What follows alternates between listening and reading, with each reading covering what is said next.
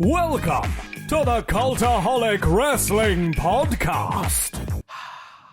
If you like a lot of wrestling on your YouTube, join our cult. Hello and welcome to the WrestleMania special edition, the Cultaholic Wrestling Podcast, the event that we wait the entire year to cover. And we're so excited and happy and not sleep deprived and busting for a toilet break. Oh my God. Are we? Oh, People of the podcast. Just mentioning it straight away. Right. So I was just going to go for a little wee before we started, and I'll not name them, but Dan Heppel. Dan of Cultaholic has been in that toilet. The chain has flushed twice. And oh my word. After the news, I'll go and try again because he's been in there for a long time. Maybe it's been a bit of a, logistically tricky one. That's a nice way of saying that. A double flusher, some might say. Sloppy boy. He's fighting it. Ross, how are you and your bowels? My bowels absolutely fantastic, but the rest of me is not present. We're here in body, but not in spirit. Happy WrestleMania week, everybody. I have got no sleep in me at all, and we're here today, and things might happen, things might not happen. We could all die, who knows? Will we make it to the end? I don't know. Here's hoping. Yeah. How are you, Maffew? I am feeling... Why am I drinking water for? Most... That's such a bad idea. You're just slowly building up. We're doing... It's flushed again. I know. That's 3 times. It's a triple flusher. Maybe he's doing you a favour, to be honest with you. Oh, but there's like 5 minutes between each flush. Yeah, but he's supposed to avoid Chernobyl. What if he's flushing like a body down there? You know what I mean? Like chopped it up into several bits and flushing it away.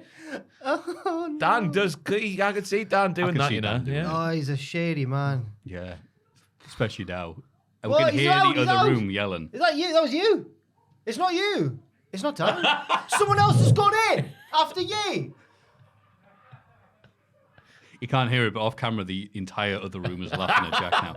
Should you try going now? Carry on without me. Okay. Enjoy your wee-wee, Jack. So that's the big news of the wrestling week out the way. Wow, what a slow week. I'm glad Jack had that little palaver there. Jack can have a piss. What else has happened this week, Maffew? Well, the rest of the wrestling world's taking the piss, so why don't we? WrestleMania 39 breaks multiple records. Yeah, well done, WWE. They've touted the success of the show already, set records for viewership, gate sponsorship, merch, and social media. It's also apparently the most successful and highest grossing event in company history. Most of that came from the sponsorship revenue. I know, this is apparently news to people... Well, I guess everybody who didn't watch it. It was so subtle you could barely tell, couldn't you, Ross? When Dom and Ray were coming down for their blood match, the son who's been unruly to his father, his mother, the sister, a grudge match where the father will spank that baby boy up into oblivion, and it's sponsored by Cinnamon Crunch Toast. It was completely misplaced. Why couldn't that sponsorship, but it could have been like with the women's oh my God, it's going to be a long podcast. On, the 6-woman tag on the same card. Why did it have to be that match? I know that Ray was involved with the toast somehow. I don't know what the connection was, but Ray was somehow connected to the toast. Toasty Ray. And there wasn't even... They even missed some chances. They didn't get Ray say, like cinnamon toast, I'm going to crunch you. Yeah. And Dom could have been like, yeah, like the toast, I'm going to burn you, Dad. You crispy old prick. Hit you harder than Mike's lemonade. That should have been sponsored by Absinthe, I was saying. Not hard lemonade. Nothing hits you harder than absinthe. 99% cannabis stuff. One of the fakest things I've ever seen in wrestling is Drew and Sheamus having one Mike's Hard Lemonade and going, hey, I feel a bit tipsy. I'm like, yeah, right. It's a seltzer. It's actually Mike's Harder lemonade. There's not enough Mikes in the world, apparently. But now there is 2 more in Sheamus and Drew. Do you know who the culprit was? You went in the queue before me. Andrew Hodkinson. Of course it was. Evil man. So he'd be watching you.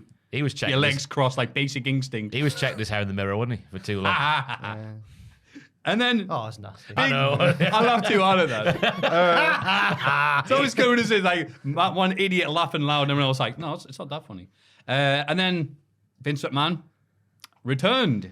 Because it turns out you can have multiple things happen to you. Think of the YouTube money. Think YouTube. Things happen that you've accused of and been... Allegations. That's what we're looking for. Things that probably did happen because you paid several people off. That's right. With using the Ree's money that he's now given back to the nice man. You can leave and then come back a year later just to sell the company to Endeavor. And then just come back like nothing happened. Yeah, that's the news we were He's, told. he's brought the chips and he's dropped them. I were told a few months ago he was just back to sell the company and sort the new TV rights deal, and that was it. Right. Not sell the company and get installed in the position he once had before and usurp Triple H from his creative chair.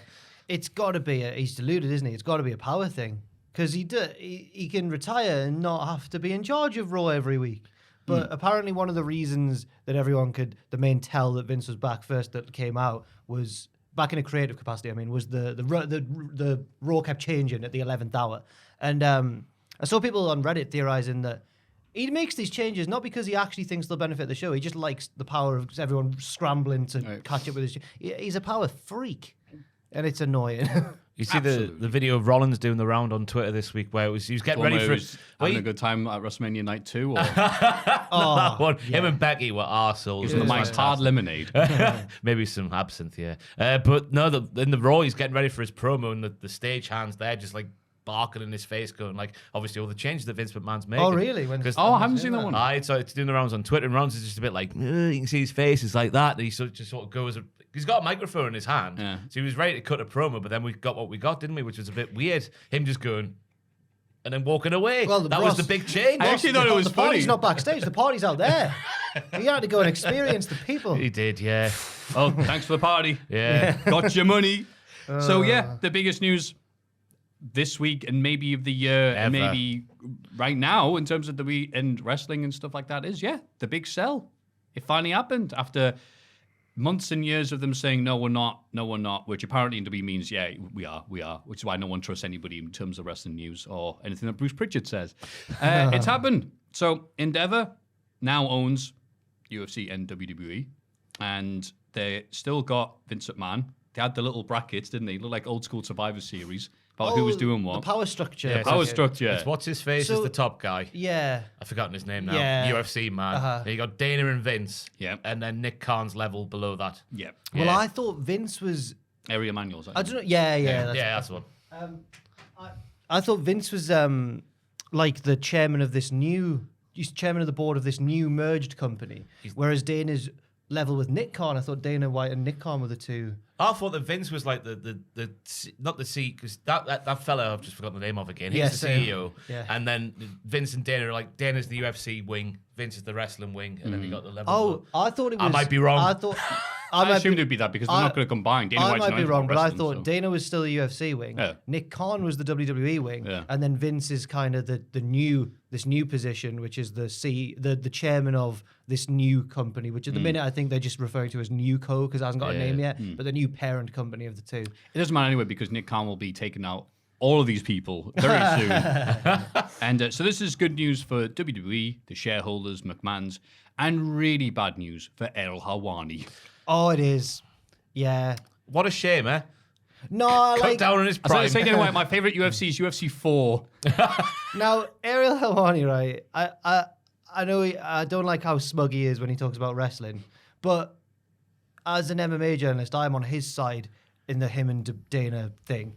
Yeah. He seems like a sounder blow. Yeah, it's also really bad news for people who want to work for WWE and get what they're paid, get paid their worth, basically. Yeah. Given that UFC has only just recently come off the thing of their world heavyweight champion leaving due to how low he was being paid.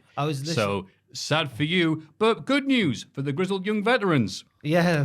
Who requested their release and got it the same day, according to Fightful Select. Oh, they have got escaped it now? Schism's Because, jism. Well, I saw Sean Ross Sapp just last night, I think, saying that he reported that they'd requested their release, but not that they got it, because apparently they were on the NXT Level Up tapings the other night. I don't think they've got it yet. Yeah, they've not got it yet. Yeah. We're sat here on Wednesday, everybody. No, the podcast is Sean Ross daily. Sapp was at pains to stress that he'd reported that they'd requested their release, but not necessarily that It's they'd a had goal, it yet. but it's not a goal. It's a goal. It's gone in, but it's not gone in, but it's being given. All right, There were thanks. some sort of tapings last night, I think. Yeah. You ever seen Cocaine Bear, the Everyman Cinema? All right, well, ignore everything I just said then. Fightful Select, great. They have requested their release, certainly. Yeah, said the request and got. Oh, whatever. Okay, well, fine then. They've been driven out of NXT by the heroic. He was putting We'll talk pictures of about it himself later as on. the grizzled young vets on Twitter. Who Like is? Zach. Well, they're just hoping, aren't they? Yeah, they're doing an FTR. Unless they've aren't they? actually got it done and it hasn't been leaked to the news yet. Oh, okay, well, sorry. He follows me on Twitter. I could just DM him. Which one? Rip. I think or both of them Jagger. Ooh. Shut up. Zach Gibson. Rip, James that's what that was their names, wasn't it? Rip Fowler. It's a great name. He's clearly got some creative license because he chose Fowler and he's a Liverpool fan. So, Robbie Fowler. No, I got it. Yeah, sorry. I was like, yes, that's right, Jack. Oh, it's 90s football. You will know it. Yeah. Right. Negative news, though, just to get out of the way before we go on to WrestleMania for 9 hours.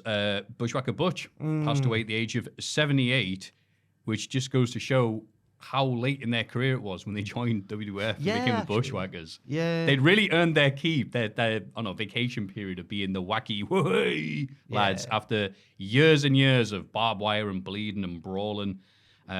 They are famously the only tag team, I'm not sure if the only wrestler, but only the tag team to receive a 5-star Dave Meltzer Wrestling Observer award for one of the matches with the Fantastics, I believe, and also a minus 5-star rating from Wrestling Observer for their match with Chigi and Volkov. I was listening to Alvarez the other night on Wrestling Observer Live talking about the Sheepherders, like their pre-WWE days and how they would...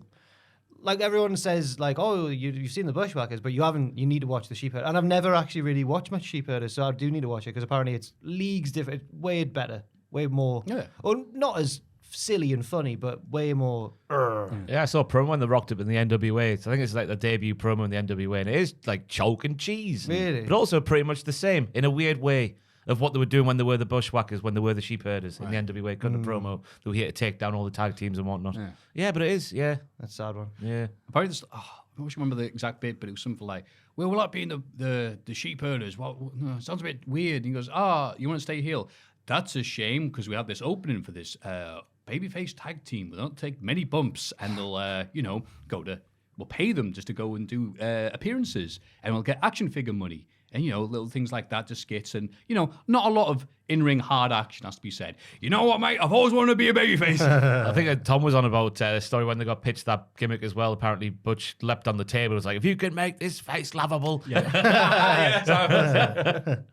And they were right. So, R.I.P. to the family. To Bushwhacker Butch, Drew McIntyre apparently hasn't re-signed his contract. And when I saw that headline, I went, he's on the way out. And all the wave symbols and stuff like that he posted after the amazing match at WrestleMania. Oh, my God. There's a few of them. Yeah, Bailey. He has a Bailey as well. But McIntyre's expires at the end of 2024. Oh. They're saying he hasn't re-signed it because they usually get them re-signed earlier than this. But it's like, hang on. Maybe this is just what everyone's tweeted when they've been flying back from LA to Florida. And gone, bye, Tubby, bye. Yeah. It could be a player plus cash deal for WWE to sign MJF next year. Then Drew McIntyre in return. But it is interesting seeing just the timing of the news coming out about Drew and then Drew posting that. I think people are putting stuff together. And then Asuka saying something about the boring women's division and she's going to have to maybe go back to Japan or something like that. Wow. Bailey saying the strongest love affairs coming to an end or something like that. So it seems to be a bit of a shape-shifting time. Is a shape-shifting time? Is that the right thing? I like that. Ross, you're sounding beautiful today. I'm not at all, Matthew. I don't know where I am. But it's also with the ramifications of this new deal and the new company and whatnot, and Vince coming back. Apparently, a few superstars are resenting the fact that they were told one thing for the longest time, and then the exact opposite has happened. In fact, a lot of them were fired under Vince. Yeah. And now he's back in charge. And it's funny, Pat McAfee said flat out on the Gram or Twitter a while ago, and he's just like, I don't know if I want to come back to WWE because of who might be owning it. Yeah. He said that before, and obviously he came back this weekend, but it's like, okay, well, now what? So I don't think he said anything just yet about the situation, but he's got a podcast, so I'm sure he will at some point. There was the stories coming out of Raw as well. Apparently they had this meeting backstage where they basically did the Triple H promo saying, nothing's going to change, everything's the same, the deal's gone through, it's all going to be tickety-boo. Triple H goes out, basically says bye-bye to the fans because he knows what's coming. I think it was written all over his face when you go back and watch it. Yeah. And everyone goes backstage, and then Vince has appeared, and everything's changing. He's in gorilla position. Again, and it's changing again. We're winning the Iraq War. Pay no attention, there's American troops behind us. Was it the Fightful Report or the PW Insider Report? One of them, that Triple H started the show in the seat in Gorilla, and then Vince just got in the seat. I'm like, what are you doing, Paul? Well, he can't do anything because he's not in charge. Yep. Yeah. So Womp it's womp. interesting the ramifications of that. Like they've been told one thing, the opposite things happen. If that sort of things continue, you got to think the biggest stars are just going to go, nah, I didn't sign up for this. Like, and it'd be interesting if many of the bigger, like upper card players, superstars, say something at the same time. That's What one might thing happen? that the Fightful report said as well, was that at least two superstars that they'd spoken to, one near the top of the card said that they will be handing their request in for release, and then another one said that he would just, or I don't know if it was a he, they would just wait for their contract to run out. But apparently morale is all very low, and especially with the women, because a lot of women's matches and stuff were axed from Raw. It took 2 hours for a women's segment to happen. I think Bianca Belair's was the first How one. long did it take for any wrestling to happen? And it was a squash match? Yeah. It was It was the first More hour, later on. commercial free, wasn't it, on Raw? Oh, well. And then it was just like, let's talk for half an hour. They ran out of adverts, used all of them up on night 2 of WrestleMania. I just hope that they don't bring in the UFC like pay-per-view thing. They've said straight away, that fans. was one report that came out Yeah. that said, like, no, we have no intention of changing that right now. And the TV rights are only up until 2026. And it says it's going to take some sort of massive, crazy deal to change that. But like I said, everything that they've said won't happen has happened. I know, so it's like anyone's guess. $60 a show or something, isn't it, for UFC? I don't pay-per-view? know how my mates are able to be UFC fans when the deal is you pay for the model to then pay for the pay-per-views on top of the thing you pay. And I'm like, oh, okay, I'm already out. I'll just watch MMA on point. What does UFC Fight Pass do? It gets you the ability to like watch a network and stuff like that. But like, say there's a pay-per-view on Saturday, you can't. It's You not then on have to Fight pay Pass. to watch Right. that. Then it gets put on. Does Fight Pass. Pass at least get you a discount on that pay-per-view? Maybe, I don't know. You'd think so. I haven't looked into it that I much, don't but know. I just know the idea of you're paying for Yeah. the ability to pay, and I'm like, Yeah. I hope there's no crossover either, No. because I'm sure there's come on. I'm sure there's a massive section of wrestling fans who do care about MMA, but I do not care about it in the slightest. Have you I've never tried heard- to get it. I like a knockout compilation on YouTube. That's as far as I can go. oh, well, we've got all the news. We're fully never- integrating it. All this. Oh no! Inoki did it in the early 2000s. Ah. Worked really well. Like when the UFC people were like rocking up in, I don't know if they were UFC people, but in AEW that period of Oh, time. some of them were. Yeah. Oh, I was just Junior like, Dos Santos. Who? Matt Hughes. Who? yeah, and it was like they're here. It's like, yeah, but like Paige Van Zandt. they came and did, I don't want to hurt you, so I'm going to do this type stuff. Give me Logan Paul on top of them.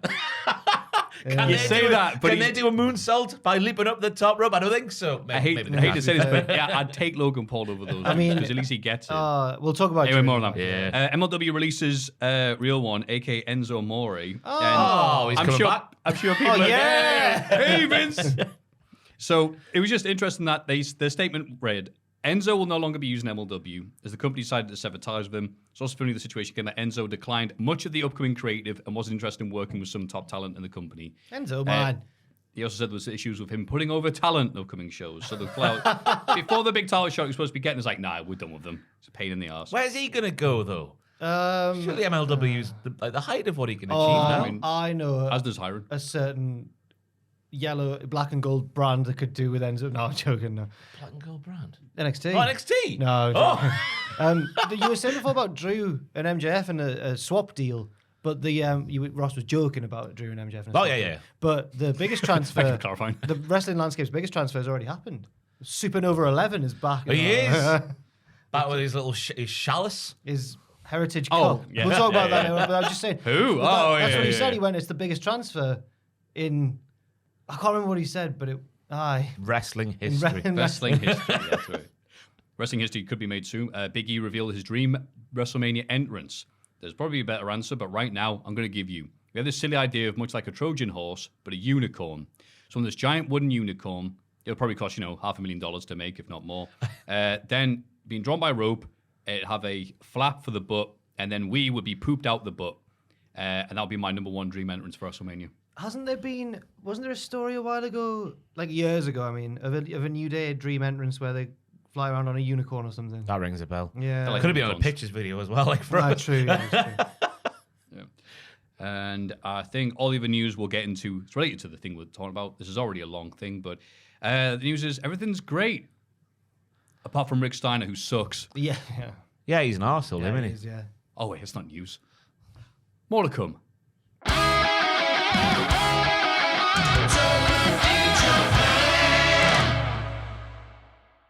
Oh, Tubbing in Japan. Oh, yeah.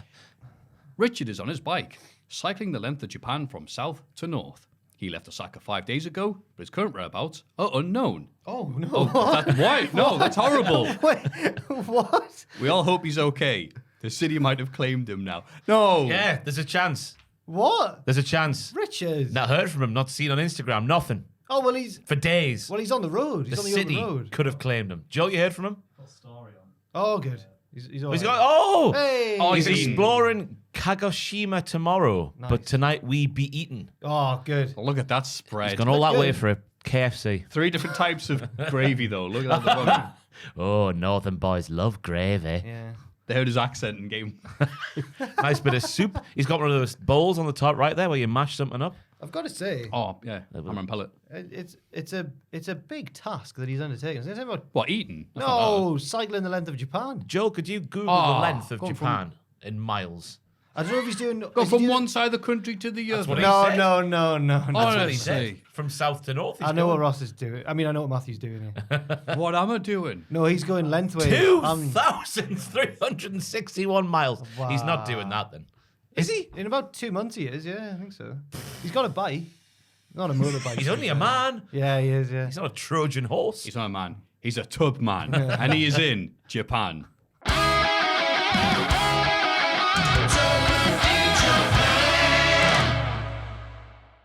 Everybody get excited for the Cultaholic Hall of Fame!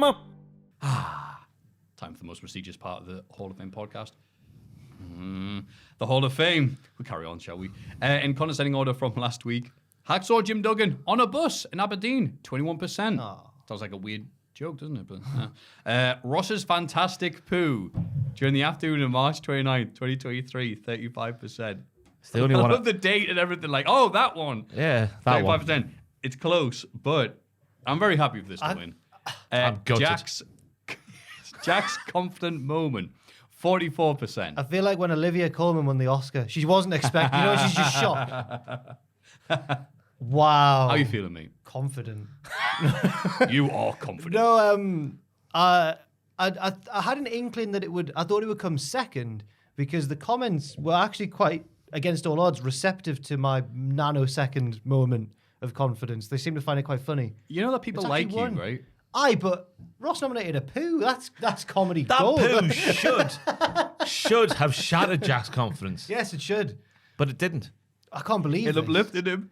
This is like He's again. been in the toilet twice in one podcast. We'll Well talk done, about mate. it later on, but this is similar to the pre-show result of Stand and Deliver.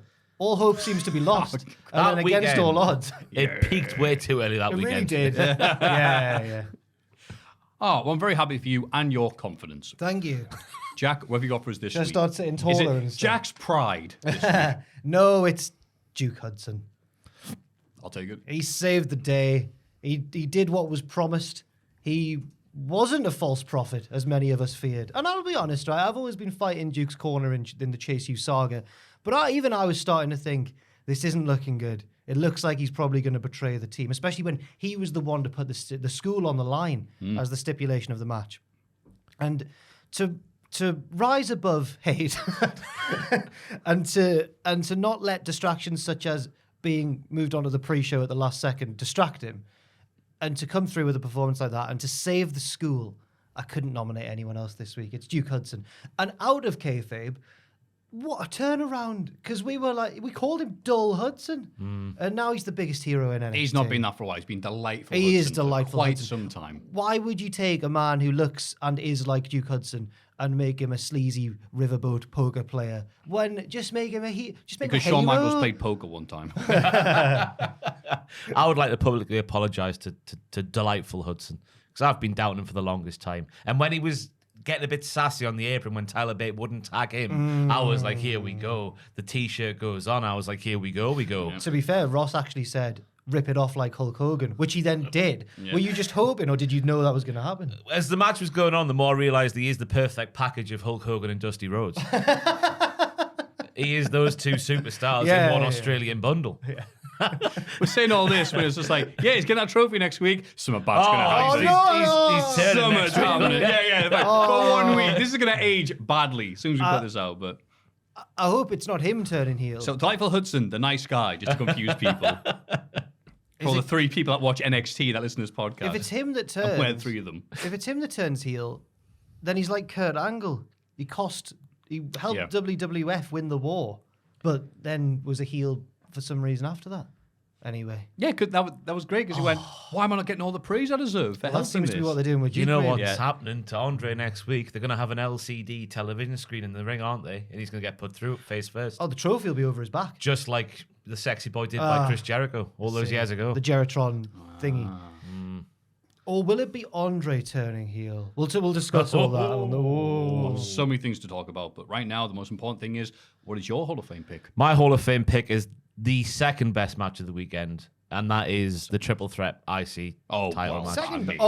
To chase you. chase Yeah. you. Yeah. Chase you vanquishing the schism is obviously the best match, the feel-good moment of the weekend. Yeah. But that match was unbelievable. I watched it again last night just to make sure I wasn't caught up in the moment, but I wasn't. The slaps, everything about it. Titus O'Neil on commentary as well, with several... Call the police! You ever hit me like that? The 911. Call the police. Unbelievable when he's just shouting like, oh my goodness. He did add to it. He did. He actually did. When Michael, it's like Drew does that tope over the top rope with Sheamus, and he's like, Michael's like, you've never done that tight. He's like, I never will. He just like the holy sugar, ice and tea as well. Yeah. Everything about the match was spot on, and I just thought it was everything it could have been, and yes. It was wonderful. My match of the weekend. Set behind, obviously. I'm glad we've all come... Never mind Delightful Hudson. I'm glad we've all come around to Gunther. Years of people going, oh, Maffew came back from Germany. Meh. Walder. Wank. And I was like, this Gunther lad, he's really good. Maffew, have you heard of him? Like, yeah. And also, you two did nominate Sheamus as Wrestler of the Year that time. And look at him now. Look how... See, we actually... Profits. Amongst the bollocks and references to UK stuff from, like, the 90s, we're actually... sometimes really on the mark. And if you Not go often. back and watch last week's podcast, even the mere thought of this match moved us to a primal state. Oh, yeah. And we were right. And we were right, yeah. And then we all regressed. Sources have told me that's what they watched just before going out there, the 3 lads. They just flicked on that 20 seconds of the podcast and was making noises. And that got them Just ready. do like, I'm not sure I can manage this. And then Gunther went, 9, watch this. If you like. No. If you like. Oh, no. Anyway, But, what a match. What a match. Oh, hell of a pick there. Well, mine's not quite the same because there's so many highlights of WrestleMania. Yeah, I know. Mine is going to have to be, of all the things, right? So people like to throw things in the ring to show their appreciation sometimes. In Lucha Libre, they throw money to show their appreciation because there's some cash. Cheers for the match. In ECW, they throw chairs because the ECW people. At WrestleMania, at the finish, Joel, click now. Cody Rhodes laying there dying, wondering how he'd let all the fans down. Did you make this? Wondering what next is. No, this is the delightful Twilight Palms, and it makes beautiful fan art on Twitter. Cody, like there in the Family Guy post, clearly hurt. No, what now? Do I get a rematch later on if I let people down? Am I the new Lex Luger? Someone threw a rubber chicken. And they would have had to have brought that with them and would have had to have got really decent seats.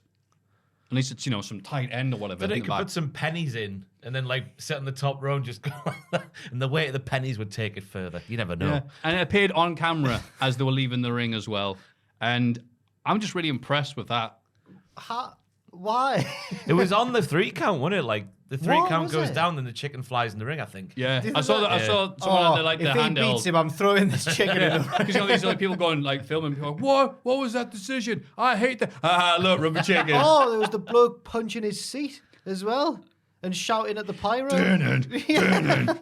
Was there? Man, I really have you not felt. seen that? I really felt for that dude. Oh, He was gan there was a rage. bloke. I hope he's of sound mind and everything, obviously. But yeah, he's laying into his seat. Then he runs down a few flights of stairs. It's like Adebayor scored against Arsenal. He runs down a few flights of stairs, gets to the front of his section. He's on the upper bit. And as he gets there, as if on cue, Roman's pyro starts going off and he just gets quieter because you can't hear him because of the pyro, but more furious at the pyro. Yeah. It's still real to him, damn it. Absolutely. I really I mean, felt it was that real night. to all of us. I was Yeah. fuming. Oh, I can believe it. People are like, oh, look at that idiot thing that's real. It's like, no, that was me last night. On the latest episode of, I've done it's coming out soon, the matches of the month. I did a WrestleMania week special, and I talk about hoping that Cody... I get quite upset, but not about the result of the match, because it's just wrestling. But I get quite upset at the notion that Cody might have been told on the day. I remember feeling really sorry for Roman when that happened at WrestleMania 31 as well. The idea that all your family's there, and then suddenly WWE go, just kidding, your moment's taken away from you. And I just... I saw someone share the clip where he's at the bus on the pre-show, and it looks like he's just been told you're losing. That's what I talk about. Yeah. I thought people look overanalyzing. Brandy's just been told someone's died in her family or something They're like that. No, it's a serious. I think people overlook that. Really? No, would you put if that hadn't happened, they're like, wow, look, they're really. You could tell how good actors are they to keep themselves from being so excited knowing that Cody's going to win later on. That would have happened. I can totally. But it happened to Well, Roman. CSI now. No, but there is previous. Like, it did happen to Roman at WrestleMania 31. It does happen. I know, but like people looking back and going, look, he blinked. He knew. You know, That's it's like, just all right, if you watch that bit back, Maffew, it's... You feel something, Maffew. Yeah. But to be fair, there was... It's like a deflated... They're deflated when they're open, There was a story that came out saying that the decision was like set in stone several weeks ago, though. So maybe but management knew the decision. Yeah. But no, they didn't. I think the same report said no one knows when talent was told, though. Ah. I think it's... Oh, yeah, that was that Louis Dangle report I read. When he went, who's been reporting this? And everyone tweeted, you!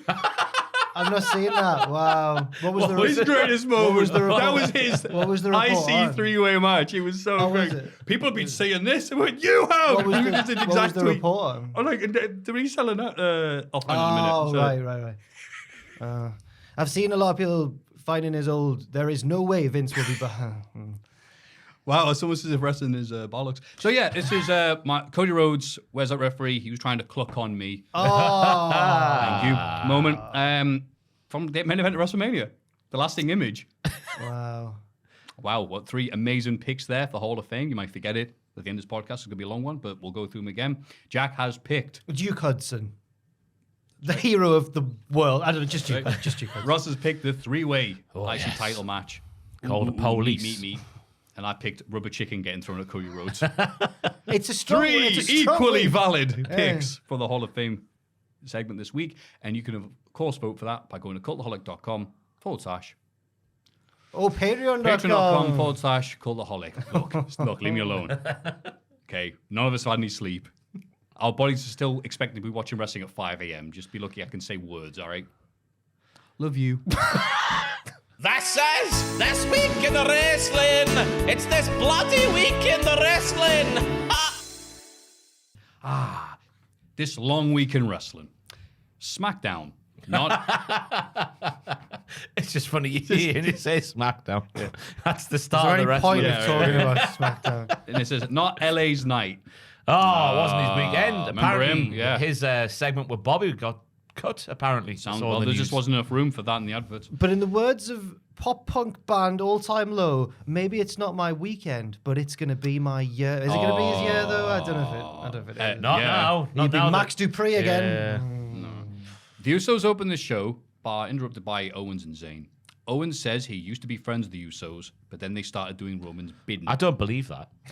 You don't believe I he don't was believe friends that Kevin Owens' first friends in the WWE were the Usos. I don't believe it. It's like when a stand-up comic makes up a story, I think. That's what's happened there. Yeah, but that's a bit. It's more effective than Owens going, I never liked you. with- I was quite indifferent, but now I'm really, really against you. There's got to have been some fellow indie lads who were his real first friends. In WWE, Yeah. surely. Yeah. Sammy and the Usos argue over loyalty. And the Usos claim that Owens will stab Sammy in the back again. They won't win the tag belts because this is Bloodline Mania. And that is a good name for a show, to be honest with you. GCW's Bloodline Mania. Yeah. I liked how the loyalty thing was brought into the promo and twisted back on Sammy because Sammy wasn't loyal. He's an arsehole, really, when you think about it. No. But it was an all right opening promo, I thought. Didn't really develop things too much further than they already were developed. Yeah, It was it's a a very- comfortable push towards WrestleMania. Apart from the matches that kind of act as part of Mania, like the Battle Royal and stuff, this was a very go-home, and rightly so. It was a very go-home show, wasn't it? Ricochet wins a fatal 4-way match against Chad Gable, Montez Ford, and Eric. Of no surname. Yeah, got this good stuff here. It's interesting to see what I wrote down because I watched this live on Friday night and I've written down this is really lazy booking on the go-home show for WrestleMania. Where is the angle to make the Mania match mean something? It's weird to see looking back on that now. Oh, no, I'm after with you. watching the barn burn Yeah, that yeah. it turned out to be. But yeah, I agree. It was still a meaningless barn burner, though. Yeah, it was a barn burner though. Oh, yeah. Why'd you burn that barn? Yeah, Reason for the crack, really. For shooting star presses off the top rope and whatnot. Michael Cole lost his mind there. He started claiming. Oh, we'll talk about it the rest of the right. Bobby Lashley wins the Andre the Giant Battle Royal, last eliminating Bronson Reed, with the highlight being Baron Corbin being eliminated 2 seconds into the match. Away. And the crowd being audibly disappointed when LA Knight got eliminated. Yeah. He didn't even get an entrance. Imagine not giving him an entrance. He's important, right? Well, he was at this point in time before Vince McMahon came back.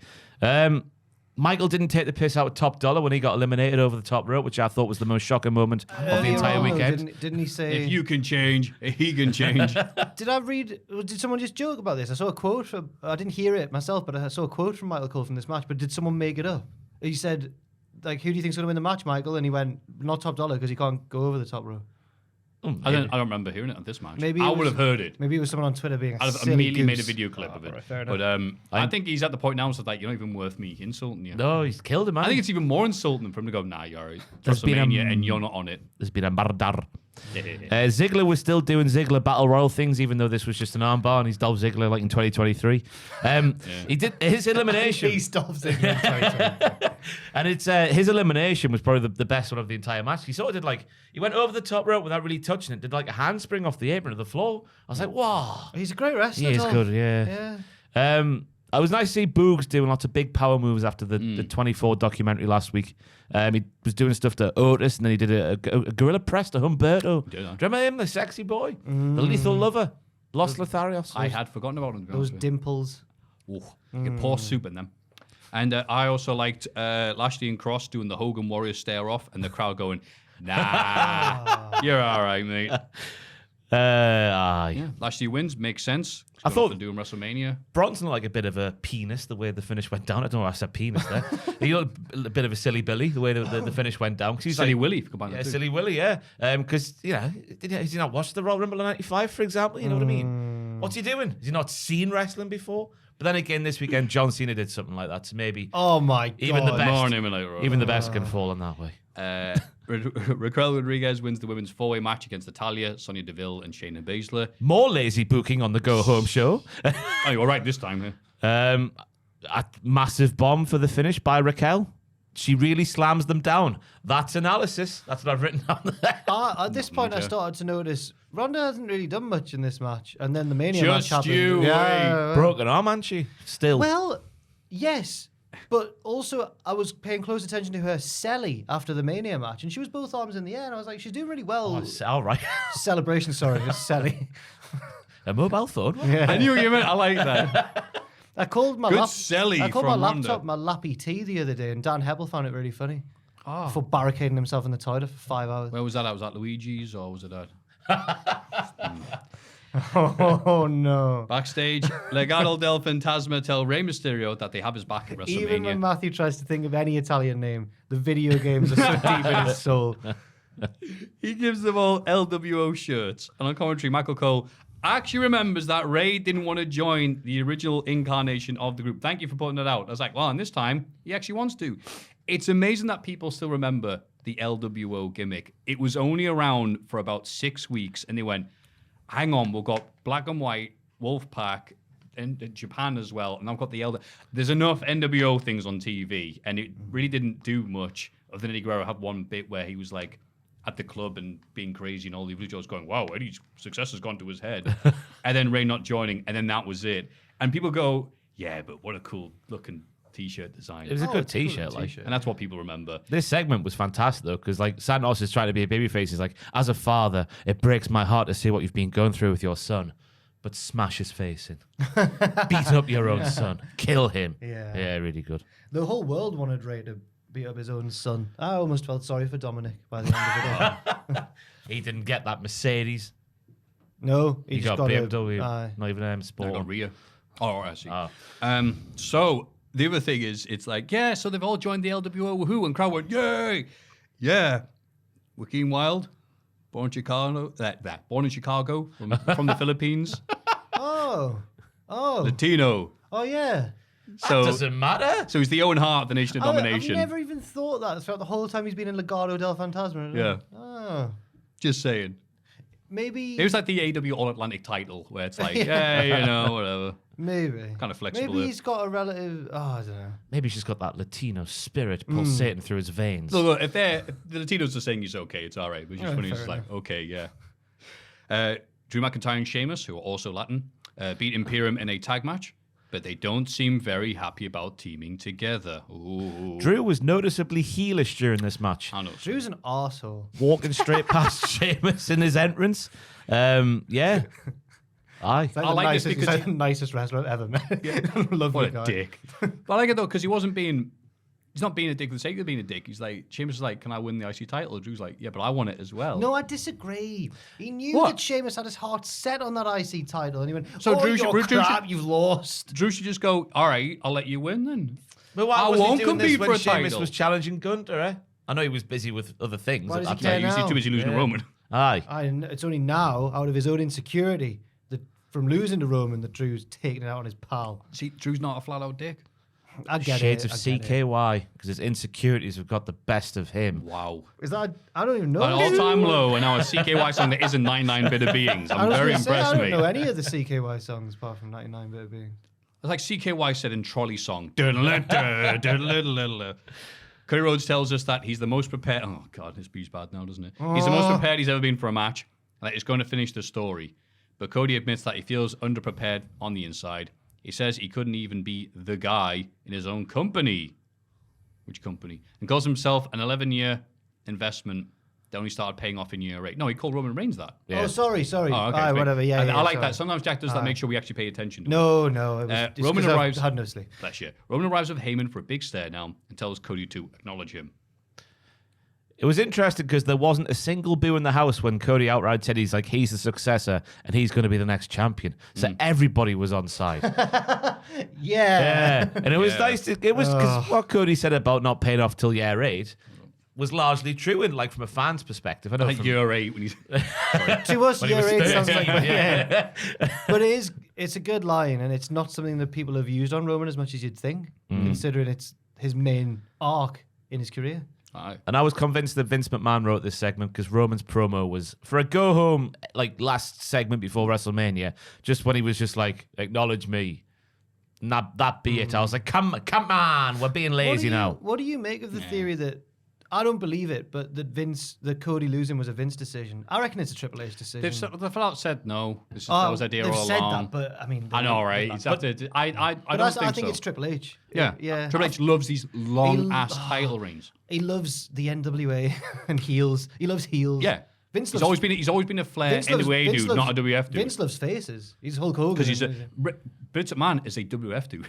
right. Surprisingly, You heard it here first. On Cultaholic. No, it's such a Triple H booking decision, and I normally prefer Triple H's booking, but not this time. Yeah, I'm convinced after Raw that's the way it's meant to go. I don't think he was ever going to win. Really? Just after, because I think I assume it's much like Rocky in one of the Rockies, right? 'Cause he's lost the big match, right? And now he's going to have to fight through this big burly monster called Brock Lesnar to get back to the title. I really worry that it's not that, and that this is just him being shuffled into a different feud. There is a chance. That's what Jack. it There is feels a like, chance. absolutely. And did you hear? Oh, talk about him Raw. Wait. Talk about him Raw. Calm yourselves down. Yeah. Here we go. I Look feel at like this. I'm like one of those stage couches. Whoa, no. Settle down. Hall of Fame. Kip Sabian, stagecoach. Yeah! Sorry. The Poison the horses. The WWE Hall of Fame, not confused with the obviously prestigious Cultaholic Kip Hall of Fame. Sabian's stagecoach doesn't even have any horses. It's just got one of those imaginary ones that and Harry Potter, where you start playing the game, and there's that one where it just has no horses. You played the game? I saw some. Absolutely not. I would suggest. You must be out of your mind. Moving on. Did you see the Hall of Fame? I saw most of it. I didn't see it, but I've seen clips. Right. It was all right. It was obviously directly after SmackDown. So they had that SmackDown crowd. A surprising amount of what and woos at random bits when people are trying to talk from the crowd, which I'm like, shut up, you idiots. The crowd one have time of always the been year you have idiots, to act haven't like they? you got a bit of class, but whatever. This is the Hall of Yeah, Fame. even all right, it's a fake Hall of Fame, It's whatever, always- but shut up. You are the last person I would have expected to say something like that. This is the WWE Hall of Fame. You can't be watching and wooing. Yeah, with this, I mean, that's all bollocks. But if I went there in a suit and tie, it's like usually shut up when people are trying to talk. It always happens though, doesn't it? Even back when they did it in a like a hall, like an arena, like They never what people during the speeches. I thought I'm like, come on. I remember like. I mean, they booed Trump and stuff like that, even before that was cool. Oh yeah, but like, I remember like Jake Roberts trying to talk. He says like wrestling's the only love I've never cheated on, and they all go like, "Way!" And he goes, "It's not funny." I was literally it was really awkward. I was yeah, like, but okay, they're trying to help him out, and there was a misfire there. Right? Yeah. To be fair, it wasn't like, "Wow, it's a huge honor to be given this." What? Yeah. Like, anyway, but that minor thing aside, go on. Stacey's went on that long. People were just walking and moving to keep themselves awake. I think. Because my goodness, that was the longest speech of the night, wasn't it? There's a bit. No, Flair's felt longer. It felt longer. But Conan's was good. Conan's was From what I've seen. Conan's was easily the best. Just him giving a brief summary of Ray's career, and also starting with again, he hasn't done this. Like I'm probably did it in TNA, but he hasn't done this since WCW. But everyone remembered. Olale, arriba la raza. Everyone remembered it. That was cool. And him talking about like 12-year-old Ray, you have to do all this, and get into his first show. And all this. And he showed a picture of him and goes, "Look, I had to sell that." And he said, "Here he is. Here's Rey Mysterio. I call him a scarecrow because he's outstanding in his field." Yeah. Oh, it was an amazing...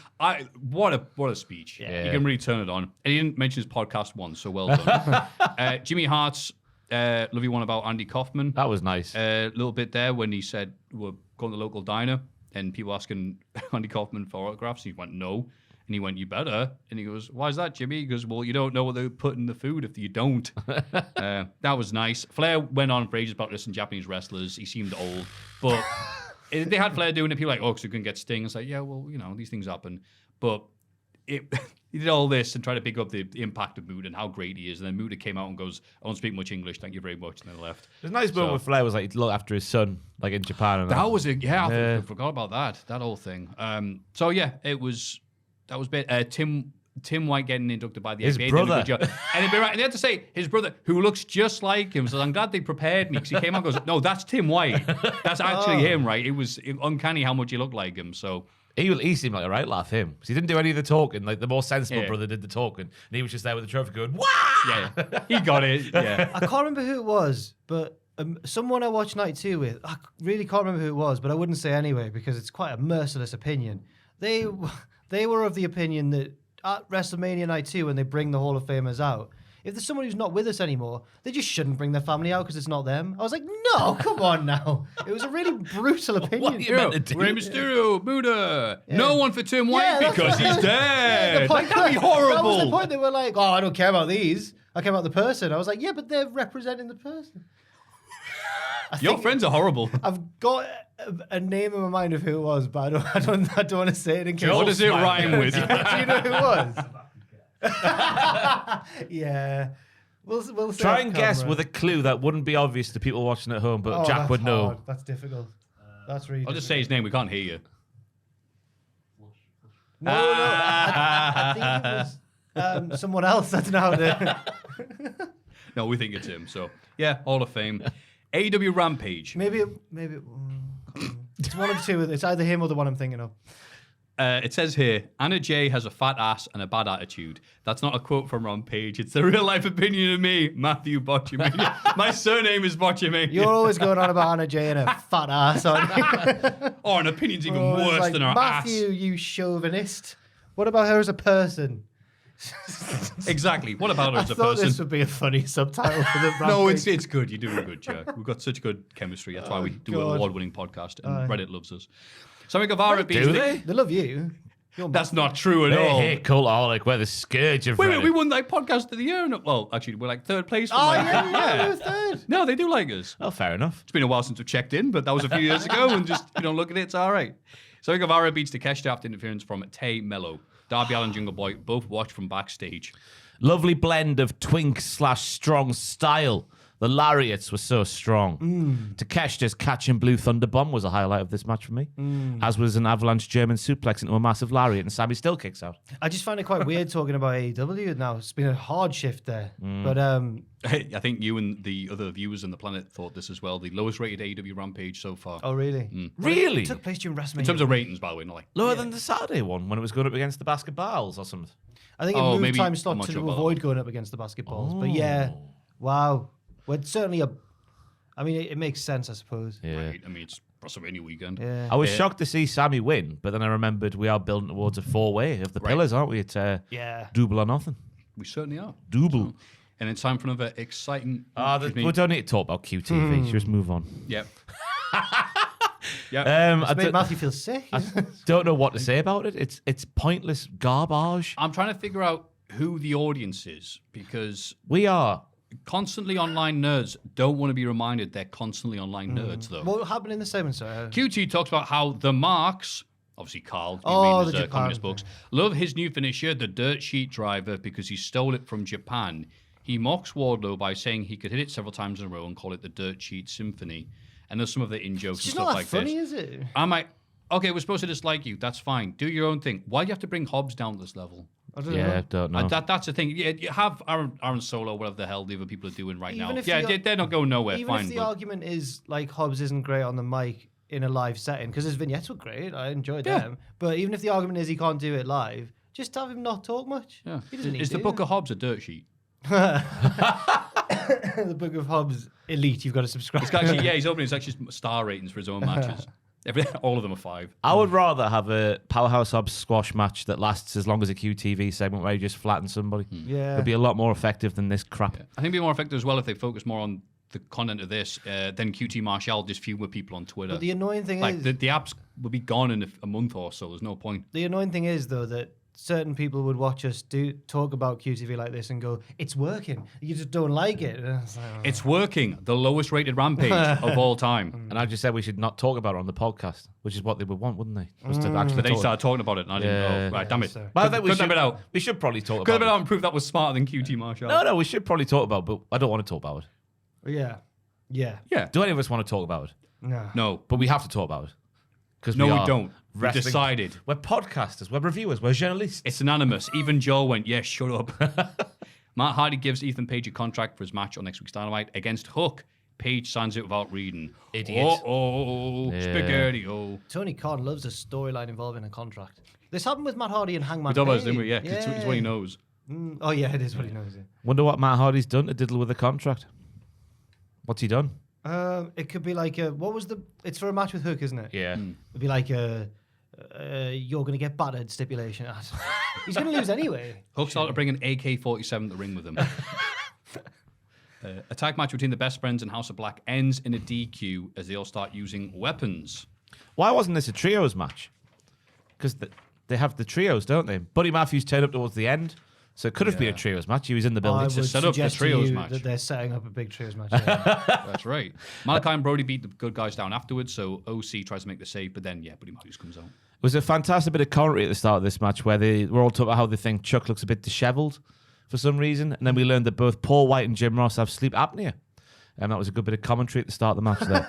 What are you talking about? That's what they're talking about. Good. I don't know what that was about, but maybe Jim Why? Ross has been sleeping for his commentary for years, of course, we all know that. There was no point to them saying Chuck looks bad today. They just Jericho was This is how leading, they put him over. Wow, Chuck looks rough. he's not slept. Jericho was basically saying Chuck needs to try a bit more.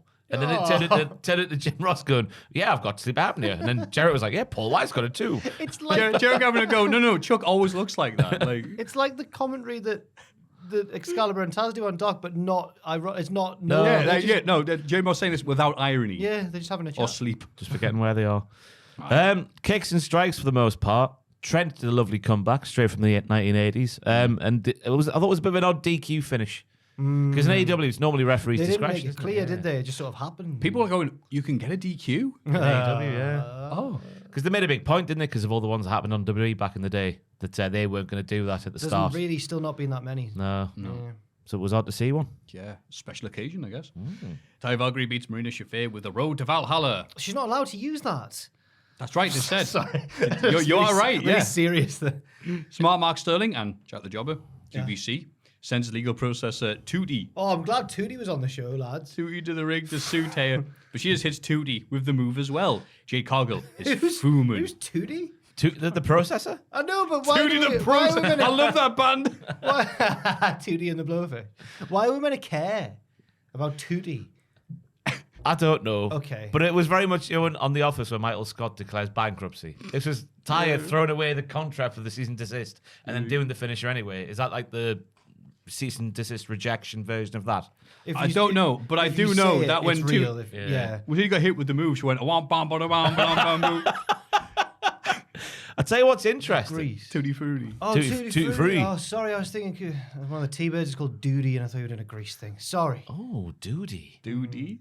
One of the T-Birds. What's that smell? I'm sure one of the T-Birds is called Duty. The blonde one, I think. Oh, I hate Duty. I hate Duty and the There's Grease, Duty, the support act. Sonny, and Grumpy. Tell you what I was listening to you the morning when I was wired on Monster after WrestleMania Night 1. What were you listening to? John Moxley's podcast with Renee, because I wanted to hear Oh, him it was great. say Yeah. How much of a fan he is of Marina Shafir. He must Yeah. be the only one. I was. Oh, no. Oh, I tell you what a weekend. Well, like I said, I agree with everything he said, and I think AEW doing a bad job of promoting her benefits, which obviously does the MMA. Whatever, I don't know the terms, but I'll have to, I guess, with the Endeavour signing. But the stuff that she does on the mat She's really a well shooter. because Judo. Bloodsport happened. Moxley probably knows. They probably hung out with Bloodsport. Yeah, that's what he was saying. And she's in an element was it? there, but her coming out with a hat and trying to cut a promo on AEW to absolute silence She is not the best benefit. had a of it. match with Killer Kelly at Bloodsport. Oh, Killer and Kelly. even just her entrance, I was like, this is the real Marina Shafir. Yeah. She walks out looking like a badass, doesn't care. She's got that like, I'm gonna just batter someone, and then she does. Yeah, hang on, let me do my promo. It's like, no, she just No, went out there and she- did she did best. So It yeah, was. I agree with what Mox As the said. sheen of Bloodsport started to wear off, I didn't really enjoy the show. Anyway, It's always hit and miss depending on who they've got because it is a weird mix of okay, who's going to work really well, who's they're available. Kota Ibushi. Yeah, and also just the weirdness of like who Josh Barnett knows, like his mate from back in the day. So weird. Juice Robinson beats Action Andretti in the alleged main event. It's your favorite feud. It's Juice and Starks, which you've been hating, Maffew. I must say. No! How dare you? Oh, sorry. I will sue. Ricky Starks is amazing. And his promos and Yes, I everything. know you love Ricky And Starks. his pictures on Instagram.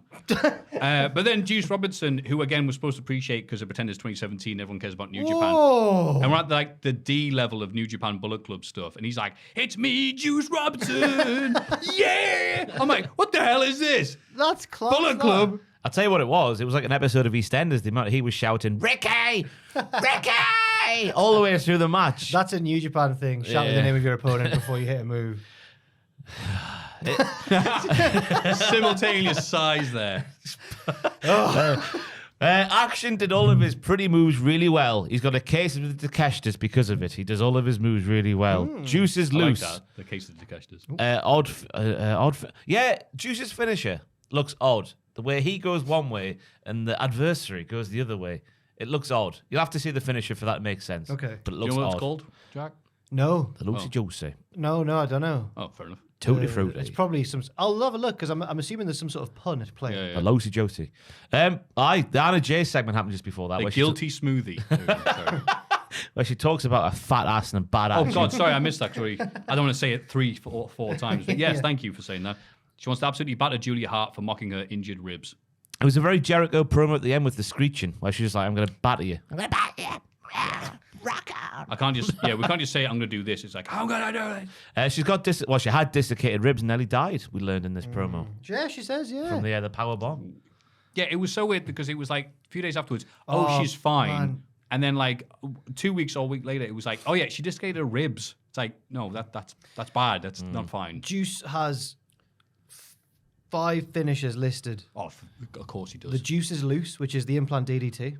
He doesn't seem to use that anymore. That's what it's called. The third eye, which was the palm strike, which might have been what broke. Oh, Kevin that's the Owens' NXT thing. Yeah. Third eye. The palm Yeah, strike to the yeah. opponent's face with theatrics. 'Cause he was old, Sergeant you know. Pepper's Lonely Hearts Clutch, but he only used that. Boo! But he only used that Boo! in 2016. He's got 2 at the minute. He's got Pulp Friction. Oh, which is okay. You know an what? Yeah. Inverted double underhook facebuster. Would it have been that one? It might have been. Or the Juice Box, which is a fireman carry double knee gut buster. Yeah, it wasn't that one. Okay. The Pulp Friction. Pulp Friction. Okay.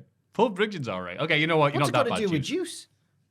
What's it got to do with juice? I went really juice, huh? Pulp. Thank you. Oh, I didn't even know. I wasn't even. oh, Juice with bits. That should be the name of the finish. He hit the juice with bits. So there's not even a single Pulp Fiction reference in Juice Robinson. Yeah. Honestly, what do Robinsons know about juice? Oh, never put that together with the Robinson bit. Yeah, if he gets a real fight, is it a fruit shoot? Oh. Well, everyone stop laughing. Hey, I would now be it's on- serious time. I would be on board if he was the fruit shooter. Yeah. A fruit shoot to Juice Him Robinson. and Orange Robinson. Cassidy in a shoot tag team. Yeah. Oh. NXT Double stand. strength. No. Okay, wait. There's no lemons on this show. I hope they're on not the very pre-show. cordial. Okay, that was good. I like that. I'm sorry for talking over NXT, sorry. it. Pre-show. Oh, I Alleged. did well, I thought we could do the caption there. So the name of the show, Maffew, there? This is NXT stand. And deliver. Oh. The charisma that we have is off the chart. Look, we're gay and British, but we're not that gay and British, it turns out. Chase U and Tyler Bate beat the Jism after Delightful Hudson saves the day. Yay! Tyler Bate, you're useless. No, he's not. He helped the team. Yeah. It started off a bit rocky. But he Glory got- supporter. I want to know. Oh, sorry. No, go on. I want to know if Duke, if this was his tactic all along to pretend to join them and then turn on the schism, or whether it was just his feelings in the moment. I think it Maybe was I'll go turn on them because these guys are useless. There's no one worse gets them the schism. Oh, okay. You know what? Change me mind. It was definitely in the moment, like, because Yeah. he was legitimately pissed off with Tyler Bate not tagging him in at the start, and he tried that T-shirt on, and he didn't feel the root of the tree going through his veins, so No. he turned back on them. It didn't fit them half as well as our shirts. I think The Rock's daughter there, Ava Rain, has lost her debut match. She In her has. first match. Sad. Her waistland is comfortably one of the worst moves I've ever seen performed. Someone's got to say it. Oh, poor Ava. It's a Rain. case of who was it the other week who was really bad? Maffew. Oh, come on. Dabba-Kato. I know, is it down? Dabba-Kato, yeah. Yeah, back to Dabba-Kato It's that slander. thing where, you know, we see every Yous were single week. horrible about Dabba-Kato. He's rubbish. Every single week we see fantastic professional wrestlers. So when someone has a stinker, it's really yeah, thank you. noticeable. That's And what I she said. had I know she's inexperienced and whatnot, and she'll get there eventually. But on the grandest stage of them all, Stand and Deliver, she flopped. Ooh, She neither stood nor delivered. Joel's just put his Joel's coat putting on. his coat on. Is that so enough? like, you all right? It's because we're talking about the schism. Yeah, The yeah. chills are just. We're talking about wrestling. Here's the background. Coat noises. Oh, thank you to the person who took the pudding enjoyment noises Oh. sign to the WrestleMania pre-show on night one. I And believe. Nicole and Trudy the Wonder Dog, I think. Oh, is that's the- right, Trudy. For what representing the big cult. I called us Cult U there for a second for some reason. Why U. could that be? Woo! For representing us inside the stadium. That's so funny. Those are the noises you come out with. He's buzzing about Chase U's win. Look at him. Thea Hale conquering her fear. Fantastic writing. She took it out of her in like Fantastic, right? there was no tomorrow. Her DDT also on Jagger Reed was sensational. Oh yeah, there was a lot of like it was like Ronda Rousey at WrestleMania 30. It was. She hit the moves like Jagger, you're right. Woo! Thank you. More noises from Ross. Yeah. Well, one of those machines coming out soon where you hit the button and it makes a Oh, noise. please. Like the Sample. Flintstones phone. And then obviously after Dull, gets back in line with a spine tingling moment. Obviously, Not dull. We did. Duke Hudson. Yeah, put some respect Come on his on name. now. I'll reserve that right until the next week's show's over. Oh, okay, when he wins. All right. When he turns on, when he has his moment with the celebration of his honorary Chase U, what was it? Commitment. He's going to be given the MVP, MVP trophy. MVP award, yeah. But if he doesn't throw that in the face, then I'll get on board. But I'm reserving the right until then. The I hope the stomps- trophy's bigger than Thea Hale, by the way.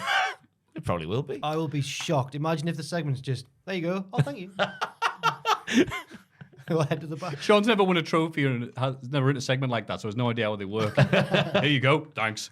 The stomps in unison after Yes. the turn were absolutely fantastic. Just like a real fight on the key side. Yeah, Nah. yeah, it was. Booker T hated it though. 'Cause after spelling out Chase U with the stomps, Vic was like, "What does that spell, Booker?" Chase U. He hated it so much. Fuming. But that was the main event on the kickoff show for some reason. Yeah, and then there was a lovely long post show afterwards that they put on the network. Isn't that nice? What about- Some of us watched Several it. showcase matches. What That's am I- it. That's right. one of my favorite things that Booker does now on commentary in NXT is when something happens that Vic has to explain. You know when a commentator has to explain what it means in storyline, like, oh, see, and Booker just goes, oh, just talks over him, just does that. Really good. It's like, no, I'm trying to help you, Booker. Yeah, more on that Booker later on. Gigi Dolan almost wins the Women's Championship ladder match, but is stopped by the interfering JC She was fighting for her brother, and JC Jane did that. I know that Shocking. we've said, are her promos generic, or is she being given no original material to work with JC Jane? But when she stopped Gigi from winning, Ross didn't recognize her. He went, I don't know who that is. I don't care. You know Who the hell is that? She did have like. She got a change of hair, I The think. camera wasn't on her, to be fair. But I was like, it must be JC Jane. And you were like, I don't think it is. So she's been given so little. Wait, I thought NXT's biggest fan didn't know who it No, was. do you remember that match where JC got cooked, C-O-O-K, yeah. by Gigi, where Gigi got the jobber entrance and she still beat her? Yeah. I was thinking that was the end of JC Jane. She was the last She person I did was tell thinking us of. that she was injured for a while. So I get why you wouldn't have immediately. I thought it might have been Cora. Yeah. yeah, We should say me and Jack did live reactions if you want to see our like organic in my time. God, it was stressful. Yeah. I told Ross the wrong start time, and also really? and also no. then and it would have been fine anyway. But then because I was thinking, well, there's no pre-show match. It's only the biggest bloody match. So We haven't done pre-show matches in ages, though. In no, I fairness, know, so, yeah. but he got there just as the bell sounded. Oh, it was perfect. So the chat were buzzing. It was an amazing moment. Yeah. But in this match, let me tell you, I became a fan of Lyra Valkyria because the bumps She's great. she was taken off the ladder. Well, she did the one in the corner of Gigi where Gigi threw her. The big flipping bump, that is me just like being like putting an emphasis on it. She did like a flip bump off the ladder while before looking. She looked at the mat really weird beforehand. It was a very strange moment. Oh, you can't She sort of escape the fate. She sort of went like a raven would. Yeah. But I heard bumps were very good in the match, and also Tiffy Stratz. Hope she's. Her. We know God. now that she's okay because she walked out on NXT, but the fact that nobody bothered to catch her while jumping off the top of the ladder to the floor was shocking. She walked out on it. What? On NXT this week, last night. Oh, right. Oh, yeah. As in I thought you meant she walked out on it as if she's given a release in. Oh no, she she walked out. she came- yeah.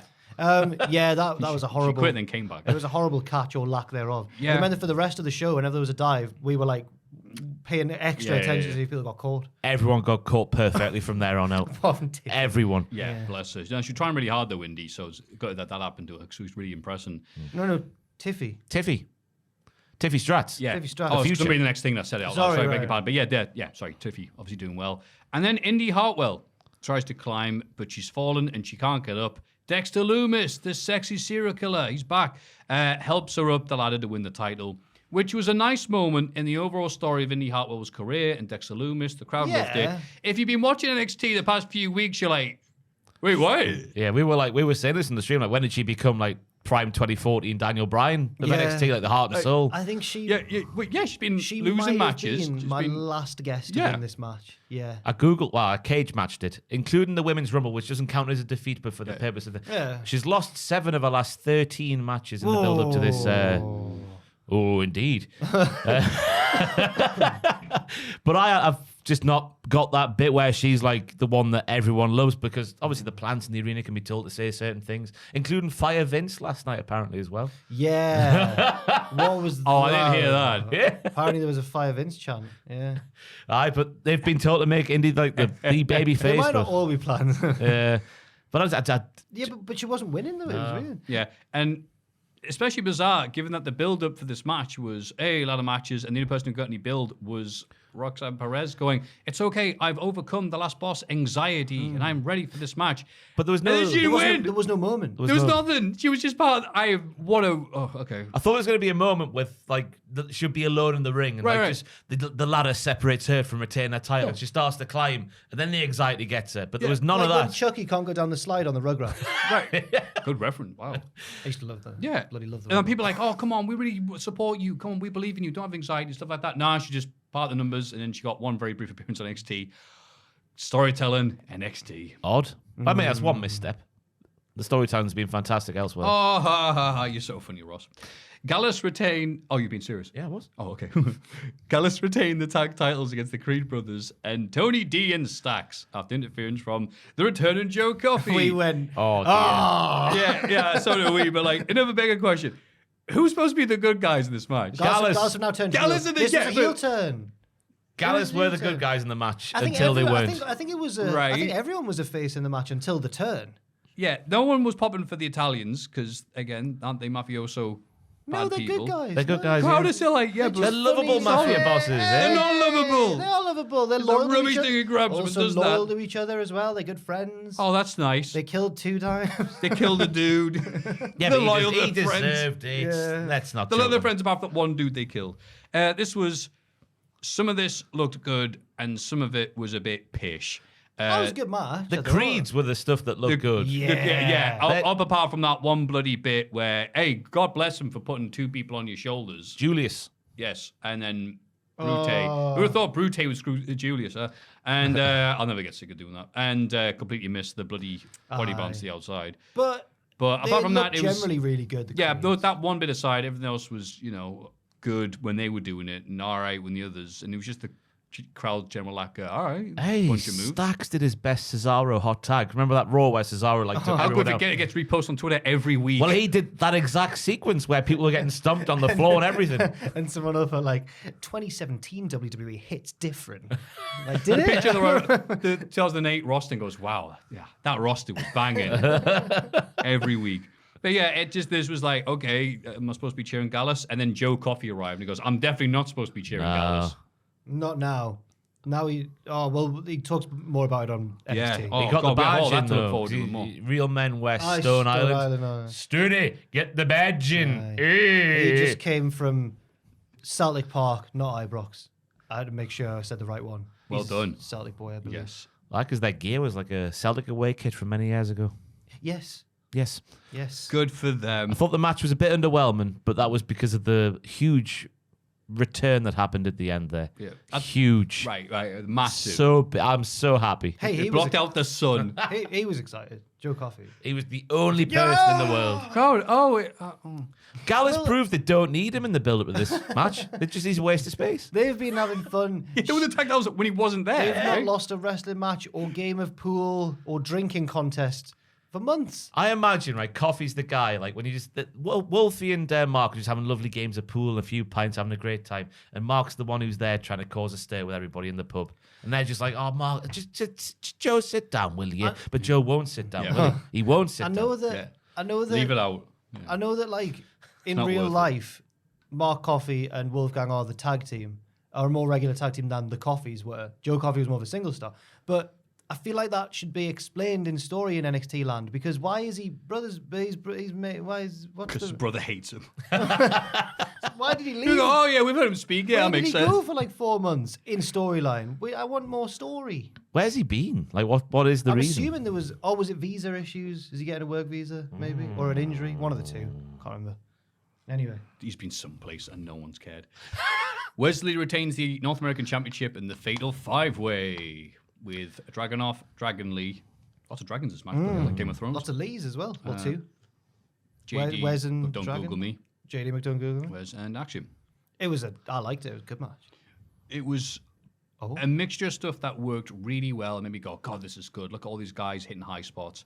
I think it went on too long and then started getting a bit silly Oh, I loved with it. some of the stuff. The It finish made me want to was- watch these guys in singles matches than it did want to see one of these bloody scrambles. That's what it was. It was a series of singles matches under the guise of a 5-way up until the finish, which was then a triple threat by that point. And they went for the most audacious finish in the history of professional wrestling. Absolutely, mate. And they missed it. Yes, they But did. it was a good attempt and a good idea on paper. It was a horrible idea on paper. It was like, hang on, there's a lot of moving parts on this. I don't know if I'm just a silly little boy. I really loved it. I thought it was brilliant. I thought it was good. No, he said, I think it also didn't help. A bloody multi-person tag match on the pre-show, then a ladder match with loads of people in, then a three-way tag, then a fight. I'm like, can you just settle down? A lot of people. I'm at that parent with all the kids running around. Can you just sit down and shut up? Got to get them on the stand deliver card. That's the biggest card of the year. Yeah, all the pay-per-view bonuses they get. Do you think because of all that, it helped Waller and Gargano's placement on the card? It felt really fresh because it was just a singles. Well, not just a singles match. I but would you know agree what with that. Yeah, That's maybe. analysis. Yes. Yeah. But like I said, everyone looked good in this match. Yeah. It just dragged on for a bit long. It just became a mushy mush. Plus, everyone kept on taking the clothesline sell where they did like a spin or a bump or a crazy Rikishi. thing. The Rikishi yeah, bump. there was like 4 or 5 of them. I'm like, well, if you do that every time, then it doesn't mean anything. Or after Sunday, the Cody Rhodes bump. He took a good one. That's because Axiom kept hitting them too hard with the clothes. Oh, sorry, Ilya did. He did the most clotheslines, didn't he? Yes, he did. So he kept hitting them too hard. He's too intense. He loves the fight or whatever. I feel alive with the pain. Ilya doing the thing where he like the jumping punch and then just lied on top of Oh, them. that was cool. That was an amazing but moment. Why did he go unconscious though? Did he hit his head on the canvas? Was that the point in kayfabe? I mean, why That was did it. He said he put everything in that punch. It reminded me of it was the Dan Henderson on Bisping thing. Oh, yeah. Sad. Yeah. When America beat us. Anyway, Bloody Yanks. that was an MMA thing there. Sorry. That's MMA. We'll see more of that in the future. I liked it for what it was, but I agree the finish was a bit off. But it was hard. It was I like the fact that Dragunov and Don't Google Me were still going at it, and the bit, I thought it was rather cute. The bit where I was like, "All right, I'll put a hold on you," and they went, "No." Got off Axiom to put on the hold back Oh, themselves. yeah. Axiom was there going, I've "Huh?" just remembered from you mentioning Axiom, my favourite bit of NXT this week. We'll get it. Oh, I can't I loved wait. it. Yeah. It was the one where Booker went, oh. Ilya stopping the referee's pin with yeah. just to fit there. His feud with JD was good. I was surprised that Dragon Lee didn't win, but not surprised at the same time. Oh. Because Wesley asked for this, didn't he? He asked for this jelly, and he ate it all. Nom nom nom. And then Gargano beat Grayson Waller via submission with help from Candice LeRae and the baby. The baby didn't help. You say that, but he won. The it's okay because then the baby can play with Gargano's figures when they get home. Don't say that. They're action figures. Yeah, sure. This was the This is the. You don't collect action figures. Can you tell? The bless you. I've got like 2. The undisputed. I would thought you would have had This- a whole I treasure, didn't mean it. treasure trove. Don't overanalyze This has that. got to be a hobby of Maffew's, is what I thought. I was going to say, No, I don't collect you'd have them. one of those You know. bookcase gimmicks in your No, flat. he's ridiculed Matt Cardona for this in the past, I believe. No. He's all right. He's made a living off that. It's just. Oh, well, maybe not. You know, then. I've nothing to get. Look, I'm sorry, Gargano. It's just a little joke. Action he figure put his- Twitter's coming From for one you. little- Don't collect toys, you virgins. Look, Greg. This little joke is just making a little joke, all right? Sam's about to crash through this door and batter you. Oh, no. Let's ask him a question and leave while he's answering. So this was what was it? As he tries to move on the wrestling, Sanctioned. Unsanctioned match midway through the show, which was funny because usually these happen like at the end of the show, the night, with the Lights out. or whatever. Yeah. But yeah, midway through the show, whatever. That aside, the first half of this match, I really enjoyed it because Grayson Waller just being a get. It's been a horrible, horrible get. They had the perfect start with the announce table stuff and Booker T getting shoot hurt. Yeah. Oh, he couldn't get up. Oh, it was so good. Although he's just selling, can he not get up? It just took I ages think to he was get back. selling, but it was funny selling. Because you never know. Can we report that Booker T could not physically get You up? never He's know like what a Booker T turtle. is. Because sometimes it sounds like he's legitimately pissed off when someone comes around him on the announce table. So you never know, do you? Like when the New Day were in NXT and he hated them visibly. I've got more tag title rings. That's not true, Booker. Why are you saying it? This was Booker T channeling William Regal for me. Well, Regal would have sold it the same. He wouldn't have been able to get up. Yeah. It was really funny. Yeah. I hope he was acting. I hope he could if he wanted How to. can you tell if he was hurt or not? He sounds the same anyway. Yeah. Just He's opens his that- mouth and lets the words He's fly that out. good. Tell you what, I've done a few of these WCW episodes now on Weirdest Episodes, and Booker T was so consistent. He's still great. This is what watching and paying attention to NXT every week does I to a love man. on-screen Booker T. His podcast opinions are bad. He does it. They get that. He knows exactly I what makes the know, world I know. work. They get it, but then he has to actually be serious on his, and it's like, okay. I like the fact that they're running in front of the baby at one point, like other commentators, like, oh my god, like, that's so horrible. That baby's gonna remember it, and like Booker T's like, nah, no, it won't. That kid's like 2, so I can remember this. Because like I can't remember this after a week. The babies would be all right. But yeah, first off, this I liked because Grayson Waller just in his element, being a dick, doing everything that we expect Grayson Waller to do. It then got very Gargano-ish near the end when like, and even from Waller when We Waller might have got joked about this on the stream. Waller took a powerbomb through the announce table. It's like, oh yeah, Horrible bump, by the way. yeah, and it looked awesome. So yeah. Seconds later, he's in the ring countering Gargano. Yeah. Like, okay, I'm like, all right, fine. All right, Mr. Old Person, blah, blah, blah, cornet, blah, blah, blah. But still, I'm like, you not sell that for No, I thought the same, at least Maffew. 10 seconds? Because he kicked out of the final beat, that DDT thingy, and thought then the final beat. and then the Gargano escape was locked on, and then he got out of them straight away, which was like towards the end of the match as well. So he was tired and got out with the 2 finishes, and then nailed this sick flipping unprettier, and then did a coast to coast, and then looked like he was going to win, but then he lost. I didn't. Yeah, it was going fine until it's like, oh, gotta get all the finisher kick I outs didn't at the end. notice this at the time. Maybe I was too caught up in the sick. Oh, I had to go action. back and watch the show. I watched it this morning on 2.5 times the speed. Maybe that was So he's it. no sold it even quicker. Maybe it seemed better in the excitement of the Twitch stream because sorry, Grayson Waller's back was a mess as well. Yeah. By the way. Yeah. Oh. His back looked like my face. It was amazing. He took his beatings, mate. Your face is love. Why would you say that? Because I've gone too hard on people. Need to self-depreciate, so I balance it. But yeah, like I said, what they did was all right. It's just if they paced it out and didn't have like, oh, well, that hurt. Well, I'm up. I was like, all right, come on. But like, great first half. This kind of fell apart when it was like, better kick out with that. I Candice got a sad little life. The fact that she had to put down her child to help her husband fight. God, is it all right? Yeah. Oh, sorry. There was that trusted family friend next to her who Yeah. the baby was passed off to, and she was a worker as well, by the way, because she was like, kick his ass as she like took the baby. She was in on I it. thought you like holding a gun there. Kick his ass.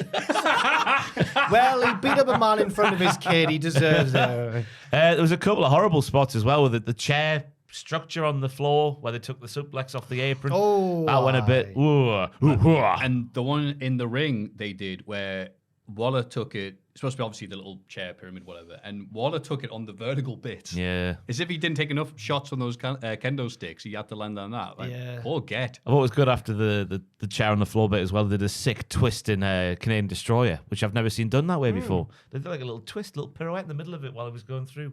Whee! Very pretty. Another noise there. And the finish as well was like Rock Austin from WrestleMania 17, but with the roles reversed.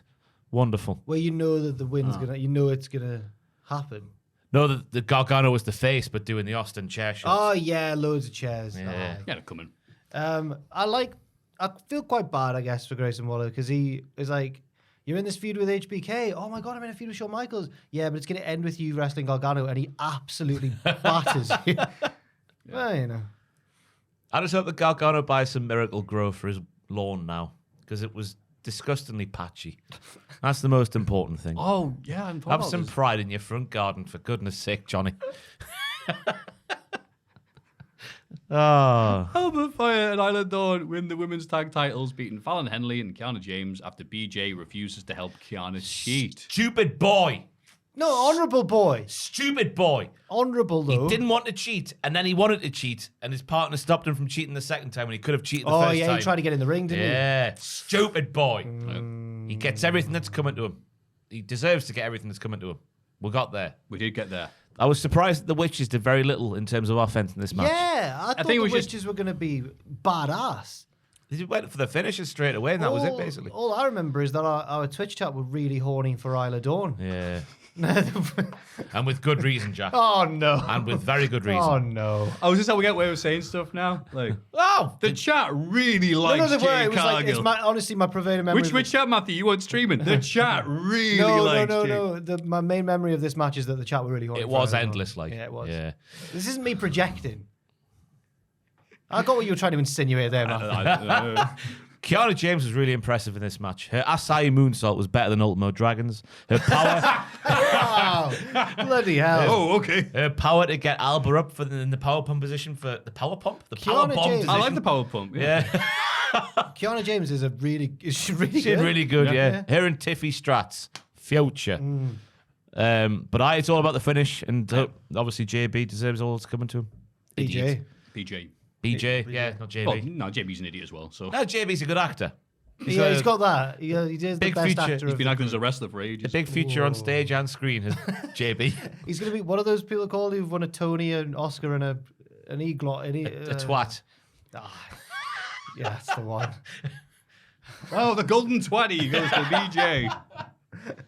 Oh, And then again, it's the Cultaholic for believing in me. Oh, my eyelid went weird there. Hope that didn't get caught on camera. It went Okay. like, yeah. Ooh. I used to have a pal at school who used to do I that. hate Oh, mate. Oh, the other lads who had put the pen lids. Oh, no. Yeah, they start blinking like that. Yeah. Sick kids in primary school, man. disgusting. And then now wear contact lenses. It's like, oh, it's easy, that. In the main event, Carmelo Hayes beats Bron Breakker to become the new NXT champion, but only after interference from Trick Willie. Yeah. Fantastic booking. Really? He was sent out there. Before he was gone. Out of sight, out of mind. He comes back. Boom. The really loves that. Yeah, I was going to say, are we really happy about someone being ejected from ringside and then coming back? Yeah, in this case, yeah, because it means the title's off Bron Breakker, the boring bastard, who wrestled large parts of this matchup as a heel, I thought. Very like 2016, 17 Randy Orton.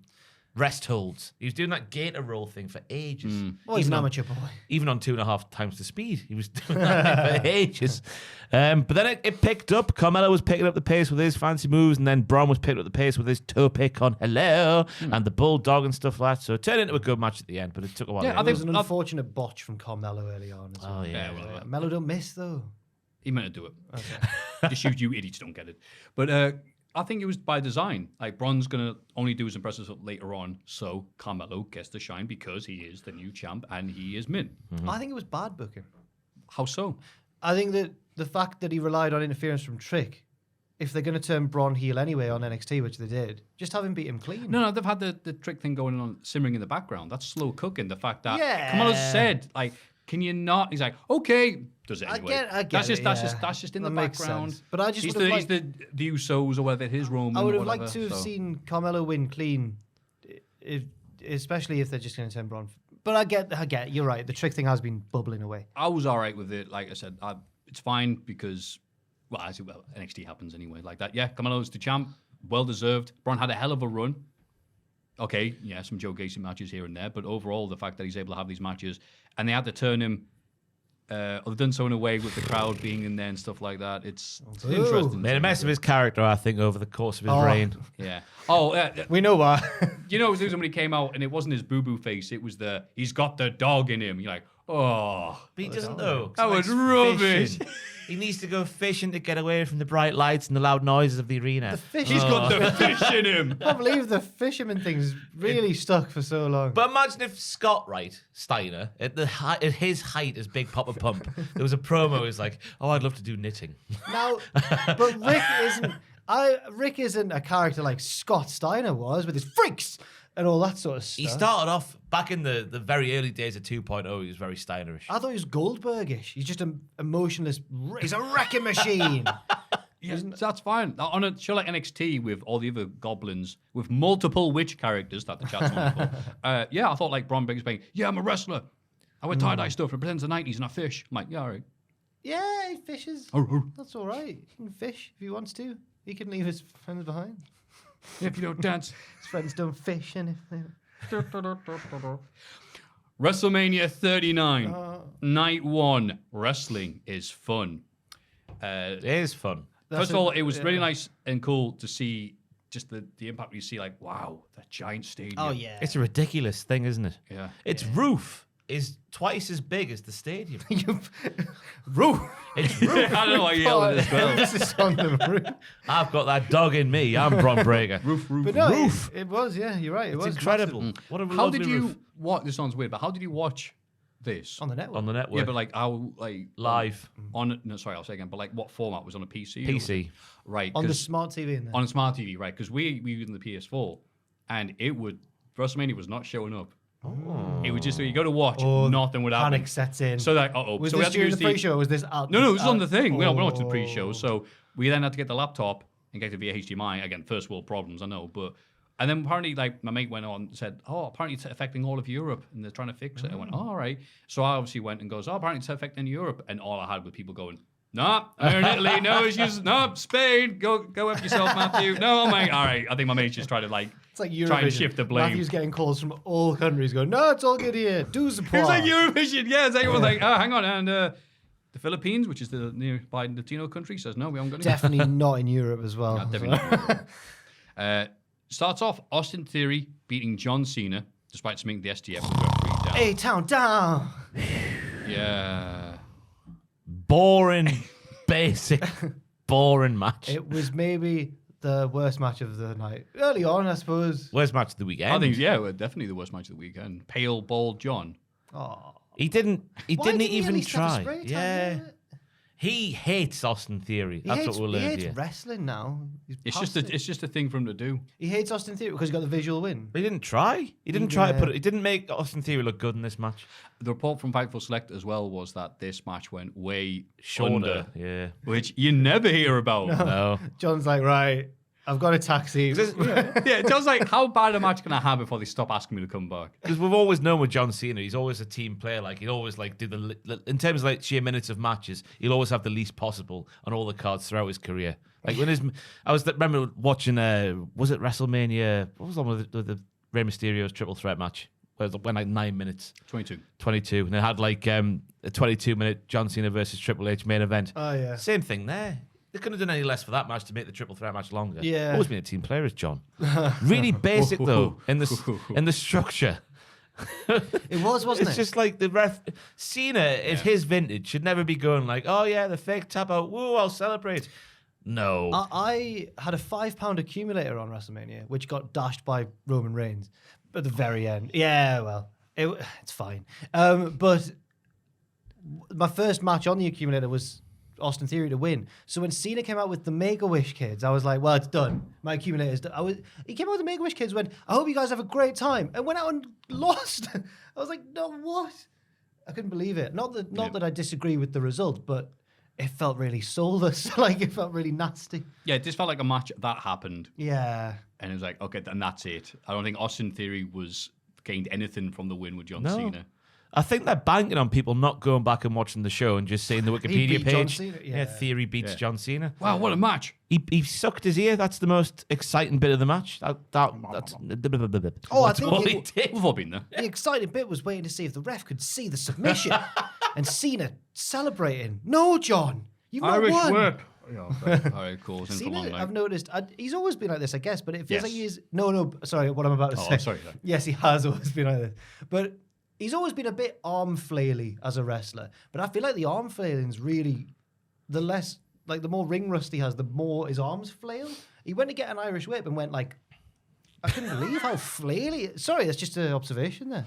Yeah. Just on the ring mics, though. That wasn't John, that. I know. Oh, the entire bloody night. That yeah. main event, right? Super kick me. The main event of night one, Sammy and Kevin. Sammy was like in his beard, basically. His mouth was like tucked in his beard, just going more, because Jay wasn't like hitting Yeah. him in the corner. It picked up every single I actually word. thought he was like, he's like, what's he saying? He's been hurt so much. It was like, More. It's I had to Google who did the Yeah. original of that song. Because I don't even know the Rachel Stevens version. more. Yeah. Who does it? I've forgotten it already. It's on the WTF video if you're asked. I can't remember. It was the Somebody Collective. Andrea somebody. I'm going to have a little Google. Anthea Turner. No, Anthea Turner. Isn't it Mo Sizzler? Mo. anyway, let's move on from. But after the build to this match, which was Andrea True. Yeah. Connection. after the build with like the Cena rock and sock. eviscerating Theory, to have that match go afterwards, it's clear that John Cena hates Theory. He gave You heard him it here out. first. He gave him He out. got the visual win.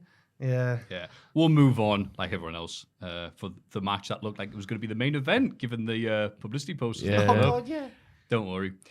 The Street Profits win the men's tag team showcase match. Now, obviously on paper, like, well, it's not for any titles. It's just thrown together. It's like a showcase, which doesn't mean anything. So I had no expectations for this, which shows how wrong I can be sometimes, because they're four great tag teams. And you all right there, Joel? I can hear you. You're rustling, Okay. Joel, in your jacket. I have to say, You sound like Sami Zayn in the thought corner. I All thought right. the rustling was minimal, and I think Matthew's harsh to have picked up on it. Yeah, and what a little blinder this was. A little blinder. Braun Strowman turned into an aeroplane. I tried to make it put on my video. I was like, the Boeing flown man. And I was Oh, yeah. Boeing 747. A boring 747. That's not true. That's not true. When he got pounced by Angelo Dawkins, I was watching it with With no effort whatsoever. From I think it was Braun. maybe Oh, Aiden. Are you joking? No, I think Dawkins really That hit was him. it. That was. You can tell that was a backstage thing. Like Braun was like, "I'm going to run at you as hard as I can, boy." And Angelo Dawkins was like, "Well, yeah, I'll put you down, buddy." Yeah. And especially because I think it looked like Braun only meant to go around once, and then went and goes, "Oh, he's like, Dawkins- well, I guess I'll go around again." So I thought, like, I'll just pretend to be down and have nothing left, and then The first time he goes round, Dawkins is like selling, and at first I was like, he's meant to have got up. I didn't realize there was gonna be two. So just Dawkins, they like make eye contact as he goes past, like. mate, he hit him harder than the car at the end of Scary Movie. Oh, well, I think it was Aiden. Someone I was watching it with like almost started levitating when he pounced him. It was amazing. That was really then good. immediately Ricochet doing the shooting star press to the outside. That's when Michael Cole lost his mind. Yeah, great Thought- camera angle for that Oh, one. To the floor. but Cole, I think he said it twice. I think he said it during the replay at the end as well. Cole claims that Ricochet paused himself in midair. I don't get where he's got this from. He stopped his own momentum in midair. Is it been some sort of optical illusion the way he's looked at it? I don't know. Michael Cole's just off his tits. It's the only way he got through 2 nights. So I think what we're saying that's really impressive, other than going, F me, look at that. He's dropped acid. I thought the Viking Raiders looked really good in the opening stages until they did that awkward pose twice because they didn't think the camera picked it up. Pin someone. Yeah, they were just doing that awkward pose. Someone was down and the ring was clear and they all just decided to go. Or it sounds something that My said, Sarah girlfriend- Logan. My girlfriend was watching it back the next day and went, "Are these the ones that actually live like Vikings?" And I went, "Yeah, yeah." And she went, "Why?" I was like, "I don't know. I've never really understood this." Because they're racist. Oh, hey now. What? Sorry, one of them is. Who? Sarah Logan. Is she? Yeah, You've got bad opinions. I know that. I can't remember what they are. Racist. It's hard to Is keep it? up. It's hard to keep up with everybody, Yeah. isn't it? Chad Gable. Oh, that's right. His I was thinking chaos- there was something else that happened. His That's right. chaos theory onto Braun Oh, Strowman yeah. was unbelievable. That then led into Yeah. everyone doing their moves off the top rope. And I like the finish of the match with Tez doing the shooting star to like break up a pinfall and reverse it in Angelo's favour. Really good. Really good match. And Otis's weird sweaty arse was trending on Twitter for a bit. Titus on commentary. Oh, this is just a sweaty man. He's just a really sweaty man. It was unfortunate because we were watching it back yesterday as well. And Gable has like a black crotch piece that saves his arse sweat because there's no doubt it's there. Yeah. Why didn't Otis get the same black crotch piece? Yeah. WrestleMania.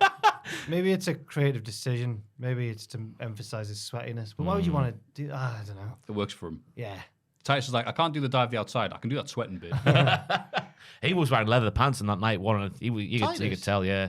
When he stood up and got excited, you could see his leather trousers. In California? Why would Yeah. you wear? Oh my word. That was the pop from though. be It's like, hot. ladies and gentlemen, Titus, like, yay! He just goes around being a cool dude. Yeah. Just a nice man now. Yeah. Fair enough. He's a professional nice man. That's his job. Yeah. Everyone but Otis. Yeah. Otis is the only one. And then Seth Rollins beats Logan Paul despite interference from KSI. Again, hate doing this. Hate being in that age group where I'm old enough to know better about saying nice things about people like this, but also young enough to know who the hell he is. Logan Paul had another good match. He's just good at wrestling now. He's just good. And people have been saying, yeah, but obviously he's been training and going rehearsing and going through moves and doing all this stuff. And I went, yeah, you know who else did that? Randy Savage and Ricky Steamboat. Not for 4 weeks before the match, though. I lost respect when I learned that about Logan I Paul. gained respect though. I could do that if I had 4 weeks. No, but it shows. It does show dedication though. He's not just swanned in like some celebrities would, and he's taking. John Cena. Yeah, he's better now. Hey, than they John- spent 2 months putting that match together. you John go. Cena in theory It was did. 2 minutes of remembering. Oh, I'm at WrestleMania. God, sorry. No, I midway through the match had to remind myself that it was a Logan Paul match, not just a wrestler just having a wrestling match. His entrance was fantastic. Both of them. Yeah. On Just the the way zip he line. started, he's like, I got a zip line for my birthday. And he goes, yoop, in the air, smoke going everywhere. I'm so glad they worked really hard to make him a face, and it took all of 2 seconds to make him a heel. He's naturally It's good. Logan Paul, and his creepy dad wasn't there. He was, he's in the front hugged him. row. Hugged him Oh, hard. boo, boo. Yeah, KSI's had a bit of controversy recently. I was about to say, what Christ. a great 2 days for KSI. Oh, yeah. God. Showing up dressed as Prime. I mean, I That's I a was little bit of about, I was about to advertising. praise him and be like, his role was really good, and now I'm like, oh God, I'm not going to comment on the situation. Gets put through a table, and I'm like, wow, he's trending. Wow, the day later, let's have a look on Twitter. Oh my word! All right, he's an idiot. Yeah, it's Surrounded not, by several other idiots. it's not good, is it? With an idiot editing team that thought that was a good idea. Cool. Yeah. Yep. Couldn't have been a nicer bunch of lads. Oh dear. But then Seth Rollins coming out, gay as the sun. Good for him. I can say it. You cannot. Jack Atkins said he was dressed as a boiler. He had his A entrance boy. thing. Yeah. Oh, right. Oh, yeah, the big red thing. The big red thing, yeah. I like yeah, that. Yeah. Jeff Jarrett references as well with the Absolutely. titty straps. Jeff Jarrett, a boiler, A big gay son, apparently. repping the gays. was that Fantastic, clip Seth. Love backstage you. of- We see you. There was that clip backstage of Becky seeing him in his entrance gear and being really jealous of how swaggy he was. That's what you want. Yeah. To dress better than your lass. That is the dream of every man. But yeah, they worked really well here. Did all the spots needed. Even the big dumb prime bottle came into it and worked. That was really good, that spot. Pull That the was a prime good logo. spot. Before, yeah. Yeah, You can't say it now, can you? Yeah. I like- the I like the- GTS. Yeah, he Just did. for the sake of doing it. There was a portion of the match where he's doing that submission hold, and Corey Graves is like, he's just slightly manipulating one of Inoki's great moves. It's more of a seated variation. Yeah, it was like the octopus hold, wasn't it? Yeah. You know who Logan Paul reminds you of? Who? Antonio Inoki. Yeah. On that Prime bottles, through the announce It's table, more of a though, Fujinami in my eyes. it's the little things in professional wrestling. Because you may be thinking, like, oh, how did he not see the Prime bottle there? Because he's doing Triple H's water spit at the time. That's how he didn't see. The little things in wrestling, lads. Yeah, he did Fujiwara's elbow off the top of the table. I like the stuff with the hand as well, because obviously he's got the metal-filled hand, hasn't he? But he hit Rollins so hard, he hurt his own metal-filled And he'd hand. been stomped. Rollins Yeah. stomped his hand on the steps because Rollins is the cerebral assassin. Again, don't like him. So I have to say that. Don't like him. Ah, But just- he did do It's it. just undeniable that he's good. Yeah. He does the Shelton Benjamin thing, leaping to the I top know, rope into a moonsault. And when he did that, I'm sorry for just giving Aiden's reaction to everything, but when he did that and Rollins moved and he landed, Aiden cackled as if he'd botched it. I was like, Aiden, that was class. And he went, I just think it's funny when they miss. I was like, oh. Sometimes it's the simple pleasures in wrestling, isn't it? Yes, it is. So you suck, but well done. Becky Lynch, Lita, and Trish Stratus defeat Damage Katal. Why wasn't this the Cinnamon Toast Crunch match? Yes, correct. Why wasn't this one? The one that had no stakes, a bit of a showcase, a couple of legends coming back, means nothing. Cinnamon Toast. Yeah. Bailey was funny. Yeah. The No, she point, was. doing the taunts of the other women was good. Yeah. Becky and Bailey had a nice back and forth in there. The legends were fine. Didn't really crap the bed, didn't really do anything of note either, but I guess that's what you want. Right. Trish was dressed up as WrestleMania 21 version of herself. That was a nice throwback.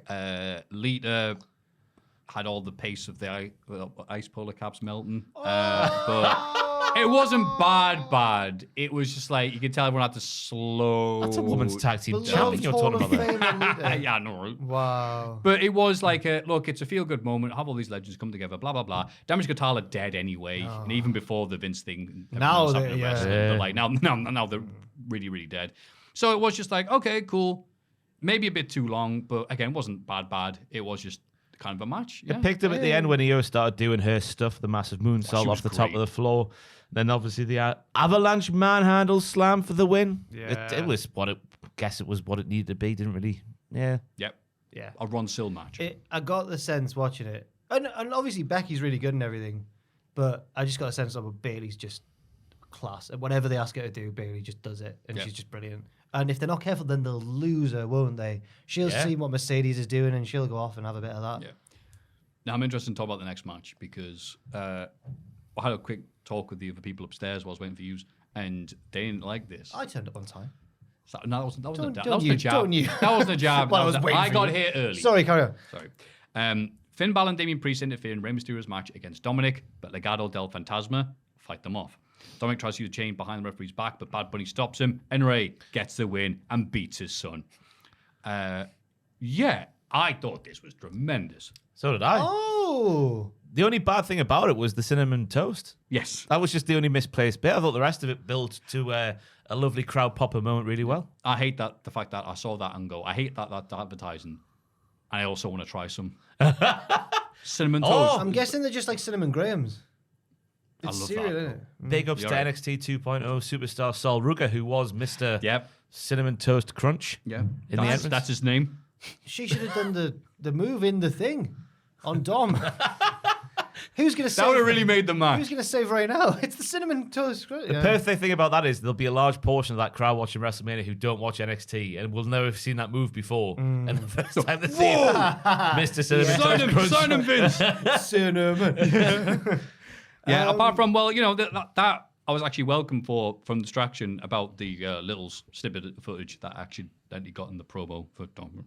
Oh, yeah. I Oh, can't God. Had to be purely accidental. that they Stock happened to photo, show. yeah. By the time it got to the main show, They'd already edited They were it like, out. "Oh my god!" They very quickly got rid of Yeah. it. I think it was just, you know how the mood of a room can really change how you perceive a match. We were crapping on it in here, and looking back, I don't know That's why. what they were saying, I like- think what happened was just the cinnamon toast crunch thing. We all went, "This is bollocks," and just Yeah. never gave the match a chance because of it. Because we loved the entrances, I remember. Yeah. Like the Snoop Dogg thing and the Eddie music was cool, and then the rest of the match we were like, "He's just beating Dom." Like we were just complaining, but looking back, of course he was going to beat Dom. Dom's been really healing it up. See, that didn't affect me for this match. I did like the next night, but no, I was all right because I think the build-up, the entrances were great. The police. Yeah.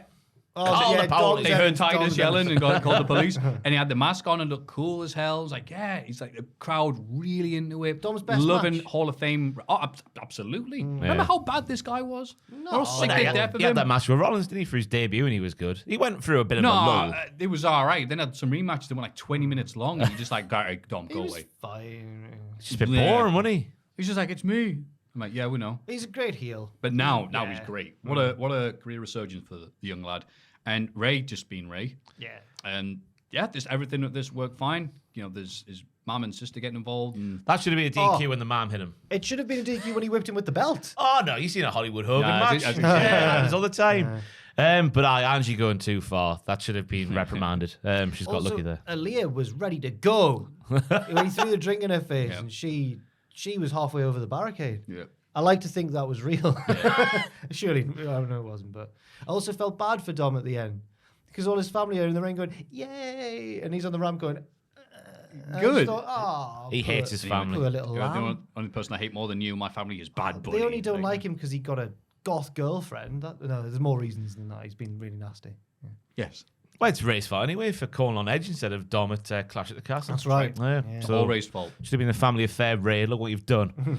Bad Bunny and Bad Dad. Outside of the storyline, Ray didn't put his own son over at WrestleMania. Do you think Dom will win a rematch? I think he's he'll got a win Bad in Bunny. Puerto Rico, won't he? Be a tag team match in Puerto Rico. Oh no, Dom will not win that.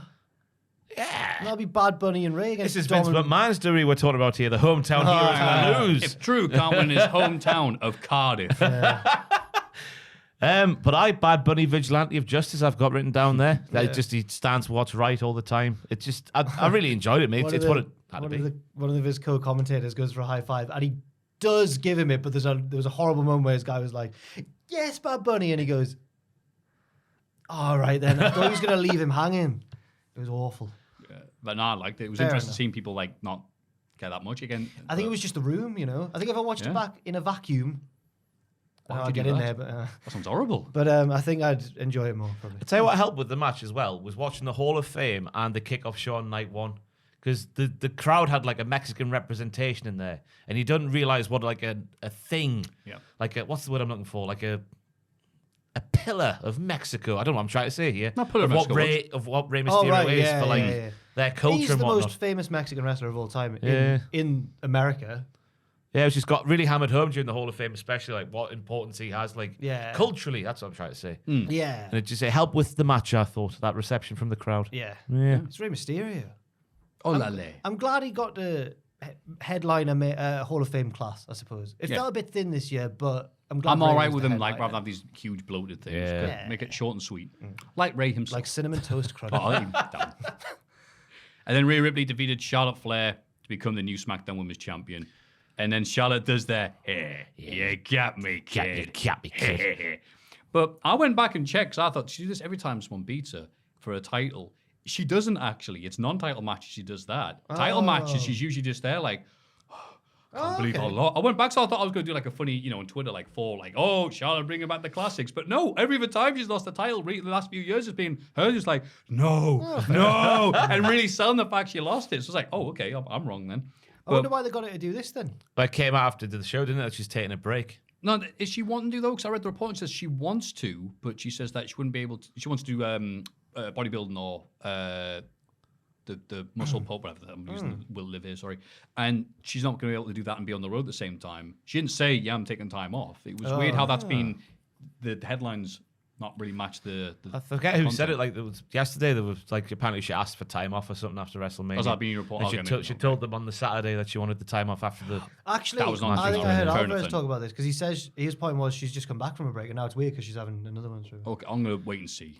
Yeah. But Coward's way out there. But what do you think of the match? oh Jack? yeah, I don't know. Yeah, it was at the time. This is one that I have watched back because at the time I really enjoyed the second half of the match. Didn't really have much to enjoy in the first half of the match, but when I watched it back, the first half really set the tone. It was all gritty and there's the ground and pound and all. So as a one whole, when I was paying more close attention to it, yeah, it's a great match. I don't think, like Meltzer suggested, I don't think it's the greatest women's match ever, but it's really good. Somebody said. It might be the greatest WrestleMania women's match ever. I don't disagree. I think Sasha Bianca. Sasha Bianca. That was better, class as yeah. well. Or 32? 30. Seven? No, 37. Oh, sorry. I thought And then three-way. Bianca's Oh, one right. with Becky's really good as well. Yeah. But this was up there, definitely. It was really good. I'm not, maybe I wasn't even thinking about best whatever, but like I thought, yeah, it was an amazing match. Because again, people we're watching it with, but I guess it depends on the atmosphere. We were all like, "Come on, Rhea, come on!" And we noticed, like, finally after like, "Ooh, what's the crowd reaction gonna be like?" It was 50-50. It was split. But then towards the end, they did a big strike exchange, and by this point, Rhea was getting the cheers. Yeah. Yeah, and it also helped that bloody hell, Rhea Ripley German suplexing Charlotte Flair onto her face. Several times. But the one with the nose scrape. Like, I should burn her nose, didn't she, on the mat? yeah. Right in the schnoz. I look and then Graves was like, you know who else does that? Antonio Inoki. and Logan Paul. And Logan Paul, yes, obviously they're in the same sentence. Also, like the story of, because Rhea's lost to Charlotte before, so she knows she doesn't want to get caught in that figure eight. So she just kept reversing it and reversing it. Oh, that was so good. It was like really fighting. Like, no, you're not putting that on me. Shades of Undertaker and Edge. Yeah. Ooh, yeah. good Yeah. comparison. Always had an answer for everything she's she was so trying. studious. She's done so much homework. Too studious. When Rhea was going for the riptide with Charlotte reversing into that gnarly DDT. What a sell. She was like, War Geordie Pack. Where's he gone? Rhea Ripley loves doing that DDT. She takes it Where for has he everybody. gone? Yeah. Don't know. I don't know. She sold it just like him, though. Yeah. What else is there? That was just really good. Yeah, back and forth stuff. Finish was Avalanche, cool. yeah. The Avalanche Riptide. Oh, yes. And I remember watching the ring announcements and seeing what Rhea looked like, stood there like a big goth legend. And I was like, oh, well, she must win. She has to win. And she did. So thankfully, unlike a different match, the right person. Biggest 5'9" wrestler in all the world. Yeah. Love you, Rhea. How? Yeah. The chat was loving them. Shut up. Snoop Dogg books an impromptu match between The Miz and Big Pat McAfee. Yay! And Michael Cole does the I can't believe he's here thing. I was like, you can't do this every time. First time we believed you I that like he to wasn't think- expected to be there, but now it's like, every time he's here. I like to think it's to annoy Corey, though. Because Oh my God! Never mind Pat doing his stuff and whatever, and then George Kittle of the football team. Who cares? Like Corey Graves is outstanding here. Oh great! After 90 hours this week of work, and everyone's gonna forget about it because this guy's here. I'm gonna go in the corner and drink Mountain Dew. Oh, it was mint. it was the San Francisco 49ers, and Good he for was him. the tight end. Good for And, him. and everything I've seen him in, he's a charismatic dude. He seems like a nice man. A good fit for the wrestling, yeah. He's on the kickoff show night too, wasn't he? Just seems like a nice man. Yeah. Had a weird picture of Shawn Michaels on his shirt. He did. I've never seen that shirt Yeah. before. It's like, did he make that himself? Why not? Maybe. Why not? I thought the whole thing fell flat after Pat appeared. I thought everything that happened after him just coming out on the ramp, that was just like, yeah, don't need to talk about that. Yeah. Bit rubbish, wasn't it? The Miz is the worst. Miz sucks. He What? loses to everyone. Oh, no, right, the right. Miz is an They should value the Miz so much for what he does for that company. You see his little song on the kickoff show? I say little song, his big musical Oh, number. he did you ready for this? He did a wrestling version of We Didn't Start the Fire. Oh. Where do they get these ideas from? What was his I song? hope the on guy that kickoff? accused Adam of plagiarism also accuses the Miz of plagiarism. Yeah, it wasn't Billy Joel. I think- Just I to think it's- clarify, if it had been Billy Joel, Billy Joe's in the then- chat. He's perving on everybody. And he I'm sure accused that of cheating. it's the fella that hosts Dax's podcast with Dax in it. Oh, Matt Kay. Matt Kay, yeah. He invented apparently. I'm not KSI, I know. He Anyway. apparently invented parodies of We Didn't Start the Fire. Wait. What's happening? He accused he had- Puccini of copying him because he'd done a wrestling We Matt Didn't Kay Start- already didn't. Yeah. I think so. Yeah, but everyone does parodies of I think We it Didn't was Start the Fire. was it for Tony Schiavone's podcast had one. Yeah. And then because Adams Oh, came yeah. after that, apparently you can't. It's never been done before that Tony Schiavone one Yeah. for any form of media out there. Yeah. It's never been done before. But yeah, we got accused The of longest plagiarism. stays around FTR, the one he turns into them. I love you, Matt. Sorry. No, this was. I think this was during the pandemic. This was a wasn't lot. it? Well, a few years ago now. Still love you. I'm telling you. What are we Yeah, talking about? but it was good. Oh, yeah. I Business knew it was great, good. whatever. Yeah, it was good. The main event. Kevin Owens and Sami Zayn beat the Usos to become tag team champions. That was all right match. Night 2. Oh, it was big fun, wasn't it? Big fun. Just PWG logo and Super Dragon mask on their gear. Yeah. A right touch. Yeah. 'Cause Oh, they that's were- what the other thing was with Super Dragon. Yeah. I like on the post thing. I didn't see the a bit of the press conference I saw was Kevin Owens eating a Snickers, bless him. And he didn't complain about working with children or something like that. He just nice little Snickers to himself. But then he was talking to El Hawani on that little show they do. And he was saying like, oh, we have to thank because we're in LA and we all our careers wouldn't be here if it wasn't for Super Dragon and others, which I think is a way of saying Excalibur as well. Yeah, one of the yeah. other owners of PWG, who was obviously honoured. Oh, in and the, Disco Machine. Well done, Thank you. Cheers, thank you. The big brain on Jack and nobody else. And no one else found a Nobody PWG. else. Nobody else. That was it. Oh, God. Nobody else. And Game Changer Wrestling did their little Hall of Fame and Excalibur was inducted. And it's just like, yeah, it's obviously, he's a little masked commentator who's just, half great and half silly, but very important having PWG existing. Because, yeah, literally, they're not like saying it for the sake because they owe their careers to having PWG. Yeah. Did you know, Maffew will know, did you know, Ross, that Excalibur once had a wrestling match with Owen Steen or Kevin Owens' son? His baby. Yeah. Yeah. Oh, right then. Fair enough then. I thought I'd be like imparting some knowledge here. But, I saw it on Reddit once. yeah. That baby is now 8 foot tall. You seen him?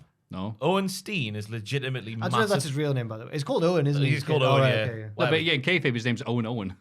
Oh, yeah, Owen Owens. Owen Owens, yeah. But Owen Steen is legitimately 8 foot tall now. Oh, good for him. Incredible, Legitimately yeah. 8 foot tall. Legitimately. All of 8 Bigger feet than inches. Omos.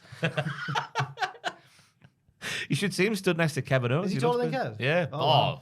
I'm sure Kev just comes up to the nipples. Oh, wow. No higher. So we're going to tell your son off. Look, son, let me tell you. Anyway, yeah, so this was everything I wanted from the match. Yeah. Just them beating the hell out of each other. All the big super kicks, moves, the weren't it? teasers, The big moves the off the 1D top. getting kicked out of. For the first time ever. Yeah, which Yeah. the people are with, obviously the follow wrestling, but not like a nerd that we do. So it's like, 1D, which one are they? Oh, right. They've already split up. We're on about. Oh, I see. That was cool. But yeah, just all the matches, moves, and the crowd being so damn into Sami it. Zayn's such a hero. Yeah. He's so heroic. facials. Yeah. You could see the sweet release when he kicked Jay in the head for the third time. Oh! He's the hammer of justice, smashing the bloodline. And Kevin's like his mate as well. His mate, who happens to be there. No, but I like the little bit of Jimmy nearly ruining it, and then Owens is there with a stunner to stop him at the very end. And yeah, it was cool. Really good. It was such a great moment for Canadians, Muslims, because Sami Zayn became the first Muslim to headline WrestleMania. Okay. And fans of indie wrestling from 20 I years thought ago. the third one was going to be a joke. I was like, I know, where's he yeah, going I with was- this? No, I was actually trying to be genuine. Wow, For the lovely. first time ever. Well, hasn't that backfired, right? I really like the fact that they did the Sammy being like cast adrift on his own bit twice, because you think they've done it once and like, oh, he survived. It's going to be a formulaic finish from here, but no, they did it twice. Yeah. And it like it was going to go the other way, but it didn't. Yeah, I thought it was really good. Yeah. Just all the big moves off the top ropes all the time. Yeah. So this started off weak and got really good. Yeah. Let's see if night 2 is any different. Do you want to have a quick break? Yes, that was the teaser. Night 2, wrestling is sad. Are you going to be eating that? It's so loud, Joe. Joel waited Joel's- for us to start Joel, recording poor ago. Joel, right? Because we're recording this earlier than normal. Joel's brought his lunch in and tried to stealthily extract the sandwich from the foil. Oh, And now he's knackered it. I hope this He's stays dropped in. his sarnie on the thing. No, I we feel, are- we are- I feel bad for Joel. It's all good. Joel's going, everything's fine.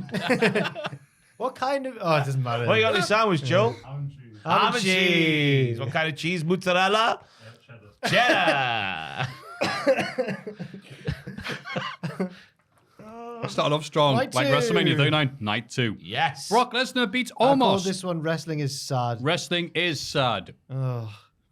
Brock Lesnar beats Omos to open the show. Yeah. Fantastic, man. Yeah.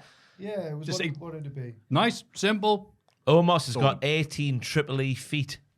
Yeah. Did you even know that was a shoe size? No, I didn't. 18 Triple E. Lesnar's got 15 size feet. Americans, though, the number's higher for them. They try and lie. It's only by one, though, isn't it? Is it? I'm sure it's only by one. My goodness. Who would have guessed Brock Lesnar's got big feet, I suppose. Oh.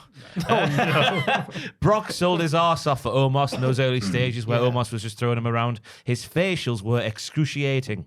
Yep. He kept going. Fantastic scenes. Yeah. And then the pop for Brock's Germans were fantastic. Yeah. He got him up for the F5. I thought like almost for no reason whatsoever was going to go to the top rope. It's like, oh, yeah, time to go this just to help Brock do the F5. right. And then big farm boy lad just picked him up like he was a cow. He used to pick up Paul White. It's fine. He's F5 to Shark as well. And that somehow looked less ridiculous than this. It was, Come on, it was Owens. exactly what it should have been, yeah. And that almost is the size of Owen Owens. Yeah. Well, a bit smaller, actually. He's 8 foot. This is a proper, like, David Hasselhoff. I'm going to make that a thing. Ross has started to refer to... Go on. When there's a horse battle, it's two horses fighting each other. It's a proper David Hasselhoff. And I'm making that a thing. I like that. T-shirt, never happening. No, it will. Inbound. He'll do really well There'll in just Germany. be 2 horses running down a beach with red trunks on. Oh, it's a David Hasselhoff. I'd be watch that match. The Ronda Rousey and Shayna Baszler win the women's. Pamela Anderson. Anderson. There we go. That's the... Moving on. Yeah. Oh, yeah. Stop doing that silly stuff. We've got this match to talk about. Rousey and Baszler win the women's tag match showcase. They do the belt motion afterwards. Oh, yeah. They're coming when they're both fit and healthy again. Because Shayna's done something to her ankle by the looks of things because she took her shoe off because Yeah. the swelling. Yeah. The shoot's swelling. They put as much effort in as Cena did. Well, they're injured, Oh, aren't they're they? injured, Are they Matthew. though? Shayna got injured in the match. Ronda had a Has broken that been a arm. report? Like, Well, she took Well, a no, she took her boot off. yeah, there. Thank you. So nothing from. Oh, the Fightful. skeptical. Oh, do we have to Louis. listen to Sean Ross Sapp go, she's injured to go, oh, yeah, Let me she's check with definitely Louis She Dangle. took her bloody shoe off because it was swelling. Oh, she took her shoe off. Yeah, but I watched sports. Call the president. It didn't play into the story of the match, though, so she did it for a real reason. She did that suplex, didn't she? And she didn't land quite right. Ronda clearly is still injured because she did nothing really apart from the finish. Like, she really wasn't Or involved do we in have the to wait match. for Sean Ross Sapp to confirm that one as Yes. well, Matthew? Ronda, Yes, I wait for him to report, then I go, I don't believe him. I suspect, like many of us do, that injuries were at play in the structure of this match. Fair enough. I also suspect that it was the most noteworthy thing about it because other than Raquel Rodriguez smiling her ass off, thought Chelsea got Green scared was into a good. dive off the top. Her character work was the best thing about the match, I She thought. screamed Okay. a lot. It was good. just happened. Natalia did a double sharpshooter, right? Yeah, Hey? that's always nice. What else was there? That was it. Yeah. They tried. Some of them were trying and doing moves, but they just weren't that good looking. Most of them, and the crowd were hey like, now. "No, they're They're all very pretty ladies. When you consider the thing that they were on the flip side of the coin was the fall away from the previous night. It was like they're trying, crowd weren't buying it. There was nothing at stake. Ronda and Shayna were just like, "Hi, we're here." Okay, one of them got injured, maybe, possibly. So fair enough then. But it's as if Ronda's been working hard up in the build up to this anyway. So But they did. She had a broken arm. Yeah, she's been injured, Matthew. She's literally had a She broken was arm. in a sling You know on what, if she- SmackDown. She was in a Sure. sling on SmackDown. if she had a broken arm, this is a really impressive performance. Oh, God, yeah. Anyway. Gunther beat Sheamus and Drew McIntyre. Yeah! Wow. Woo! Wow. This was hotter than that man's sandwich. Wow. Those What? busted up chests. That was a cold sandwich. That was cold. Shut up. Why would ham and cheese? I mean, you could have had a toast. Go ruin the podcast. This wanted just everything wanted it to be. Because I was thinking, does it have to be a 3-way? Because surely they want. It doesn't matter. Yeah. The added bonus of, well, is Drew going to let his mate win? No. And Sheamus going, I can't believe you, you bastard. You're not going to let me win the one title I ever Battered won. each other because of it. Yeah, you're on the way out. And then obviously Gunther taking advantage of that, battering them both. Yeah. Drew, the finish with Drew getting powerbombed onto Sheamus or something, and then Drew on the floor. Oh, yeah. Yeah. Got powerbombed to Sheamus. Sheamus got powerbombed Yeah, to Drew. and then Drew got the powerbomb, yeah. as well. Oh. It was the class win, like, because Sheamus was nailing all of his big moves all the time, and then he goes and hits the Brook as well, and then Drew pulls him out, and I'm like, no.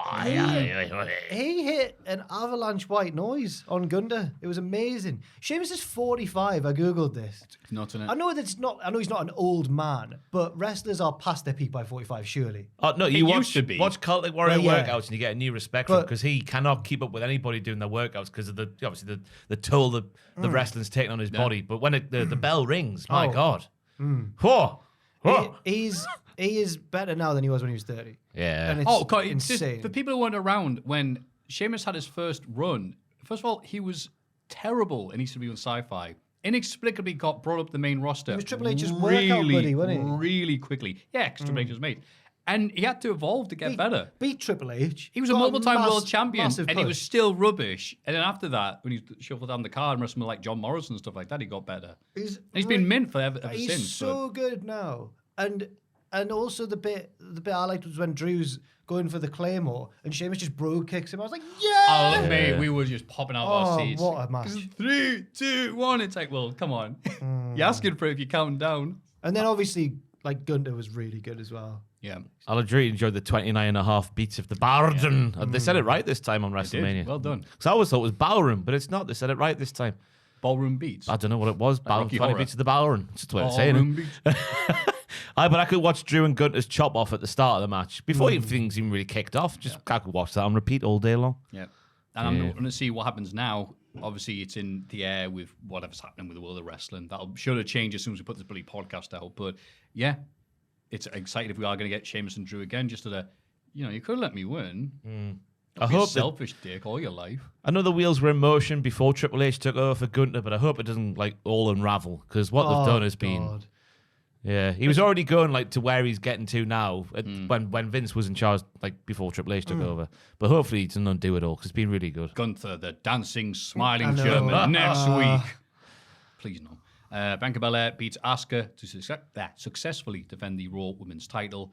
I thought they were given the shaft here in terms of placement on the card. Yeah. They couldn't have had that bloody 4-way after this to call Oh, people sorry, down. the Mike's Harder Lemonade IC title match, by the way. Right, anyway.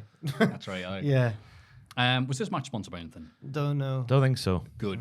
Another highlight. Hey, what do you think was good? I thought it was, I really Yeah. liked it, but it was surprising seeing people not People into it. hated it. I think, again, following that 3-way is Who gonna be hated tough. it? Well, not hate it, but the response on I did a tweet saying like, I think I enjoyed this match more than most people did, and then I got loads of replies saying, nah, it wasn't that good. I think people are just annoyed Asuka didn't win. I think there's that, which I thought, okay, fair enough. But I like, I never- don't think how people can watch Bianca Belair at the Asuka's biggest show of never the win. year. I know that's what I mean. I'd never, because people are saying she had the new gimmick in the build. I'm like, well, she never had a substantial build to win this match. I'm one of those people that thought she was going to win. Really? So it was like, oh, okay, fair enough then. But I wasn't disappointed in it. Like, I Bianca thought Belair it was- is amazing. Yeah, she's class. She was having matches against like Nikki Cross, and Nikki Cross was beating Asuka, even with the new gimmick, like beating her down for ages and stuff. It wasn't really presented as like what she was like at the start of NXT, for That's fair example. enough, I think the whole thing was like she might missed her, and but then she ducked the mist, and the braid. There was some cool moments in it. Oh, the gut wrench powerbomb on the floor. Yeah. Splat Queen, splat. There was nice chain wrestling throughout as well. Yep. I like the fact that the Avalanche KOD was nearly nailed, but then Asuka reversed it and pulled the hair. Oh, that was because nice. the night before, Rhea did an Avalanche thing for the win, and Becky did an Avalanche thing for the win. So subliminally, you're thinking it's going to happen, but it didn't. I really liked it, and I was surprised at the reception it's got.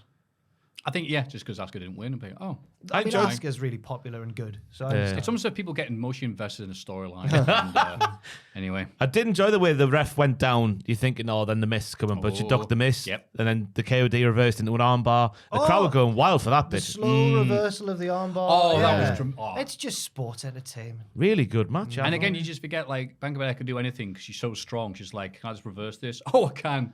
Yeah. Oh, look again. I've done Whoops.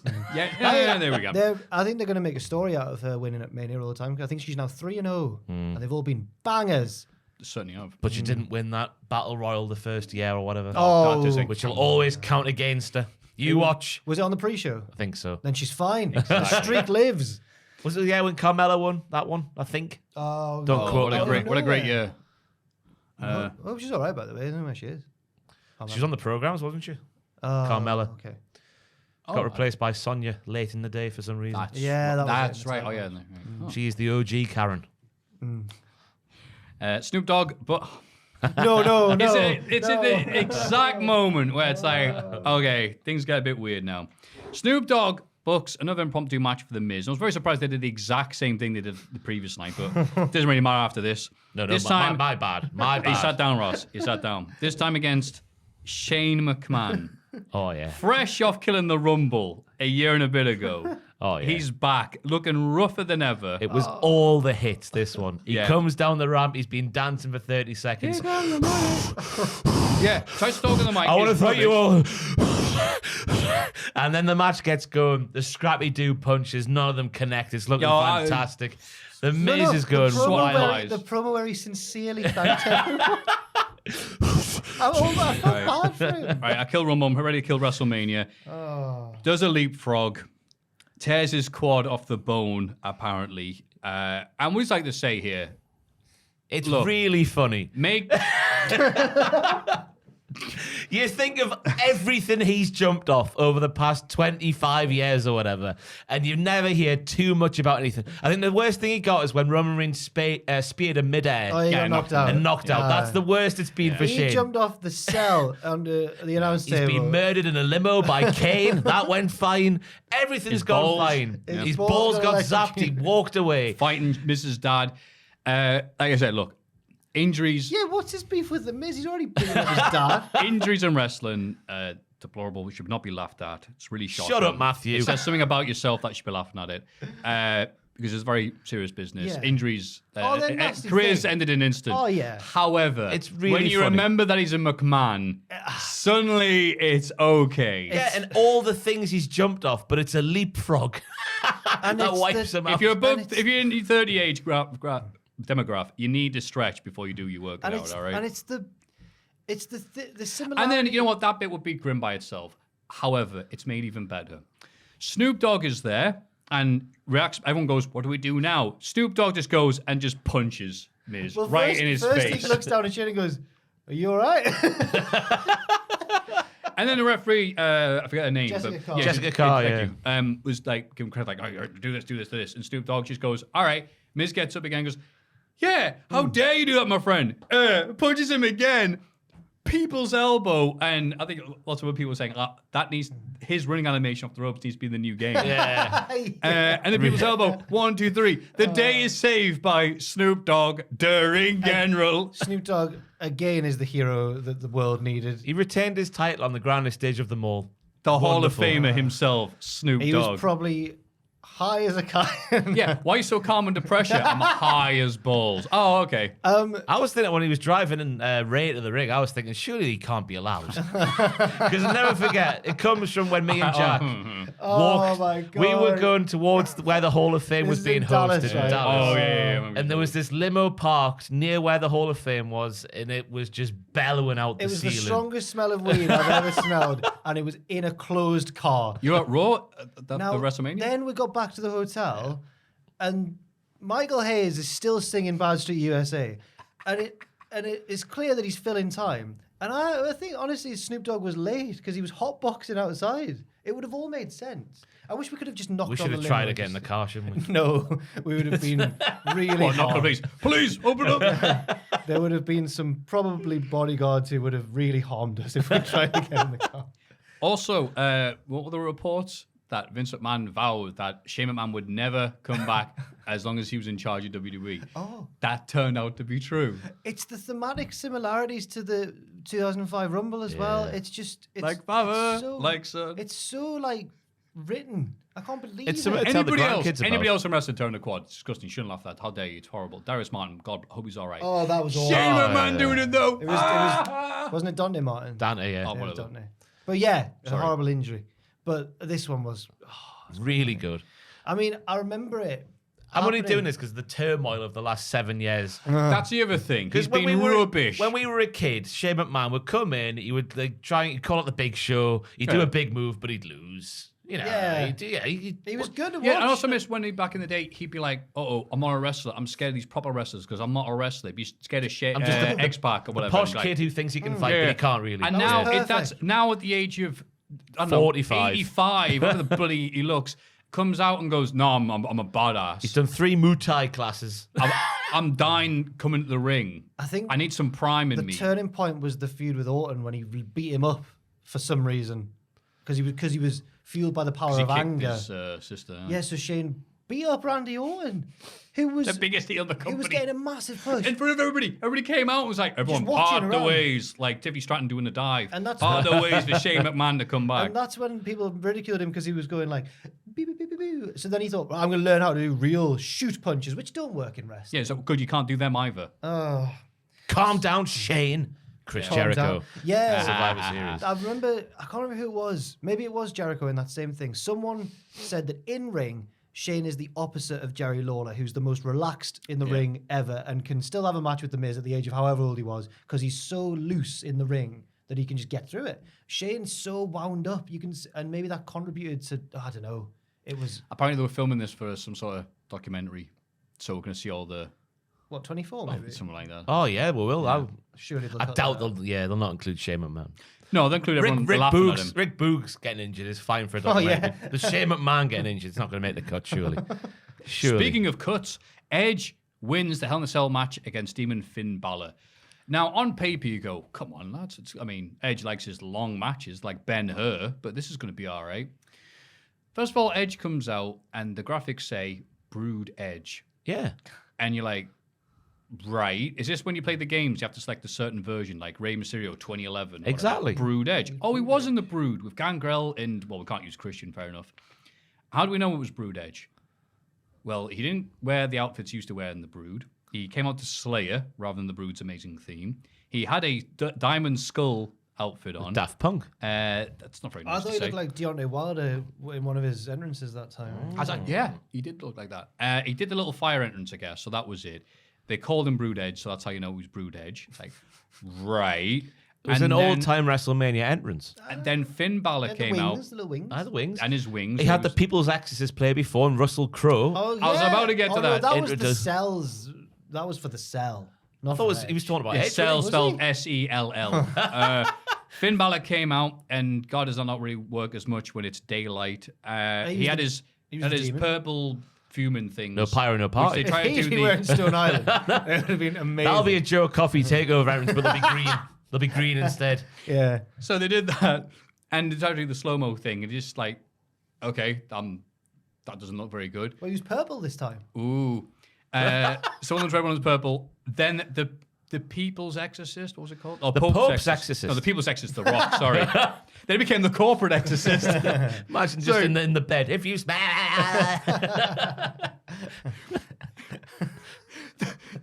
The Pope's Exorcist. Is it a sequel to The Exorcist? Is that- Apparently so, Fraser was telling me. But Fraser Oh, could is be it lying. really? Oh. Fraser Well, could you know be when lying. Fraser tells you something, It's not that Fraser wants to lie. It's that he needs to be confident in his opinion. just research things before you talk. He'll Fraser. go far, because BSing is a very important thing of life. He's not deliberately BSing. It's like a reflex. Yeah. It's because he's young and he'll grow out. What would the chat think of Fraser? I wasn't on the stream. I don't know. Oh, there we go. I Well, was that busy- died. Sorry. Anyway, back watching to the show. back to the People's Oh, sure. Yeah, you know what I'm calling that. The People's Exorcist. With Russell Crowe's The Rock. All right. Doing a promo in the build up to this, and you could hear the crowd booing the hell out of it, even on the live stream. Even though there's like a cut to it, so there's nothing but that on the screen. But he was talking about Edge's journey to go and face the demon. It's shocking. It's like, okay, it's one thing to do the Terminator when people go, oh, I love the Terminator. Yeah, Triple H Terminator. Yeah, I like that. This isn't out yet. This is something that's coming out, so there's no like, I don't care about it. It was an advert. Yeah. Yeah, so it was an advert, which is like, people are like, all right, calm down. So they came out. Hell in a Cell at least wasn't bright red or purple or a giant picture of Russell Crowe's face on it or something. God, They you get in hate there. this match, you. They get in there. I'm trying to like it. But then they get out there and they're like, oh, how can we make this match? How can we sell the fact that this is a real vicious, a feud-ending battle between a demon and a Brood Edge?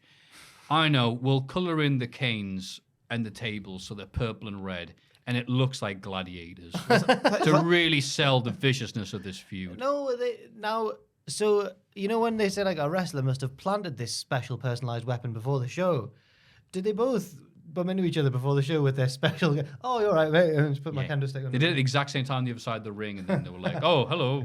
Well, I think the demon had presented his purple kendo sticks, and then Edge thought, oh, God, I've got to do the same thing. Because when Edge whapped out that table, it was sort of coloured in, but not quite. It was purple. Just quickly last-minute homeworked it. should have gone through the tables, all this purple stuff going on it. And look, I did react for when he took a powerbomb through the table at the corner, and then he went, It was like the stomp, wasn't it? Like, oh yeah, he stomped him, but drop then kick, sorry. Oh yeah, that was it, thank you. Drop kick, and then he fell backwards. And the way it was set up, the other half then waited a second, then fell on him. That was funny in a Tom and Jerry kind of way. But then I was just, after all that, I'm like, this is bollocks. Oh, The stuff that they're was a good going for, match. the aim, the theme, none of this is hitting for me. I'm tapped out of this bollocks. agree in And terms Russell of- Crowe can go to hell. It's probably the plot of the film anyway. I agree in terms of the theme, but the match itself I quite enjoyed. And I like Balor's jump off the halfway up the cell. I like the That's a platform they've scary- added. The platform was Scary nice. bump, Yeah. that though. Yeah. And then he got hit with a ladder, which, hey, these things happen. Yeah. Have you seen the picture? 14 staples. And again, not if it happens to Shane's funny, but like obviously Finn Balor's bad. But like, No, if this happened to Shane, it wouldn't be funny. oh, it'd be hilarious. No, You kidding me? It it's was the just the fact manner it's a of- leapfrog. Yeah. That's what makes it funny. He tore his quad, and then his quad hit him in the head, and then I'm like best WrestleMania ever. But no, that happened, and they're like the viciousness, the hellacious nature of Hell in the Cell. The demon is getting medical attention, so we have to wait. you it was can't- Essential unfortunate. funny of that. You're like, all right. So this. Have you seen the it size was of the all gash, though? It was a massive A gash. huge gash. Lads. It's the biggest gash you've ever seen. With your own eyes. I had to Ducky, turn quack. my phone sideways to get all that gash. Goodness me. It was so big and unwieldy, we called it Kevin Gash. Oh. Whatever, 2 stars. Yeah, I like the bit where Edge was harking back to the Usos days in the penitentiary by pinning the demon in the corner with a kendo stick. Remember that? Little jail cell out of Yeah, kendo stick. it was the I've Usos who really- didn't No, use it. well, good. I forgot about that, yeah. I really hit. I'm really tired now. I got a wave has hit me. Come on. on, man. Delirious. Like, Yeah. What do you think of this? I thought it was good. That's all I thought Edge's entrance was so pantomime campy bollocks. It was fantastic. One of the best all-time WrestleMania. Sad Gangrel didn't show up after it was reported that I would have he been right if they hadn't called himself Brood Edge. You'd be like, no, I like this entrance, but don't call it Brood Edge. Stop getting Brood wrong. Thank you, Joel, for laughing. No, I was partridge in it. I was drinking Thank my you. water. Sorry. I don't know what to say about that. Yeah. Was Yeah.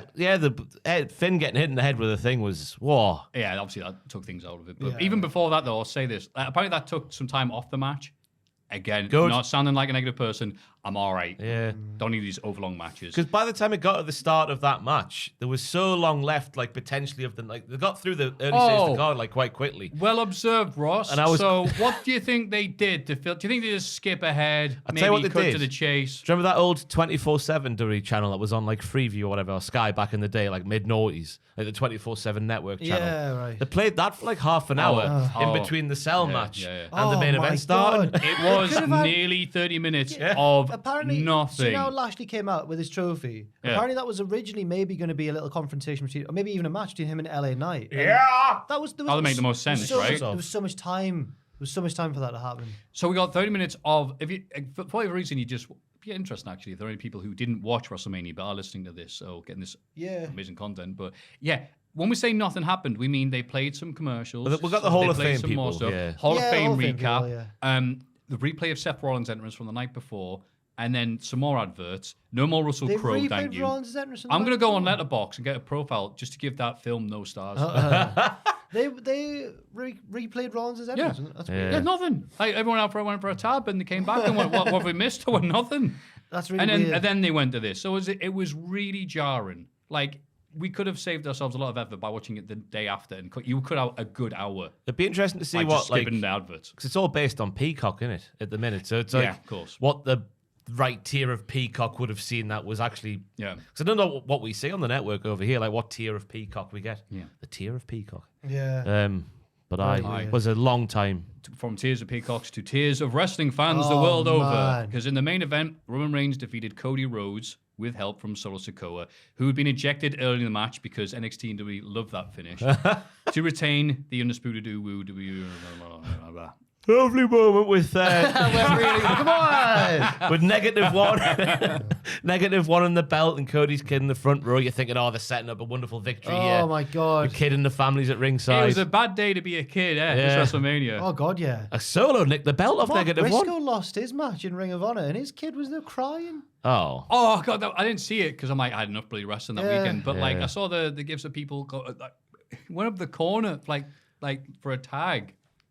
Oh yeah, he did. Like Yeah, but then it like gave him power. Like he then started coming back. yeah, I so- know, but like I God. And then know. on the post match thing I saw was like people said, "How you doing?" He goes, "Well, my brother's doing better than me. My brother's I'm wrestling Samoa Joe, but my brother's wrestling Eddie Guerrero." Yeah.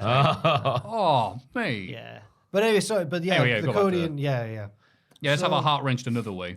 It started off well, the match, because Cody had Roman's number for a long old while. I preferred it to most Roman matches. I like Yeah. Roman matches, but they can get a bit overlong and melodramatic. But yeah, Cody being on top was a clever decision. Paul Heyman was speaking sense when he said the one superstar Yeah. that didn't want to clash the styles with was Cody Rhodes, not Brock Lesnar, anybody like that. Cody Rhodes. No. Solo, I did like Solo's role at the start because he was like literally the only thing stopping Cody from winning. Like every single time Cody would do things, he would just get involved, and then obviously got ejected and whatnot. Then he stole the belt of -1. The backdrop through the announce table from Roman. Lovely stuff. The crossroads, a good near fall came from that one. You're thinking it's going to happen eventually, but it didn't. Another good near fall after that with the Uranagi and the pedigree going back and forth. It's not a rock bottom, Michael. Yeah, it's a Uranagi. Yeah. The mid-air Superman punch where Cody was going for the Cody Cutter was a nice title match move, if anything. Really. Another near fall off the big spear. It was all near. It was another one of those big near fall main events, I think. Yep. Big moves everywhere. It shows how much the result of a match can really affect its quality. Because it was a good match. Because if Cody had won, I think we'd be going, what a brilliant main event. I think we should make the big question: should Cody have won? Oh no, because he should have done. I was gonna say the Oh, big well, question could that'll be be- who will beat Roman Reigns. We could do that every week, can't we? We could do the should Cody have won, I guess. Yeah, I think that's what everyone's talking about right now. Next week 'cause we can do who will beat Roman, Yeah. and the week after. Bad Bunny will be the answer. What if I guess. Roman Right, loses his there was title on a- SmackDown? There was a near fall near It'd be the, funny as hell. There was a near fall near the end. One in particular that I think it was the one after the Dusty Rhodes, after the elbow and all that. My friend was Two like, crossroads he did in that moment, and then Paul does a distraction. Oh, and he Solo's didn't in pin. the He didn't go for the pin. Right. Yeah. because my mate was asking me, so what was Dusty's finish? And I went, the bionic elbow. Yeah, because they were like when Cody locked on a figure 4. I Cole was and- like, yeah, Cole and Graves I like was his father. disgusted by that. I His thought I father missed was something. yeah. And I got to. sorry, what did I Corey made- say? 'Cause I've just talked over you like I a made real it. person. I made it a WTF moment. Me thinking people were like, "Oh no, yeah, Dusty did use that as a finisher," but I was like, "Won lots of world titles doing it." No, surely not. No. Dusty used the figure 4. Like, I remember do you remember when Cody won I think it was at All In, he beat Nick Aldis with the Bulldog Bret Hart finish. But apparently Dusty did that once to win a belt, I think. And I remember feeling like a fool because I didn't know that. And I was like, they've done the Bulldog finish. And people were like, oh, Dusty did that. So I didn't want you should to. have gone, I'm British, shut up. So we beat you in 92, Canada. So I thought it was just my own ignorance and that commentary were right. But no, Dusty didn't really win titles with that move then. No. Well, I don't know much about Dusty's. Me lineage neither, and to stuff, be but You know honest. what? Yeah, Yeah, I maybe don't I'm. know. You know, it's because the move is so more associated so with flair. Rick, with obviously the Miz. To see Cody doing it, it's like that's not no. That's Do it, this- that's but then he did the whoa elbow. I was like, yeah, that's it. That's Yeah, more that like was it. cool. That's more serious. I was like, he's gonna bloody. Yeah. At the moment, when he was going to do it was where Sammy nailed Roman with the haluva kick, and I was like, he's going to fall forward into a crossroads. 1, 2, 3. Everyone's happy. Have you ever heard our news hound Aiden try to speak when he's laughing? He No. adopts a weird tone to his voice. He goes like, sounds like that. He did it when Shane got injured. And when Paul Heyman distracted the ref, before you could even see Solo on the screen, I heard Aiden off to my side going, he's going to lose. And I was like, no, he's not.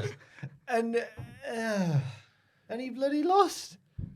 Yeah, Can't believe it. I can't either. I couldn't in the moment, but now after Raw, I can see what they're trying to do. I don't agree with it, but I can see what they're trying to do. Potentially. I mean, it's all up in the air now, because it's up until that moment, you think it is Triple H's plan for Cody, and now it's back to Vince's plan. It might have been Vince's plan all along. You never know. I think this was a Triple H. I think Vince McMahon, between this and Raw, which we're about to talk about, it came out that, oh yeah, we've sold the company, and Vince McMahon is back with his evil billionaire look from 1940s America. Fantastic. I don't like Mondays. Tell me why. As I say, I talk about hopefully Cody knew that he was losing. And I'm embarrassed now to listen to the podcast back when it goes out because I think it's just me going, if he found out on the day, right, he doesn't deserve that. It's just me getting really annoyed. So hopefully he knew ahead of time. I did see. I was shocked, certainly. Regarding WrestleMania, though, some guy tweet was Broom Mega said night 1 of Mania was the equivalent of falling in love and getting back with your ex, and night 2 was a reminder of why you all broke up in the first place. Couldn't say it better than myself. My word. So then Monday Night Raw happened. Triple H opens the show, and the crowd, because the cowards cheer him. Yeah, right. I saw Twitter. You weren't saying nice things about him the day beforehand. Did you see? Bloody get. Was it after Mania or was it after the end of Raw when Cody's selling in the ring and someone in the crowd shouts, Triple H doesn't forget? I didn't hear that. After the throne. Right. I saw a lot of that. Triple H says, don't worry, everything is going to stay the same. And you're like, is that supposed to be a vote of confidence, mate? And then he goes, tries to get everything to get the babyface pop by going, it's for me, for you, the fans, the cameraman Stu, and all this. People are like, oh, he's so relatable. That's Cena's pal. Right, whatever. And then he goes, and we have one person to thank for this. It's like, it was a breath of like, wait, he's not going to bring out Vince, is it? Roman Reigns? Oh, thank Christ. That was like, oh, God, what are we doing here? Then Roman Reigns comes out. And during the picture-in-picture... No, we need to talk about these lies from Paul. Oh, please go ahead. These blatant lies. I am here to assure you we ain't going nowhere. The same Durry you love is going nowhere. The same Durry that you love, we are going nowhere then. Lies. He lied to our face. No wonder his nose is that long. He also lied to the wrestlers. Yes. Which is awkward backstage, I'm sure.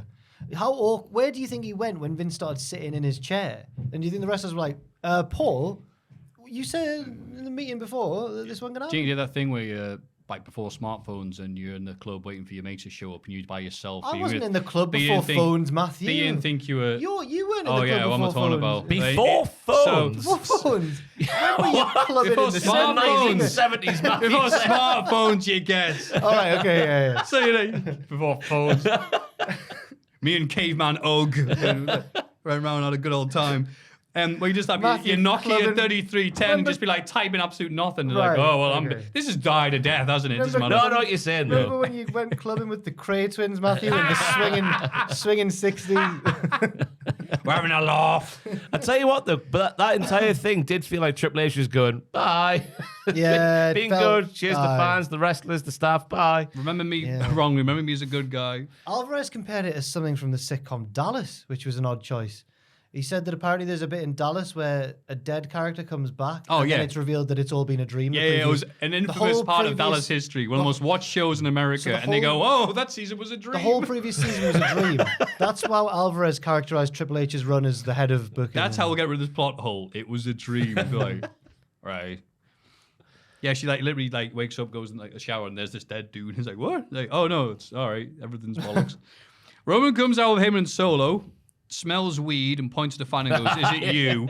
Unreal. I can tell it's you. I can see in your eyes. If Roman did that to me, I think my heart would flutter away. He was so hot when he was doing it. Oh, what a daddy. If you look at that reverse, Even if you're sober, be like, "Yes, I'm high." I'm so tired. that reverse camera angle, you see the two lads have got one of them's got a yellow t-shirt, like yeah.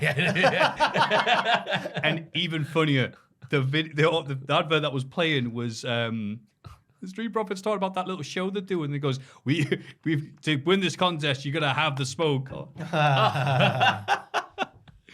Roman, Cody admits that Roman was the better man last night, but also says that he had the match won So that's and wants a contradictory. rematch. That's a weird promo straight Confusing. away. This was the first sign where I was like, oh, this Raw's not, it's a bit weird. But I didn't suspect anything untoward. Yeah. But he goes, you were the better man, Yeah. but I had you. What? He wasn't the better man. I'm always all right because Solo, Yeah, so Roman wasn't the better I man. think he just mumbled his words a bit. Heyman turns down his request, so Cody wants a tag match instead. Heyman and Roman decide that Cody's partner has to be somebody who wrestled at Mania, so obviously the worn out. If everyone accepts the challenge, they'll never get a shot at Roman's title again. Lesnar answers the call, since he already has no more shots at Roman, nothing to lose. He's all buddy. They're just two guys with Cody. Rootin' tootin' cowboys, aren't they? Yeehaw. I forgot about that SummerSlam stipulation being a thing. I forgot about this one. Yeah. And I I like. was trying to think, what would Cody and Brock talk about if they had to Meat, team up and be on the road together? They have nothing in common. cigars, Whiskey.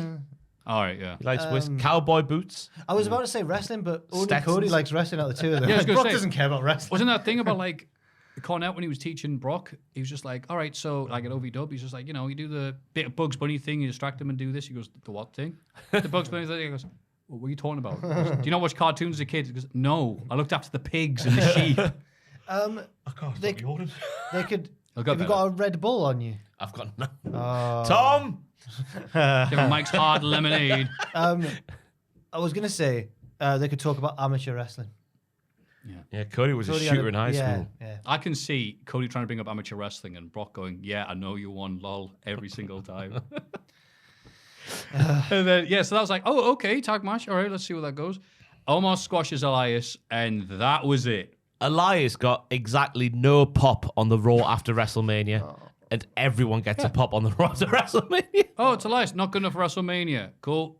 Yeah. But yeah, we remember a few years ago. Cool. He is done. And Boogs that has was- replaced you. You are like a VCR right now, mate. And that was all your wrestling for like the first hour of the show. No ad breaks though. Yeah. That was it felt even longer than normal. Usos was trying to speak to Roman backstage, but Heyman tells them he's not around at the moment. He seems to be lying, though, implying that Reigns doesn't want to speak to them. Yeah, because he says took care of them, Tribal Chief. He It's doesn't want hard to see them. It's hard to get invested in these storylines now. I'm really deflated at the minute about Raw. I was going to say, yeah, later Roman asks Heyman if he knew Lesnar was there tonight, but Paul swears he didn't know anything. He says, by my Tribal Chief, this is usually the part of the year where Brock takes 6 or 8 months off. Yeah. Like, who thought he'd be here tonight? That's a life you saved me from, my tribal chief. All right. Yeah. And Ray says that beating Brock's his greatest achievement, so do it again tonight. I like that about Roman though, that he's not trusting anybody now. DTA. Yeah. Don't trust the Uso because they lost. Don't trust Paul because Brock's back. Yeah, I was going to say, I actually, this is the one bit of the show that I was like, oh, okay, this is some interest to keep you Weakness. going. Yeah. Usos, I don't really need you right now. You losing bitches, How Yeah. dare you lose the tag titles? It's like, oh, okay, that could be something to, Yeah, that could be something. spruce my goose. Bad Bunny says he's proud to be hosting Backlash in Puerto Rico. Ray arrives and thanks Bad Bunny for all he does, but he's hindered by Austin Theory, who brags about beating John Cena, and everyone goes, when did that happen? This leads to a match which Theory wins after interference from Dominic. Although the crowd was really hot during it, even if it was just a nothing match, it was still like crowd like, yeah. Still that mania crowd. Yep. I was going to say I was glad that Theory mentioned that in his promo because that was Cena said even if you win, you will not win because the crowd will eat you alive, and the crowd did not do that because John didn't try. Yep. Yeah. Dom beats down his dad and tries to hit Bad Bunny in the front row, who drops him with a right hand. Not seeing this side of Logan Paul. Block, punch, Yeah. swift. Ah. And Kevin Owens' dad was in the background going, yay! Damian Priest pulls Bad Bunny over the barrier and choke slams him through the announce table. One hell of a bump though. And he actually sells it. Look at that, Grayson Waller. What? The celebrities are better. Just get rid of the wrestlers and have celebrities come on instead. Yeah, that's Backstage. what boxing's done. Yeah, no wonder. They're better. Zing! Let's take that boxing industry. Yeah, well, Pow. it's true. I remember David A versus Chisora. Oh my Felt God. more robbed in my life at Upton Park. I believe Ross went. I was there. I was a mug. You were there. I saw the cage in between the no. fighters I at the remember. press conference, and I got roped in, Maffew. Rope-a-doped in, some might say. The hype for that was unreal. So Yeah. I'm guessing they were pals after the Yeah, fight. he's like, oh, you'll be a future world champion. God. David Hay, yeah, thruples. Yeah. Then they withheld. Remember they withheld his purse for a while because at the check he hadn't blown the fight, and it's just like, no, he's just crap. And they're like, all right, you can have it. Ridiculous. Apparently, Bad Bunny, I don't know if it was in kayfabe or out, but apparently separated his shoulder because of the bump he took. Oh. Yeah, I hope not. Said on the show. Oh, well, it's on the show. It's not then. All right. Well, you don't know, do you? Nothing's real. Death is forever.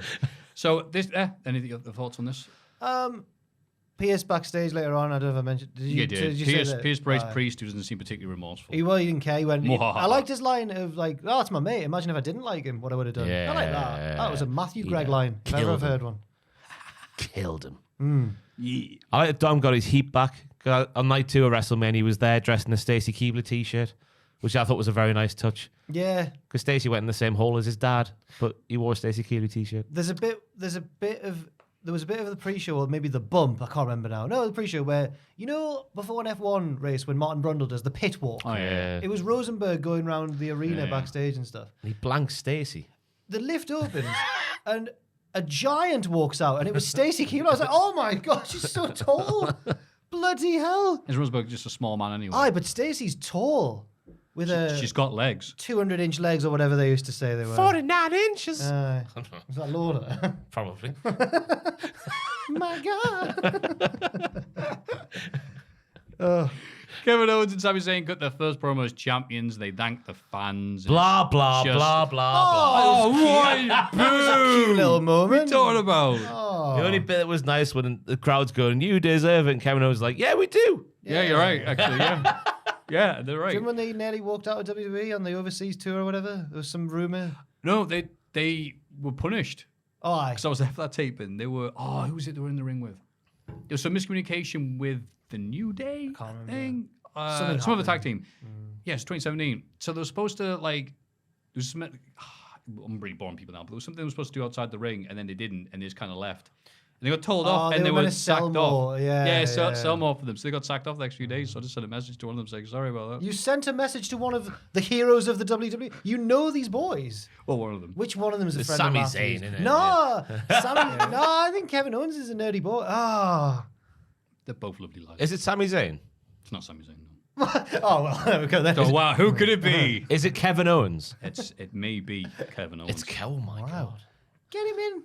I would have had Sami Zayn down more as your type of boy. Get him on the I don't pod. think he likes me, I so think that's Sami Zayn isn't friends with, but has had a lovely chat once with Ash from Rise about ska and punk music. Yes, this was when you said Samoa Joe was in the Head of Steam, looking like a Ninja Turtle in disguise. Yeah. What the hell was The that? best night. He was trying to hide, but it's Samoa Joe, so he's huge. Again, he looked like Raphael from the Ninja Turtles film. It With was his so trench funny. coat. No one will suspect. So yeah, the other I thing. wish we'd gone everyone out loved- that night. We were at that NXT show. We were. They want to celebrate with a fight and throw out an open challenge, which is answered by the Street Profits. Owen and Zayn win a nice little match. Just nothing but good vibes here. Yeah, cool. Yeah, it made sense after the showcase win for the Street Profits at WrestleMania. Didn't set anything up for the long term, but it's all right. I mean, Yeah, it was just this was a showcase match for all four lads. Here's what they can do. Yeah. by the way, I want to apologize to. This reminded me, but I misread somebody's tweet. I thought, you see Simon Miller, I thought, for the love of God, judging by the tweets, he got thrown out of the stadium. Sorry? Making too much noise. It turns out he was doing a video with Greg Miller. The guy who was on the pre-show thing. Oh, right. And You've been worked by Simon Miller. yeah, because he had security and some fan filmed him oh, Simon Miller getting escorted out, lol. And he's there it looked like he was. So he's there in the Facebook page going, yeah, I wasn't thrown out. So I was apologize, Simon, for making people think that Simon Miller thrown out at WrestleMania. Sorry, pal. He should have kept kayfabe. Simon. Yeah, but he's the nicest dude ever. I know, it's funny so- when Simon tries to be a heel. He's the nicest man. Yeah. I said, no, it was Johnny Sims. Prison Simon would be a funny gimmick. Yeah, it would, yeah. my time in the clink.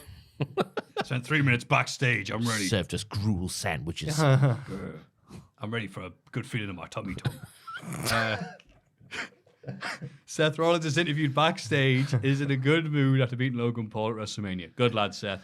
He heads out the ring, the crowd sing his theme. During the break, he comes back, and then he leaves. Yeah, that's where the party was. It was out there. Such a- DJ, play my music. Look, when you look as fabulous as that, you can do what you want. A proper Vince McMahon segment, this. At this point, You think? reality started to Yeah. sink in, yeah. Right, it was. I didn't, maybe if we come full circle now, I didn't mind this because it's he's over as hell.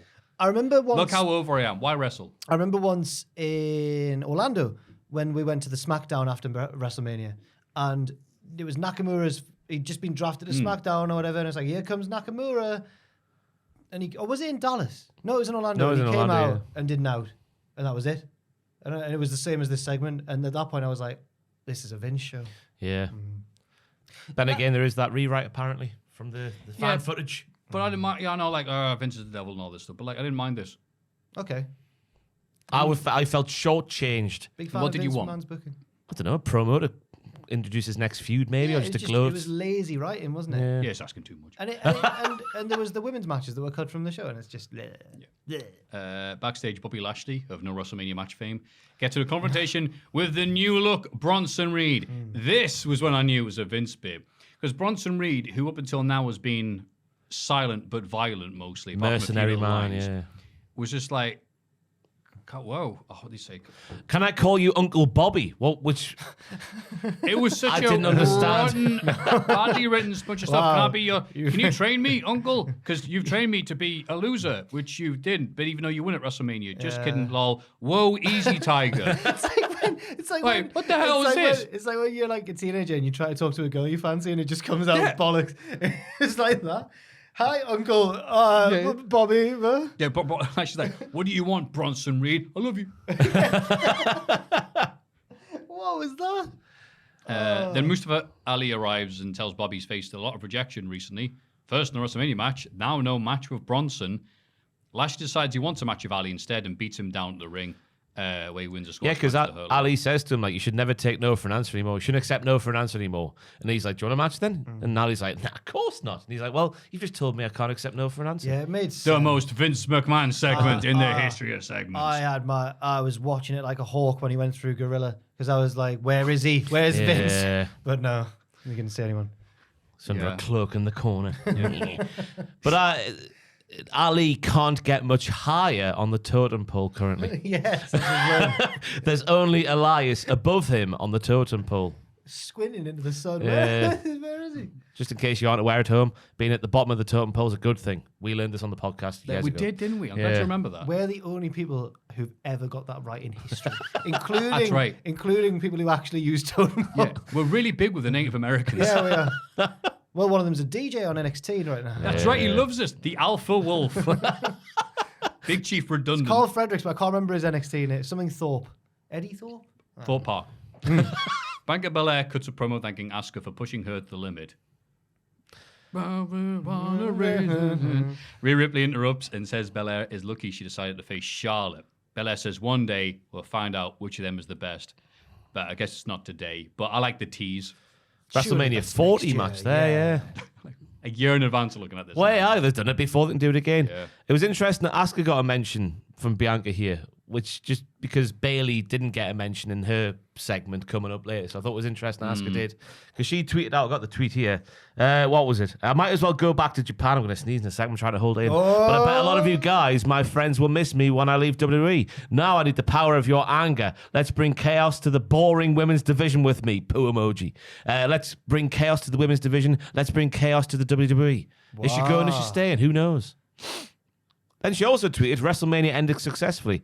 I, Asuka, who has everything in my hands, is still unable to win WrestleMania for some reason. Develop a game plan for the future. But where is that future? What's going on? Just thought it was interesting how she got mentioned. She'll come back as Brood Asuka. Yeah, I mean, you could be in character. That's the thing. It's the people who have lost or didn't win, whatever, are saying these things. Are they in character or are they not? That's we're all glued to Twitter and all the news sites. The only one that can be trusted, of course, is cultaholic.com. That's right. It can. We can trust Right. us. There was no joke there. I was all That's serious. the Cultaholic guarantee. Yeah, and then You hate working here, don't you? I love what Zen, that's serious. Damn it. It sucks when you're a sarcastic twat like myself. You say something serious. Be like, oh, don't say negative things. No, the great news song. Yeah, my confident moment was it worked. You can People change. like confidence, Yeah, right? yeah. No, they like Jack. Sorry. And to show what a great role this is, Liv Morgan and Raquel Rodriguez, in brackets, didn't win their match at WrestleMania.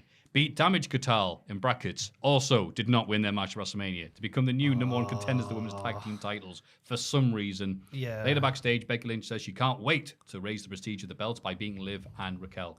Suspiciously. Hungover Becky Lynch.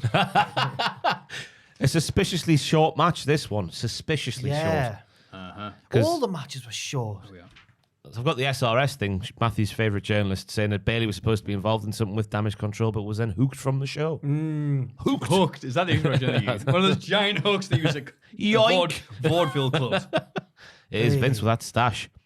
And he also said it was supposed to feature a couple of triple threat matches that would serve as a tournament for the Raw Women's title shot, and they were scrapped. Yeah.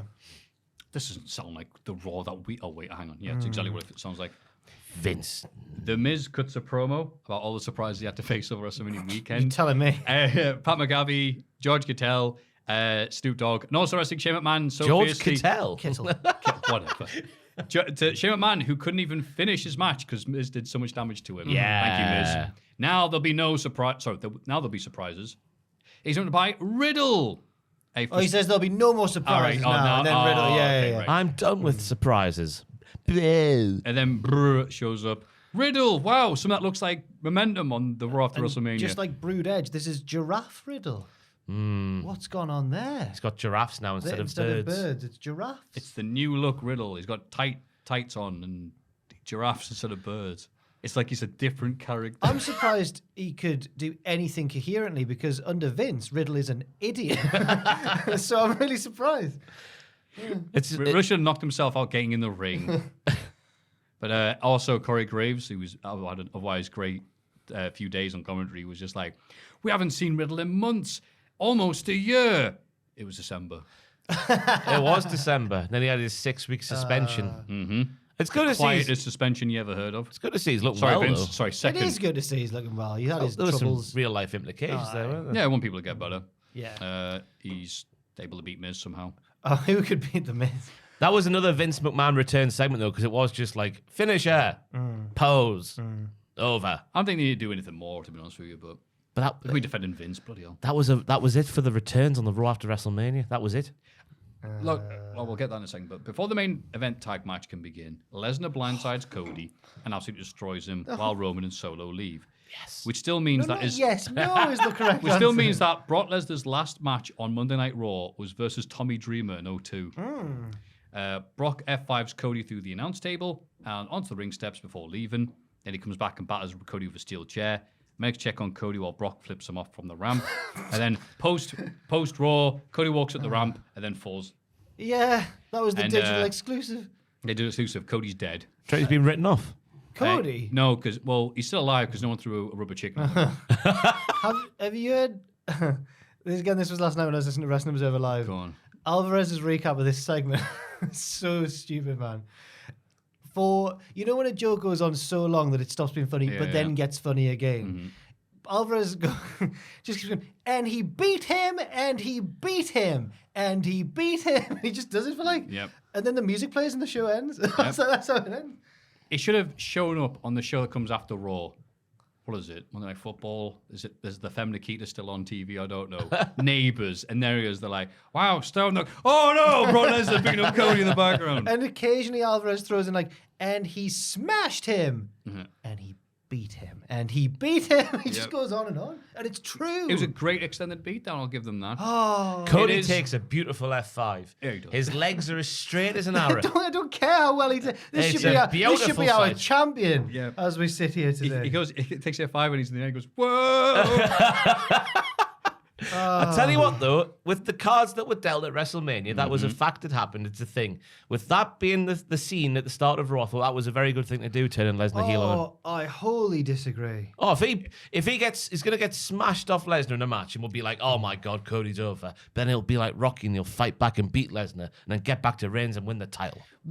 If all that happens, would it still not have been better that he just won on Sunday? But he hasn't, though. Okay, That's what I'm saying. We've been dealt this hand. Let's deal with it. Do you have faith then? This is my next question. No, not now. All right. But do you think that WWE will have Cody beat Lesnar and then Roman? No. No, same. I think they've buried him. If Triple H was in charge, yeah, but not with Vince McMahon. Yeah. It's been a sad few days. It really has been. It's been a great I don't know few what else days, to and say. then some sadness because I feel very deflated, like Jack said earlier, because I'm like, okay, so Cody didn't win. We put up with Drew not winning in his hometown of Cardiff, And I learned to because we're like, accept all that. right, because we're gonna get Sammy beating him. But I was Then fine with Sammy I learned to didn't beat accept him. that. Then And I Sammy learned- didn't and I beat him in learned to Montreal accept because, like, that. oh, okay, because Cody's gonna beat him at WrestleMania. Then they came for Sammy, and still I said nothing. Still have to edit out, like No, that's used for various different contexts. Okay. All right, Brian Kendrick. So so that's like, okay. So now it's like it's not necessarily like, oh, okay, I want this dude to win. It's because everything was set up so it was going to be perfect. It would have been a beautiful end to a story. Despite what the person who says that Pacitti ripped him off was saying on Twitter, goes, I don't know any story that has a happy ending. It's like, what? Oh yeah, Most stories they do. claimed that as well. When does a story have a satisfying ending? Good ones. What the hell are you talking ones, about? mate. That's why we watch. That's why I personally enjoy watching wrestling, because these School of magnificent Rock, stories. Shrek, School Aladdin. of Rock's the first one. School of Rock's one of my I mean, you favorite are right. films. It's a Yeah. brilliant film. Yeah, I'm not disagreeing with you. But it's just like, but now it's like there's nothing set up. There's nothing like in the wings, apart from people like Jey Uso. I'm like, that's going to be a year or so. To be fair, that would be wait. one hell of a story if they continue that and Jay was the one to topple Roman. I don't see it. I don't see it at all. I don't see it happen. I'm just saying if they did, it would be one hell of an ending. And I liked your video when you argued that Jay was the central figure, and I agreed with it until he turned heel again on Sammy. And I was like, right. I recorded it before that, by the way. I know you did. Yeah. Bloody wrestling ruined the wrestling videos. But yeah, there's no one ready for him. Like, No. The only thing they can have is so Cody has to deal with Brock. Okay, that'll be something. The crowd will, the battle of who's got the worst tattoo in wrestling. Fantastic. Could it be Tezzy Ford? What versus Roman? Oh no, not now, because he was Triple H's pushing Tezzy forward slowly, and now It's going to be Vince doesn't Lesnar. care. Oh no, it can't be. He's got Please. no shot. It's written into his stipulation. Oh, I'll change that. Who? Are you saying anything about like? Charlotte Flair. Ah, yeah. We haven't mentioned her. I've seen people saying Gunter. I hope so. I don't. But see he's it not a as well. good guy. No, but He's down a the line, very, he can very, always- very bad guy. Down the line, he can turn face. Okay. Against Roman, anyone's a face. I don't see Gunther No, I getting don't see it like, either. unless they're doing like WrestleMania Backlash in Alberhausen. I'm fascinated. I wish I could like skip forward in time to whenever Roman loses, just to see who it is and whether it was worth it. Yeah. And we'll revisit this moment when it happens. Everything was lined up here. Not like, well, we'll talk about the Whenever thing, the Roman big loses question, the but- belt, remember I said this. We need to revisit this. Yeah, cut time this bit out. and see how we feel compared to now. It So many could things still, on the it show, could still Colin. be good, you know. It could be. It could be. It could things be, that but hell I was now. ready for So it when now. Cody wins the title off Roman in the future, just rewind to this moment Yeah. and watch us. And so the things on Raw right now, like to get you, okay, cool, is the Usos, in the outhouse. They're on because the of private jet. Oh, sorry, the outhouse and the private Eating jet. Yes, sushi. That's right, eating sushi. Okay, that's something to watch. We've got Brock, Cody, and then I don't know, Matt Riddle. Matt Riddle and Miz next It was week. Good. Oh yeah, yeah. And then that, and then seeing what happens with UFC. Those are the things right now. That's okay. So when people talk about this being right on Cage Match for what that's worth, saying that it's the worst rated Raw of all time, I think that's largely because I think there was nothing offensively offensive. Like there's been some really bad No, moments. it's just in what Raw. it This was means. just a very underwhelming It's Raw the and Raw- everything else like that. So people saying it's the worst Raw of all time. Strong disagree. The Raw after WrestleMania hasn't meant what it used to for quite some time. Yeah. Like, But there's always an expectation with the Raw after WrestleMania. You get a few returns and like you'll get a few Yeah. more than just one like feud set up good and proper on the show to carry you through the more- summer. okay, it wasn't a great Raw, but saying it's the worst one of all time, I think it's because so many casual people were watching Raw. I think it's because of what it represents. Like it's so deflating. It's a return to Vince, and it's after Cody just lost. That's and true. I think it's. I don't think it. Obviously, there'll be Raws from like the mid '90s or whatever, which were really bad. But as far as what it means, it's a disappointing one. We have just had like a 9-month stretch of seeing some pretty creative stuff and like some good That's writing. another thing as well. And then this one was like Lesnar turned heel. But you know what? And that was and you know it. what? That build up was great with the expectation that this was going to be it. But it's what Paul deserves. He's made this bed for himself. This is karma for not putting Cody over. anyway, Let's not just so- hope this, because that was the crescendo of the story, wasn't it? right. Thank you. Let's just hope it hasn't gone past it now. Will they find It that? feels will like they it find right that now, peak like- again? Yeah. No, WrestleMania Yeah. Backlash, we're going to get Bad Bunny versus Dom. Yeah. Woohoo. The story always continues in WWE. That's what Triple H said in the He press should not have conference. Oh, said that. shut No, up, yeah, you he idiot. shouldn't. He should not have said that. What a load of bollocks. It made it look like he'd beaten Cody. It's like the story is His story, what his story right now is putting his CV on Monster. I used to like Triple H, mate, and this has tainted him. I like to think there was someone behind Triple H with a gun pointed in the small of his back, making him say that. Because he didn't mean that, did he? The story always goes on. Yeah, he didn't mean Yeah, that. but what's Triple H comedy man supposed to say? Oh, we messed that up, didn't we? Oh, God, what have we done? He's supposed to obviously say something, but it's just like, I wonder it's all part of the game. I wonder whose decision it was to have Roman win. Probably Triple H. I don't know. Well, SRS said it was Triple H's. fair Several enough. Oh, you weeks. say SOS like SOS. Same thing, innit? SRS, I hear him tweeting. Interchangeable, aren't they? SOS, call SRS. Wow. He'll sit on an SCS Hey, sofa. there's always There's a sale on it, dear. there's always a silver lining no matter how bad things get. NXT. Yeah. Scripps is a beautiful segue. Thank Jack. you, cheers. Another confident moment. Indy Hartwell opens the show as the new NXT Women's No, Champion. read the and thing. The subtitle. Scripps is a loser. Script is a loser. Say that. Absolute And he loser. really is this week. Aye. Indy Sorry, I didn't realize you read this. Sorry, Indy opens the show as the new NXT Women's title champion, whatever, whoops. She wants to give Roxanne Perez the first title shot as the crowd chant, "You deserve it, Indy." They're there every week. They know that's not true. It can't be true. I think she deserves it more IRL than she does in kayfabe.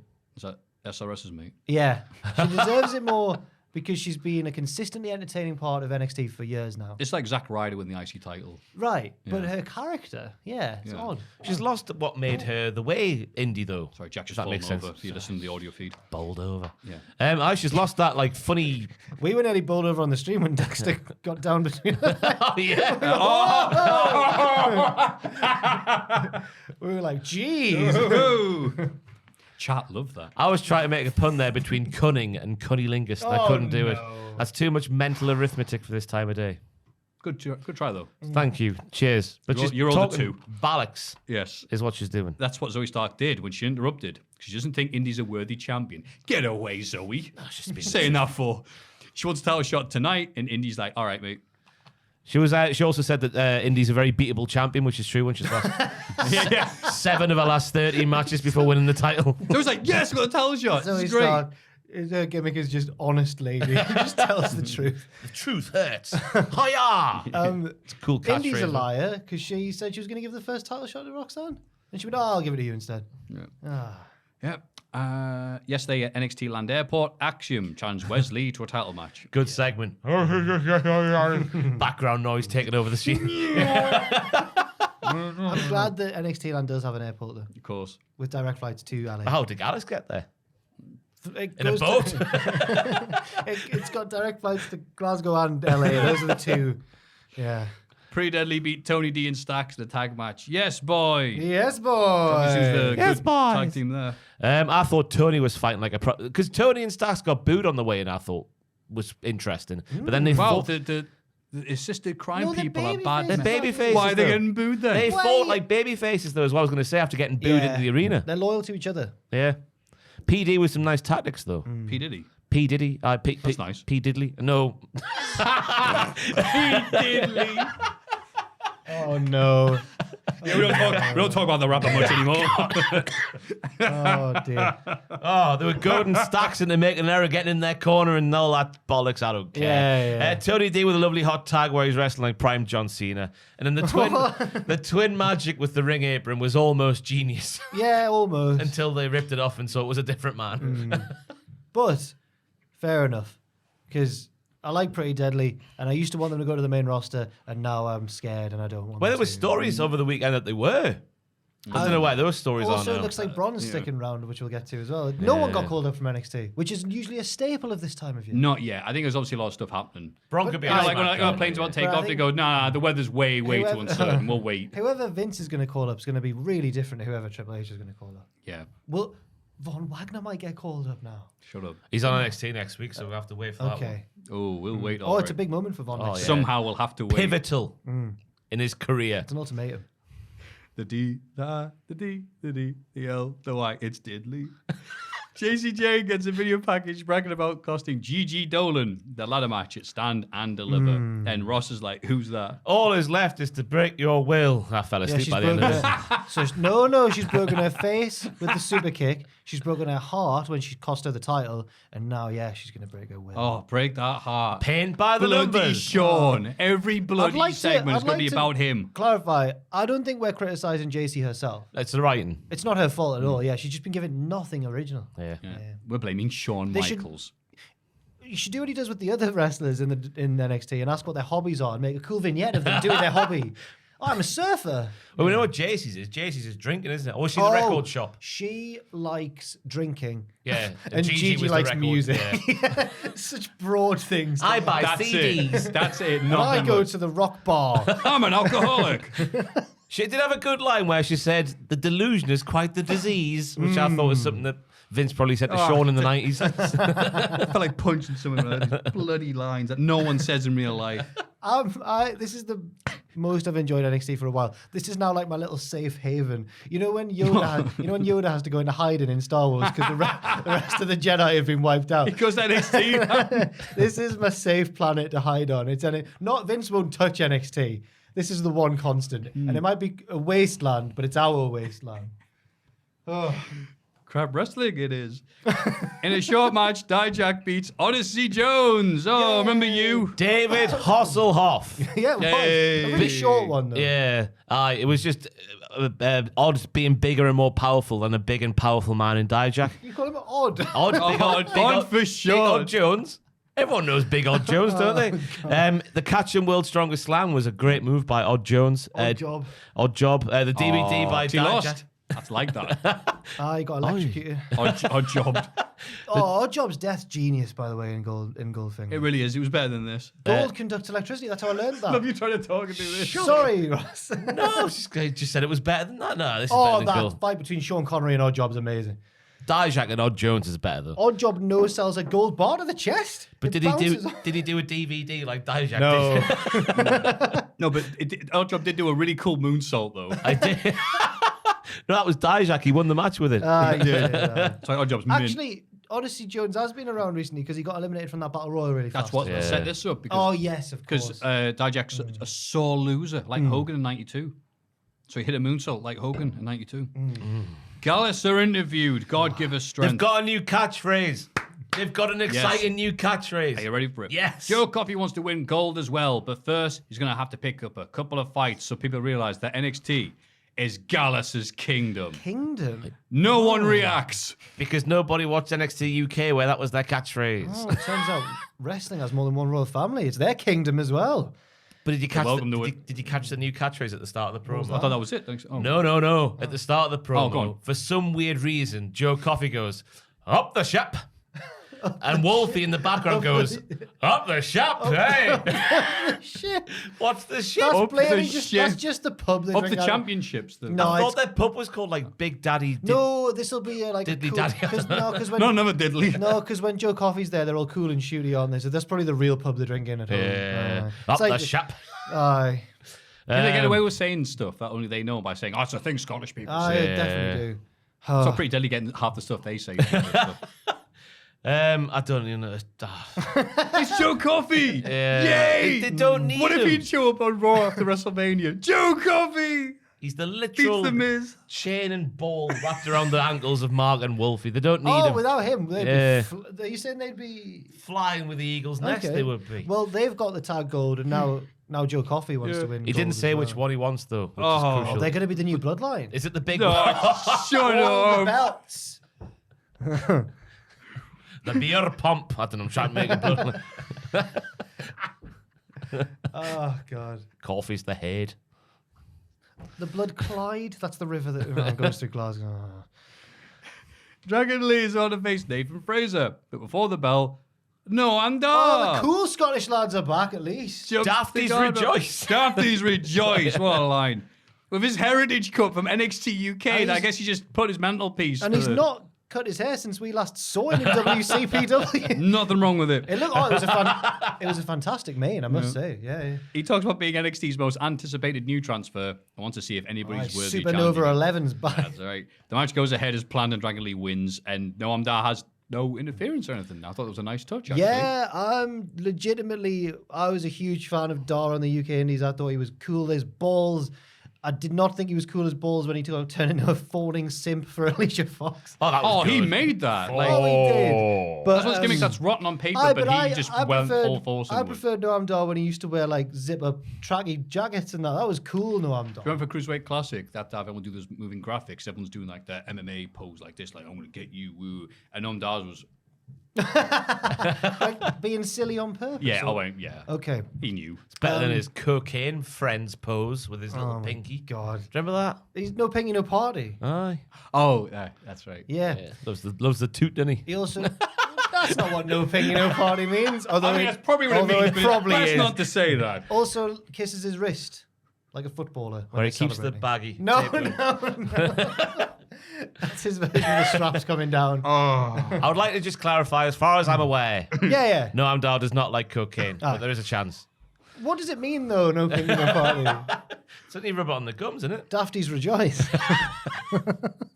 This is much better banter, though, than Gallus. Yeah. I'd much rather silly Noam Cocaine's Dar much than... better than beer. That's what they're feuding over. Real men do toot. Up the toot. There's going to be a vignette where Dar gets booted out the toilets of the man's pub. Like, what are you doing in there? The toilet's for drinking. Joe Coffey just licking the toilet bowl. Look, nothing's safe when Joe Coffey's around. This is a man's toilet. Anyway, the match had some lovely chain wrestling. Let's go back. Nathan Fraser. Toilet chin. Nathan Fraser and Dragon Lee worked well together. Yeah. They had a proper NXT Black and Gold standoffs and everything. It was good. Noam Dar has to hide the cocaine in the back of the toilet like the Godfather. I'm going to need to go for a wee after this segment after laughing too much.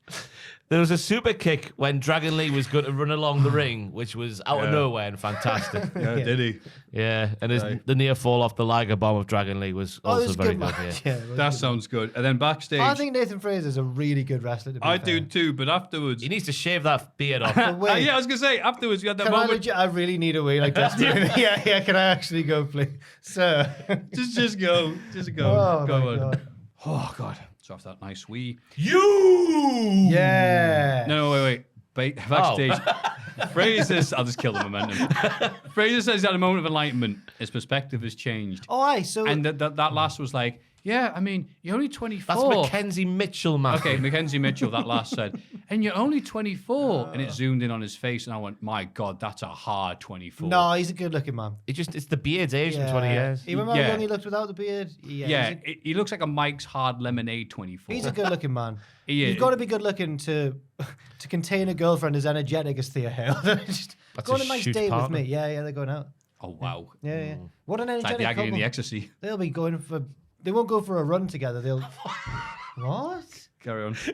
I don't know which one's which. Wow, you know what she is? She's a member of Chase U. I just thought you were going to... They must go for hours, those two. Oh, right. Oh, I just meant that like they'll be a really energetic couple, but now I realise, oh, God. Be like a frog in a bike pump. Oh, no. Andre wants to give Tyler Bate a special shout out for helping them beat the Jism. Duke Delightful Hudson is rightfully annoyed about this, saying he won the match for the team. He did. Andre claims he was about to thank Duke as well, but thought Duke really cared about winning. He knows he doesn't like trophies. Really good management Yeah. there from Andre. Delightful says this is different. The legacy he's created, Chase U is worth honouring. Andre goes, yeah, good point. Next week, you'll be awarded the MVP trophy I'm worried. in a special ceremony. NXT is going to do better ratings than Raw next week. They're gonna gun Jim or something, aren't they? And go, ha ha. Or they're gonna break the trophy over his back. Yeah. Who's Chase U's inexplicable heel turn on Delightful would be amazing. Who's turning on who? Duke will send Andre through the Andre Tron 3000. I don't want He's that. going to give him a trophy and he's going to go, is that it? I want a bigger trophy. What's the point of him saving next week being is- the hero we all needed if he's just gonna turn heel anyway? Take over the university Ah. in his own image. That's what I want to be, the very best, like no one ever was. Oh, like Judge Carlin, Judge Dredd in the mythology of. Wow. My Yes. dad's big on 2000. Where the hell did that come from? My dad Oh, okay. loves Hello, a bit hello, of Dad. 2000 AD. Graham. Sweet. That was a long time ago. Yeah, so ready for that segment next week. The Witches celebrate winning the tag titles with wine and candles. Yeah, I don't know they if do. they celebrate because they were quite rueful. But at the end, they go, now it's time. They cheers their glasses. yeah. They do eventually decide to celebrate. But they were gutted that they didn't scorch the earth. we didn't scorch the earth. When it They will only always took one be- finishing move to beat them, Macbeth. There will always be something. She means there'll always be challenges. And then Yep. the sense, what do you hear the next challenger approaching? Who could it And be? it's Wesley backstage, apparently after the No, segment, no. which is a bit weird timing, is buzzing. because you've seen Noam Dar, because the match of Stand and Deliver was so sick, but now he has to focus on beating Axiom tonight and maybe hitting his finisher on an opponent. Yeah, I couldn't begin to sum up this promo. He had a little thing for everyone. He was like, Ilya's really. It was like the bit in Wannabe by the Spice Girls. And as for me, you'll see, it was like that rap. Yeah. Or in S Club Party. On the floor. John wants the romance. Tina's getting down. Doing her thing. Yeah. Noam Dar, oh, Dion died. Whoa! The Offspring. That didn't. No, that's a bit bad. Huh? I told you the Offspring, the kids aren't all right. He doesn't. No, he doesn't do it. Joe Coffey drank out of a pub. Whoa! Wesley did a flip. Whoa! Yeah, it's like that. Drank off that. It did not work. Are you doing the kids aren't all right? Yes. Mark just sits at home, smokes a lot of pub. Whoa. Okay, right, okay, yeah. Whoa! Monday Night Raw is ruined forever. Whoa! Nothing's free. No. Okay. Yeah. Roman Reigns NXT, beat Cody. okay. Oh, okay. Indy Hartwell beat Zoe Stark to retain the women's title. Oh, it's an upset. But it is. Indy Hartwell won! And Tiffany Stratton interrupts her celebration from the ramp. She can walk. Yeah, that's as far. She's from the ramp. That's as far as she could walk. Bless her. But Indy's instead attacked from behind by returning Cora Jade. Whoa. They get. Wow, the Twitch chat. Really? Well, Hey, chat. Well, Jack, you sound a lot like Ross there. Where's she been? Stevie. Hey, chat. Vince is going to make her a star on the main roster with that gimmick. No, Vince is going to go, who gave you permission to stream on Twitch? So, I've learned that Stevie used to be a member of, Hana Kimura, obviously sadly passed away now, but she was a member of her stable in Stardom, Tokyo Cyber Squad. That's why she's all, so they've taken the cool futuristic internet thing and they've made it NXT. I think that's where this has started, this Stevie thing. So yeah. Anyway. Thank you. It's my favorite promotion, so I've got to keep you updated. Of course it is, yes. Aye. You are a real fan. I tell you, Indy did very little maneuvers in that matchup there. Zoe did all of the work. Yeah, she got the turn the pin on her at the end. Yeah, not a good champion. Why did they all have to be underdogs in NXT? Yeah, they do. All the babyfaces are quite underdoggy. Yeah. Yeah, apart from Braun was. Yeah, he's they're all not, fighting isn't it? from Yeah. below. You're right. It's weird, isn't it? But Or maybe the ladies champions. I'm thinking of Roxanne.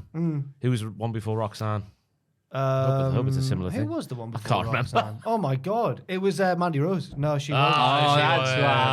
Why do they all have to be underdogs? That's right. The longest reigning underdog of all champions. I miss Mandy, I do as well. In the locker Do you room, reckon it's because Shawn Michaels was relatively undersized in the 1990s? he holds a grudge. Yeah. In the locker room, BJ apologizes to Kiana for not helping her cheat to win at Stand and Deliver, but she is fuming. Rightfully so. Right. Fallon and J-Bay arrive, but it's finally revealed. Adam Cole, Ooh, I J-Bay. like it now. Finally revealed to BJ that Kiana was cheating on him. But Kiana explains that they were never in an exclusive relationship. Which is bollocks, by the way. They were. Manipulative cow. Yeah, that's really. Everyone's wrong in this They weren't situation. booing, they weren't mooing. She thought she could trust BJ, but at Stand and Deliver, he proved her wrong. She leaves and BJ angrily tells his pals to stay out of his relationship. Even though they should have pointed out then, but wait, we can. It's not exclusive. Oh. Three's a crowd. Well, at least Fallon finally said something after weeks of saying nothing. Have you ever been on the subreddit, Am I the Asshole?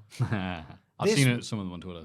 And then there's a poll in each thread which is like, you're the asshole or not the asshole. But there is an option which is ESH, which stands for everyone sucks here. Everyone sucks here in this story. Everyone's wrong. Everyone's in the wrong. Yep. Apart from JB. How's No, BJ? even he. Oh, yeah, BJ's wrong because of the match. BJ's wrong because of the match. Fallon's a terrible friend. Yeah, Yep. Kiana's a terrible girlfriend. Yeah. Yep. JB, I guess, isn't. He could have stopped all this if he was too passive. Yeah. Yeah. He should have taken the reins. He should have done. Like a cowboy does on a horse. Yes. Nothing That's compares what to they the do. thrill of. Oh, yeah. I love a whiskey, I do. But nothing compares to the thrill of riding a horse. Yeah. I love some devil's lettuce, but nothing compares to a horse. As Cora Jade leaves for the night, she's confronted. Oh, God, but they're having a tag team title match next week. Oh yeah, that's gonna be awkward. Even though They're having a rematch against the Witches, I think. Or is it No, I missed that. qualifying match or something. Yeah. I think it's a match against the Witches, a proper one. Oh, that was what they sensed. Oh, that was what they They didn't sensed. scorch the earth. They sense that. Imagine if you just beat them and just set Fallon Henley on fire. We squashed the F now. That sounded Problem like, solved. That was, I could tell that was an impression of Katie Ray rather than that. That was a really good Katie Ray impression, yeah.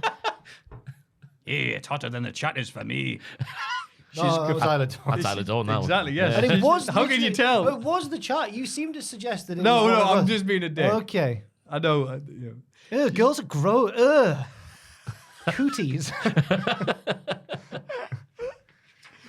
She's confronted in the car park, the deadliest place alive for any NXT wrestler, by Lyra Valkyrie. Lyra Valkyria. Oh, whatever. I'm never going to pronounce that right. She's getting pushed as well. Lyra She's got a proper gimmick Valkyrie. change now.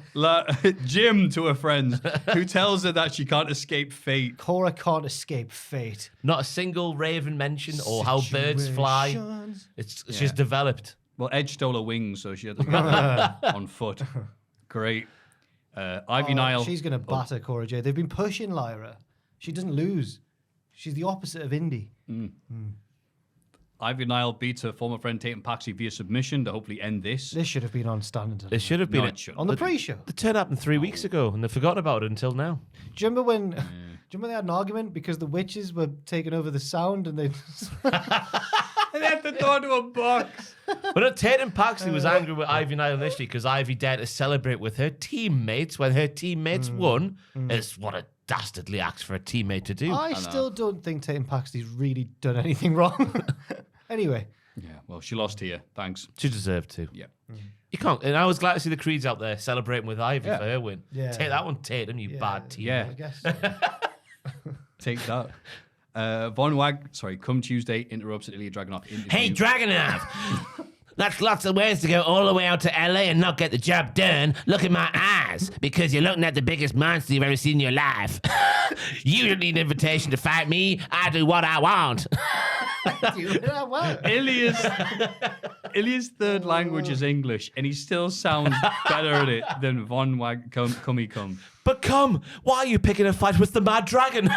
Direct quote there from Robert Stone. Yeah, he is. He's a mad dragon. You lost it. And he went, I'd rather show up and lose than not be invited at all. True. He's like, I'll beat you next week. But if Cum loses, him and Robert Stone are done. Yeah. Stick a fork in them. I reckon he's Stone's gonna, like, hope, yes, I come reckon on. he's going to lose, you know? Yeah. Do you think? Yeah. But where does Cum go from But here? this also feels like a storyline that was going to happen and then they dropped it for a month when Robert Stone was like losing his patience with Von. I think because they look and goes, well, there's no room on the card for this. We'll just wait. No, Sensible. remember the card? There's so much stuff. No, in but I it. don't, on the same day as WrestleMania, you can't have like Okay. this bloated 3.5 hour NXT. I mean, God help us. No, that Stand and Deliver was an amazing show. It was, it had a perfect amount of matches. It was the on. perfect show. Yeah, it was. Exactly what I What are you said. laughing at? Wesley beats Axiom to retain the title as they rate each other's hands afterwards. This match was good. Flips, whatever, cool. Doesn't matter because it pales in comparison to what we get afterwards. Scripps, remember him? Sunday cuts a promo on Axiom over the sound system. He's like, Axiom, I'm going to get you because I am Scripps and I have written your fate already on the typewriter. Blah, blah, blah. I'm going to get you soon. He does the CM Punk in the ring over the ropes and Axiom super kicks him out into the air. He was ready for him. He tells Scripps he's going to There's expose a him. new... The best. After, was it Donde Chen? He's lost his title of the worst run-in. No, he was the most polite running. Boa was bad at run-ins, maybe? Sometime, someplace, I will get you in an undetermined location. Turns out, there he is, super kick. I It was love like this. something from like a scary movie film or something like that. It was so Yeah. slapstick. Yeah. But it was thought- meant to be serious. I thought it was NXT Anonymous. I didn't think it was Scripps. Oh. Because I was thinking Those are two different people, apparently. Because Scripps, Yeah. he got rid of his mask a few weeks ago, didn't he? Like a little promo backstage where he had his face turned away from the camera and he. Oh, I thought he was, but I also thought he was targeting Axiom's mask. Or was it Dragon Lee? I can't remember. Oh yeah, he had it last week. He's got mask envy because their masks are great. Yeah. It Oh, stinks. Oh, he's such a loser. Scripps, you're at Dabba-Kato levels. There is No, nobody he's higher rubbish. on the NXT totem pole. Oh, yeah, there we go. Yeah, so you think Scripps and Dabba-Kato? Or Scripps who's, is a- who's the highest on Scripps, NXT? Scripps The, is the big body Javi's probably the highest. Oh, Yeah. Eichmann Oh. Giro. Oh, wow. God, there you go. Jim when he needed a poo. Because he didn't Right, that's been you, this podcast. What? Because we knew this podcast. Me? The toilet break Oh, Jack. wee-wees, yeah. Oh, okay. Oh, man. Wee-wees. But yeah, no, this was my move of the week. If it wasn't Ross's, maybe you had so much. Oh, I forgot to say. Mine was I Angelo. thought you may have. Mine was There we go. Angelo Dawkins' pounce on Braun. Oh, okay, that's a good one. Is it gonna, So you is it don't have gonna to come put it up? in jokes. Is it gonna come up now though? Is that? Man, it's funnier if it comes up now. My move of the week was Angelo Dawkins' big hit on Braun Strowman. Oh, baby.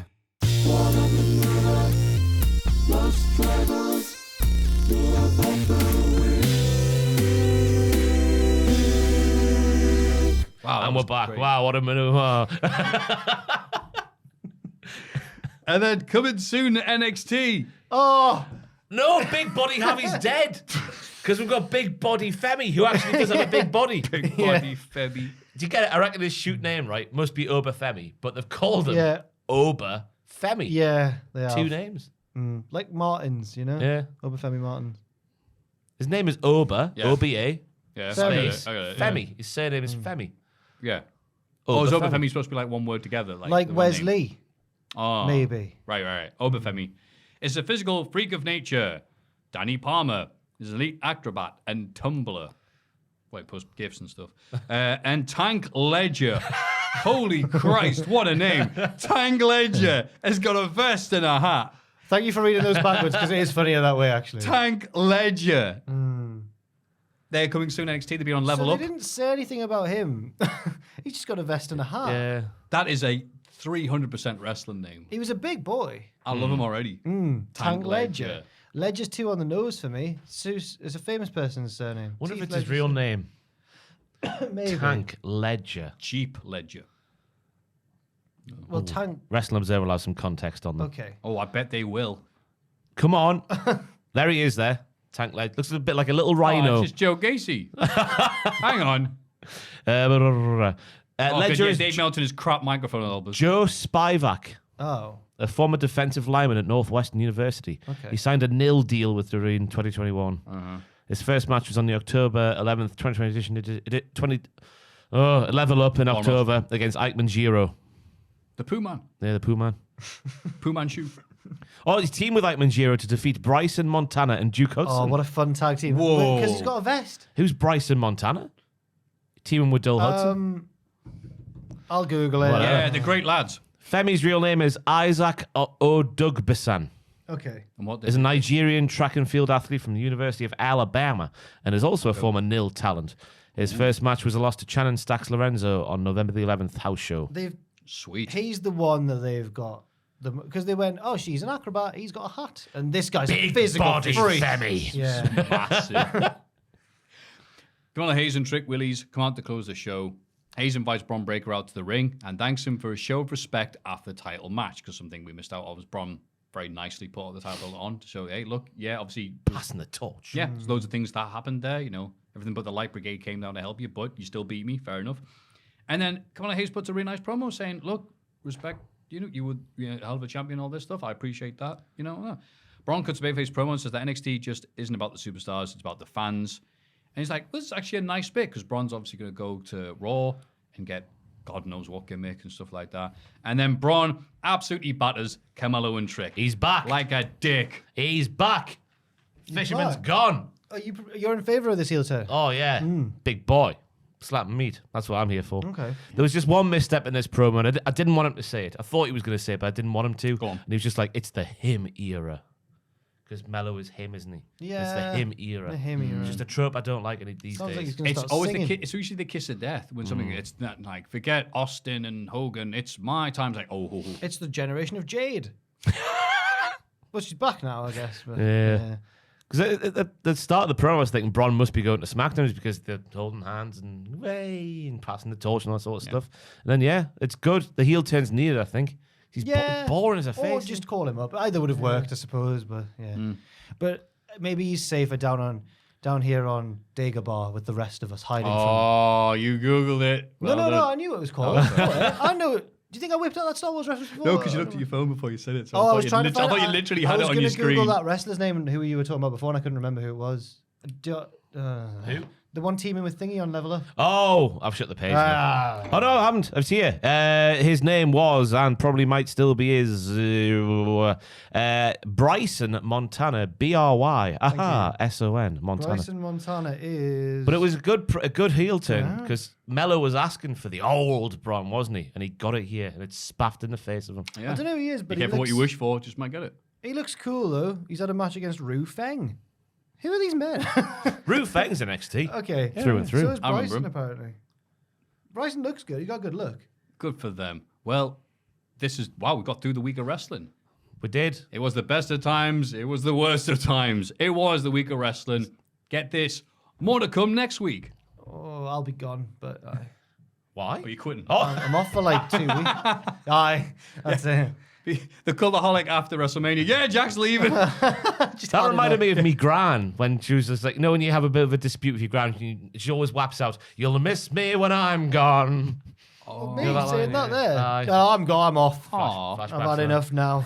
Oh, that's a bit sad. Well, it's been a sad week of wrestling. Honestly, at the end of night one, I was like, oh, this is great. And also midway through night two. Yep. And Is there a trend starting? Because I remember, was it the year when The Fiend? That was night two. Remember yeah. The Fiend? That year had all the heels winning on night 2, didn't it? Oh. Oh, that, Reigns, Edge, Orton. Bryan, right? No, wait. No, the year before. Was it the... No, yeah, 37. Yeah. Yeah, Roman won. Fiend lost. Was the Fiend the face? Orton won against the Fiend. Yeah. All that stuff. Yeah, is there a trend happening where the big heels win on night 2? Yeah, night one's always really happy. Oh, Yeah. Bianca's beat Sasha. Steve Austin's back. I don't know what with the Roman Reigns era currently, so it's hard to tell. Let's say yes. Here's to misery. Lovely. Right. So no expectations for night 2 next year. Yeah. Yeah. Let's have a rummage in our mail bags. Let's have a look in the mailbag. Question 1. Why is Booker T a commentator? Kenneth Palmer.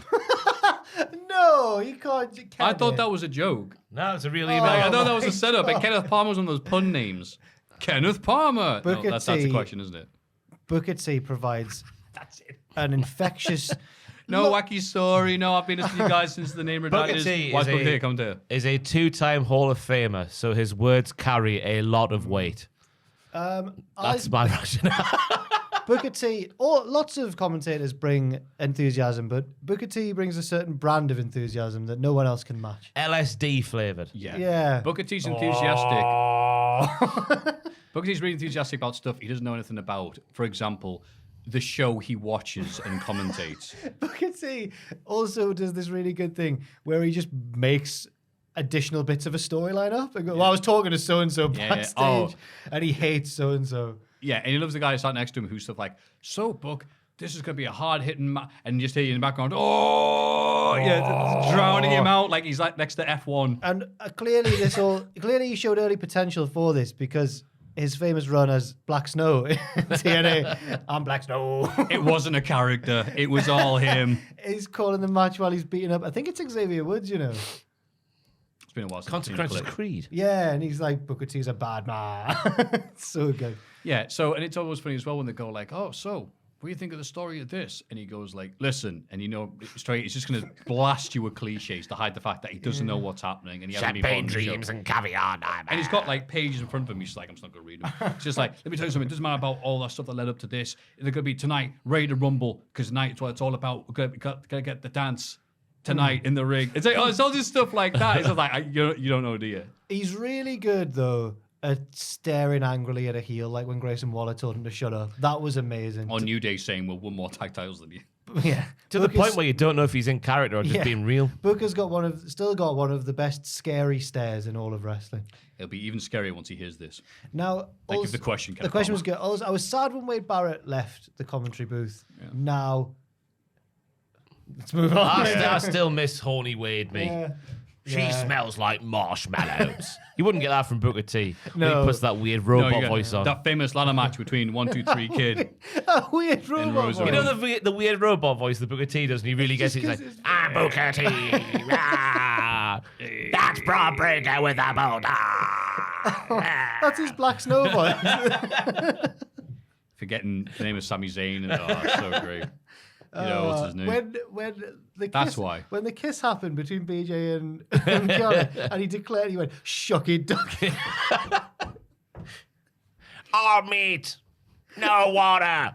What is it? No bread, no water. Oh, Just me. Or just me. Nigel how he feels McGuinness that was day. a lovely addition to Supercard of Honor, by the way. He was really good on commentary, as he always is. Who? Nigel McGuinness. Oh, Nigel. Booker T. Let me tell you something. Oh, God. No honor here in this ring. And that's the only line he's got the entire night. Hello, big fan of the channel. Do you think if wrestlers backstage were to walk out, they'd have a chance of stripping away Vince's power? Do we start laughing now or do I finish reading the question? Can Vince be fired now since he is not owner? Or could he still hold the company hostage? Just trying to find some hope in this horrible situation. That's from Bob Harton. Thank you, Bob. Bob, I won't try and laugh too hard. No chance in hell. No. I don't no know chance in hell. If Roman Reigns, Brock Lesnar, the women don't really count in this situation because Maybe Ronda According to now they're with the Vince, right? UFC. Vince- in Vince's right. mind, yeah, is what I'm saying. All right. Who else is there at the Logan top? Paul. Logan Paul, yeah. KSI, Seth Rollins, Yes, I not so much Mr. now. Beast. Yeah, summoning salt. If they all walked out at the same time, Russell Crowe. The Cinnamon Pope, Toast Crunch. the Pope, the Exorcist, and the demon possessing the Pope. I don't know why I said Brock Lesnar there. There was that rumor when Vince left back in the summer that he walked out, didn't he? They confirmed it, didn't he? That Yeah. he did, and he had to be called back in. Yeah. But that's just Brock. It's like, hi, I'm going to treat this like it's a business. Yeah, okay, cool. Pay me. All right, I'm back. Yeah. Even if that happened, they still wouldn't budge. Now they're joined with the UFC, who are even more tight on that type of control over fighters having any control over Yeah. that. Sorry, I say UFC, obviously I mean Endeavor, but still. I think Yeah, they've got no power whatsoever. I'm assuming that, like, I don't know the ins and outs of it, but I'm assuming that he can now be sacked because he's not in charge. But the way that bloke, I can't remember his name again, the guy who owns I keep Endeavor. wanting to say Ariel Helwani, Yeah. but it's sort of like The that. guy, you know, the guy, Captain Endeavour. the guy on the stool next to Vince. Yeah, Captain Endeavor. Ari Daivari, the richest man in professional wrestling. He said that the whole way he's been talking is like Vince is back in his rightful place. He was about to lose his place in the wrestling world, and we were like, "Aye, it was so close. It was good." It's not a bit of snatch, like, not exactly Mr. Current Affairs, are you, Turkey? Yeah. Like, you know why he's not being... I'm assuming this has made everyone involved at the higher level a lot of money and probably good. Yeah, why is this all happening? Capitalism. Yeah. Hi. So no, I unfortunately, Make sure you like and subscribe. I just cannot foresee any situation where Vince is fired. No. Yeah. If he wasn't able to be fired before, now... Yeah. I was going to say the fact he's got in this position in the first place with everything that's happened and the reason he did leave last summer. He's untouchable, isn't he? Yeah. Yes. Oh. Good times. Thank you for the question. Hi, lads. I hope you are doing well. Oh. I know you probably have different opinions than me on this, but I really dislike the finish to Cody versus Roman. Blasphemy. How can you say such a thing? This includes both the result and how it was done. Yes. I believe that both men would have been better if Cody had won. Him losing deflated me, and I'm going to pass on watching WWE for a while. Fair enough. While keeping up with the product through you lovely chaps. Good! Wait, isn't this good news for us? Yeah. Shouldn't we be happy about it? Oh, I'm not watching Raw, but I'll watch Cultaholic. Hell yeah. I'm always buzzing when like The Rock or someone comes back because it's good for us. But I know sometimes I have to pretend to be annoyed because the product suffers. But yeah, Good. yeah. It did make me think of similar situations in other forms of media. So my question is, when has something happened on a TV show or movie that you were watching that you believed was the wrong decision by the writers of the show, and how do you think it should have been done instead? As examples, probably ones include the endings of How I Met Your Mother. I never watched it, but I hear people hating that ending. Or Game of Thrones. That was my one. I feel Damn agree. it. Thank you ever so much for all you do, and hope you're still going strong at this point of the podcast after talking about all the wrestling. Happy diddles to you all. Happy diddles to you too. Yeah.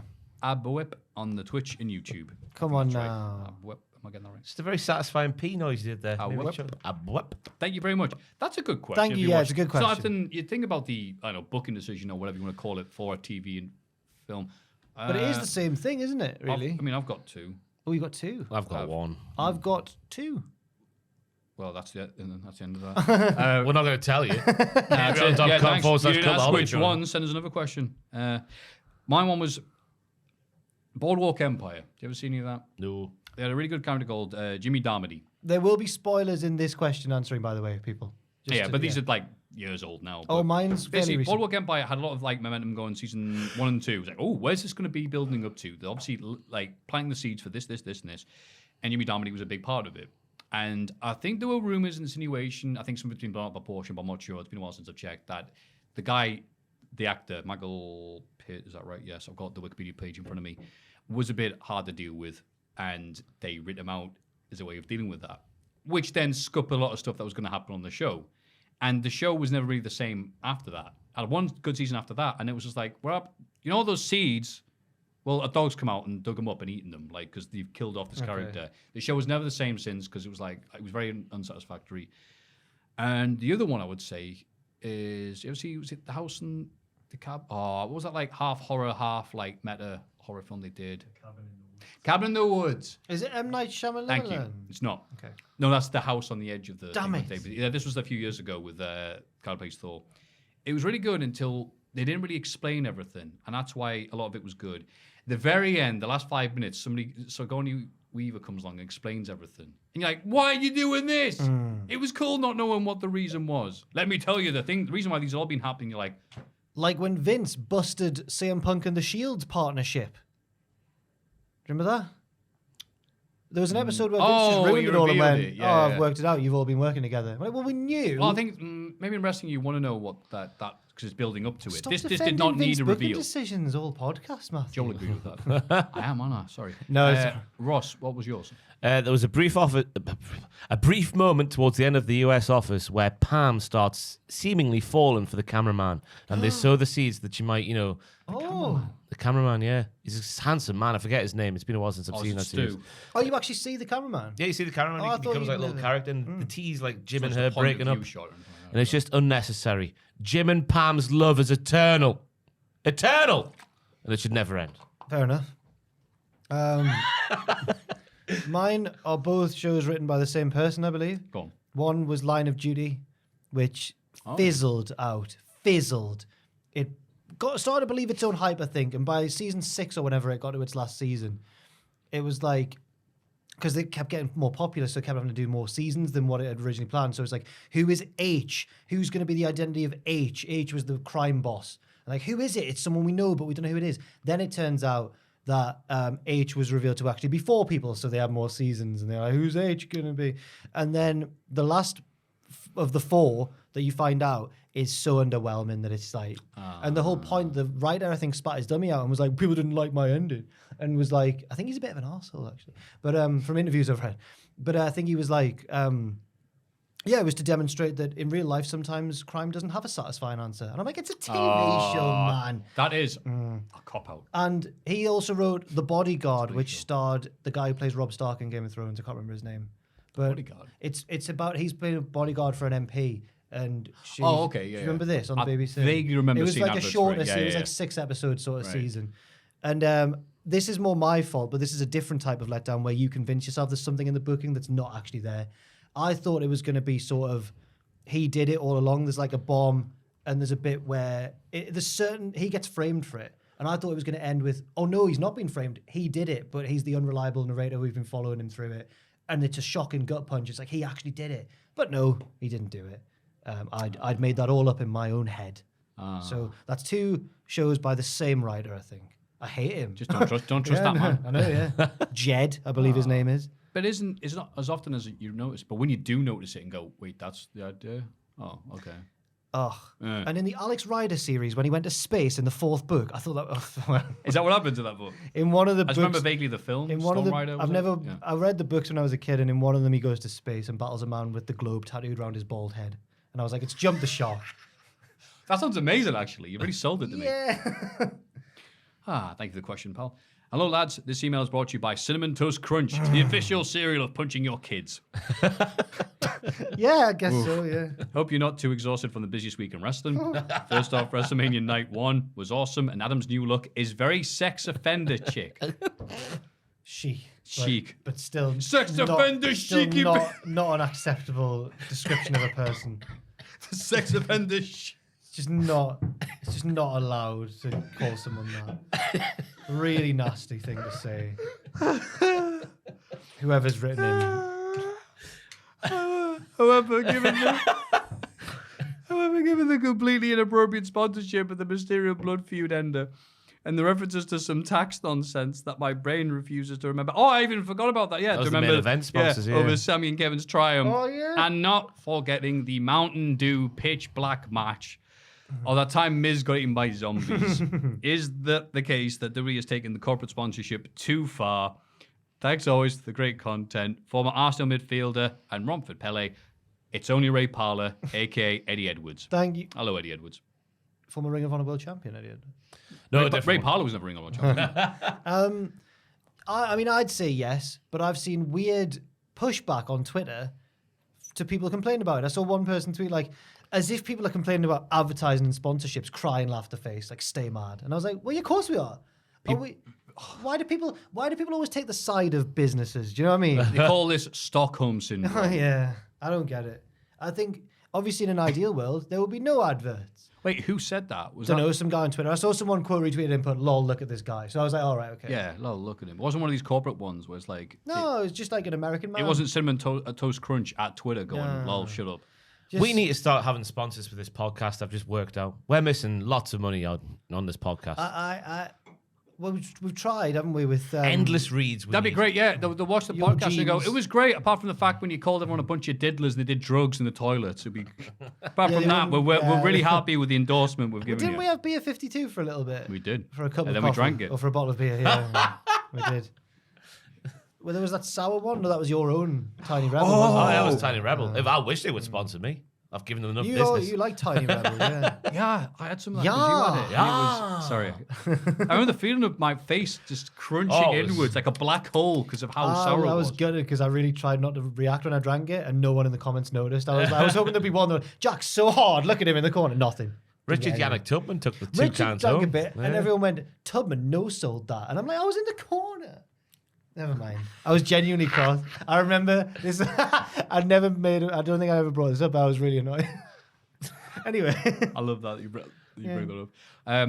Corporate sponsorship too far. In a word, yes. Yes, it has, yes. But It has. also- Especially night 2 when there was 30 minutes of just adverts. Yeah, they need to place it better as well. Like Yeah. not in a match like Dom versus Ray, for example. Yeah. Yeah, but sadly, it was the most profitable WrestleMania of all time according to them because they got 20 million just from adverts. Yeah, it's going to only get It's worse. not going away. Oh. Unlike Russell Crowe, who is going away off my screens. I will Should never I just watch that film. Thanked him in his press conference. I'd like to thank Russell Crowe. Did he? He went, I'd like to thank the Pope's exorcist for sponsoring. And he was there in the crowd going, yeah, all right. Poor Nick Hausman. What about him? Getting I bullied. bet he had a raging boner when this. Nick Hausman obviously was the one who CM Punk Yeah. used as his launching pad, even Yeah. though Nick was like, what? And he keeps on showing up the wrestling press conference. What did he do with the Raw one? He asked Roman and Paul Heyman about the takeover, and they went, what are you doing? Paul Heyman went, aren't you the guy who ruined that other press conference? And they just laughed at him. Just Roman's Paul like, Heyman- you should. Do you want to do some improv now? Do you want a bit of improv now? Eh? So they know. They know. That's great. Nick Nick would've was like, been- no, I've got a job to be doing. Yeah, Like, yeah. hey. He asked like the proper question, and they just laughed at him. And I Is felt he going to bad show for up him. with like a fake mustache? Oh, Hick Nausman here. it's Nick Bungalowman. Boo. All right, sorry. Bungalowman. Oh. Took a while for the penalty drop there, but it did drop in the end. For more quality content that you can sponsor, please send your quotes, your theories, everything else to mailbag@cultaholic.com. Interestingly, I went to school with someone whose surname was indeed Flatman. True story. He's now a butcher.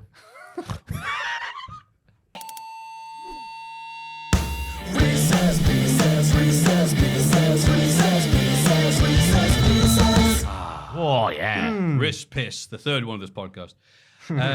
Hello, the kick chaps. Oh, that's good. Hello, the kick chaps. Thank Very you. pertinent. Yeah. And happy Mania season. In the spirit of the granddaddy of them all, I thought about several terrible Mania main events and wanted to ask the question, if you could pick another match from the undercard to replace the main event, which would you choose? I've given you the main events and several options from the respective cards, but feel free to insert your own choice. It's your podcast. I'm not your dad, and I can't tell you what to do. Thank you. Okay. Be great for check. Maffew's dad. Oh, damn it. All right, so let's go through these. Mania 13. Undertaker versus Psycho Sid Come with on the now. brown tights. Come on now. From the undercard, Ahmed Johnson LOD versus the Nation of Domination. No. Yes. Owen Hart and Bulldog versus Mankind and Vader. No. And Bret Hart versus Stone Cold. Oh, that one. That Chicago street fight. Is that the one where Farouk just takes that bump off the apron? Is that the same match or is that a different one? What do you mean? Which I one? don't know. I'm not talking bollocks. But don't know that which one, one the you- Chicago street fight, Yeah. shoulder pads. Yeah, they everything. get the proper fire extinguisher and really kill people with Stop it. 'cause- lionizing this match, guys. really good. Oh, it's an amazing match. It's a David Hasselhoff. Yeah. But it's also Bret Hart versus Stone Cold, one of the most important matches of all time in terms of WWE. So I'll go with Bret. Just be biased as hell. Mania X8. This might be a really quick one. Triple H versus Chris Jericho. Would you replace it with Kurt Angle versus Kane? RVD versus William Regal. I don't know. The Rock versus Hogan. Yep. Oh, yeah. Rock versus Hogan. Thanks for sending that in. Hogan No, versus they've been Sid. really nice and charming in the question. Now we're laughing at their question. But bless you. Nah, Regal's time was then. Hogan versus Sid at Mania 8. Would you replace it with, this is a bit harder, Shawn Michaels versus Tito Santana, Bret Hart versus Roddy Piper, or Randy Savage versus Ric Flair? I would replace it. You know what? Actually, I prefer. It's not as much of a main event, but I'll just go for it anyway because I prefer the match. Hart versus Piper. I was going to say Hart versus Oh. Piper. Emotional roll up. But then you've got that moment with Elizabeth and. Oh no, it's Flair. Sorry, it's Flair and Savage. Yeah, I'd say Savage Flair, to be honest with you. Okay. But No way. Hogan was on the way I out. would never have thought you would have said that. There was a chance for Bret Hart to get another main event under the belt. Bret Hart for the IC title versus Roddy Piper, or Randy Savage with Ric Flair for the world title. No, but you know. Yeah. The Miz versus John Cena at WrestleMania 27. Replace that with Edge versus Del Rio. Don't be silly. Somebody win the Royal Rumble and headlining. Randy Orton versus CM Punk. Wow, that was at WrestleMania, wasn't it? Or Undertaker versus Triple H. Yeah. End of an era. No, that wasn't 27. Damn it. 27, the one where Taker couldn't walk afterwards. That one. Yeah. I would replace it with The Miz versus The Rock. What should have been the main event? Miz versus Miz The versus The Rock. Rock. Miz versus The Rock. Yeah. The Miz was cutting promos on The Rock in the build-up. Well, it was all about The Rock and... It was a great build-up show to next year's WrestleMania. Yeah. Which is what this year's... Oh, God. Bollocks. Edge versus Del Rio. Why not? he beat up a Rolls Royce. I don't think any of them should be headlining. No. Mania 25, Triple H versus Randy Orton. Money in the Bank ladder match won by CM Punk. The second time, I believe. Yeah. Cena versus Big Show versus Edge.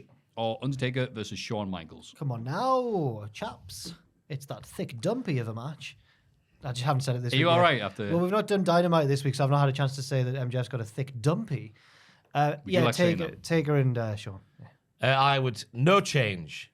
Because you wouldn't get the greatness that was the fire under the arseholes of Undertaker and Shawn Michaels to produce the greatest Oh, wrestling what a shout. That's a good point. Oh, okay. They would got have me just there. had a crap match. Because they wouldn't have been like, follow this, because no one's following them. They would have phoned it in. I've had Cena versus Big Show versus Edge for the love of Vicky Guerrero.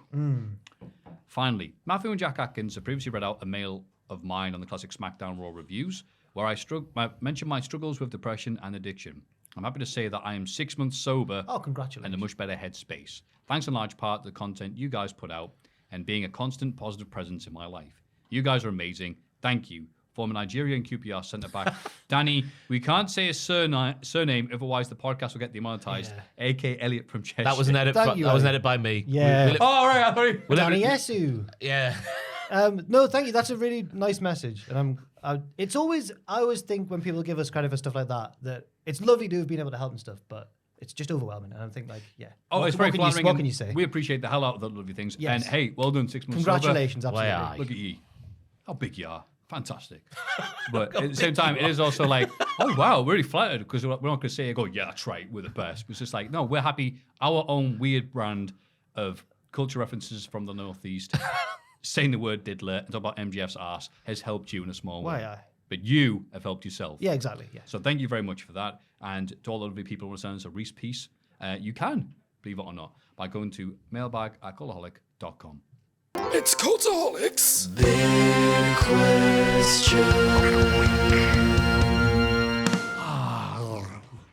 Shoot us in the head. It's the end of the podcast. Or is it? Just a quick shout outs to our lovely producers, Reno22. Up the Reno. 2-0. And Noah Anderson. Up the Anderson. And up the Shap. Up the ship. That's what we do now. Yeah. Up the shop. The big question on everyone's lips this week is, of course, should Cody have beaten Roman.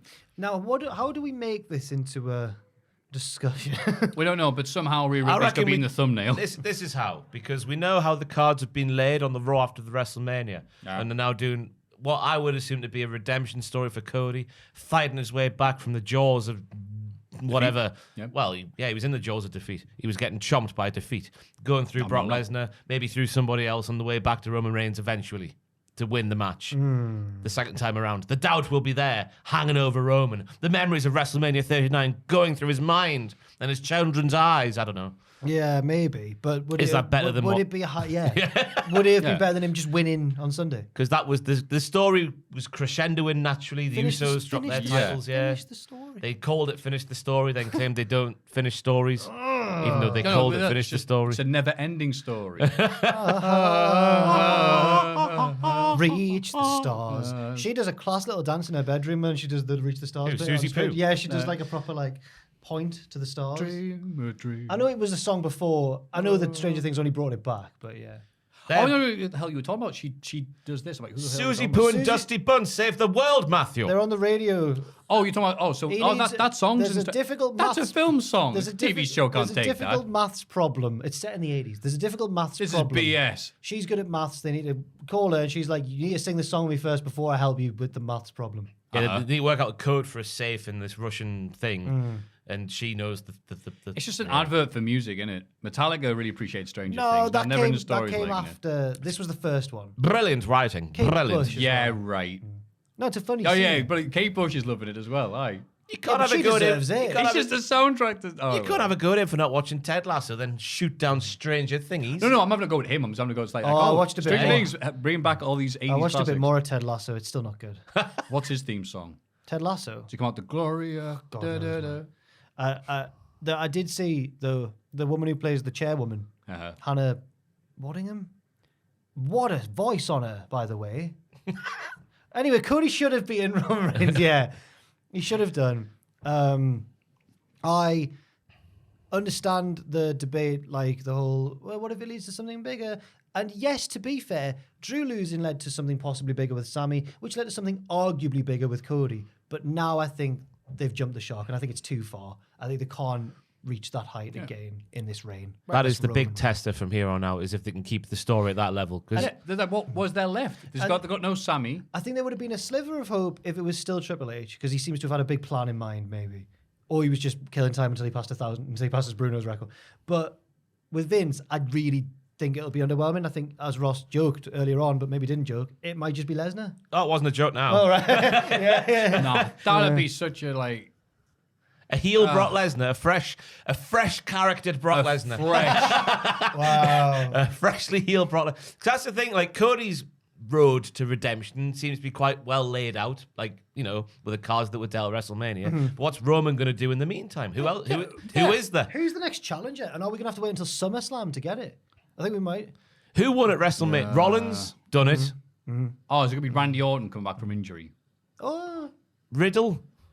He had his shot. He blew it. yeah, he's had a shot. I don't think they trust him to put in that position. Austin Theory's the US champion and a heel. Elias is Cold. dead. Stone Cold. Who is there? Who is there? Not The Rock. Braun Breaker. This is the 50-year-old Rock coming out. He really Well, is a granddaddy of them all. Lashley's had a shot, right? Imagine if. Has Lashley had a shot? Yeah. Wait. No. Well, No, Brock, they were wasn't it? teasing it a while ago. Yeah, it was and then Brock, Rock wasn't won I'm it. not going to get that excited for Lashley anyway. I don't believe he can do it. I don't believe. They were teasing a while ago. Look, remember the hurt? Remember this? And then it just nothing happened.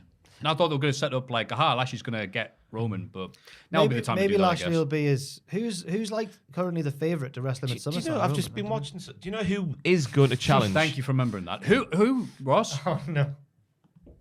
Need more. We want Ryback.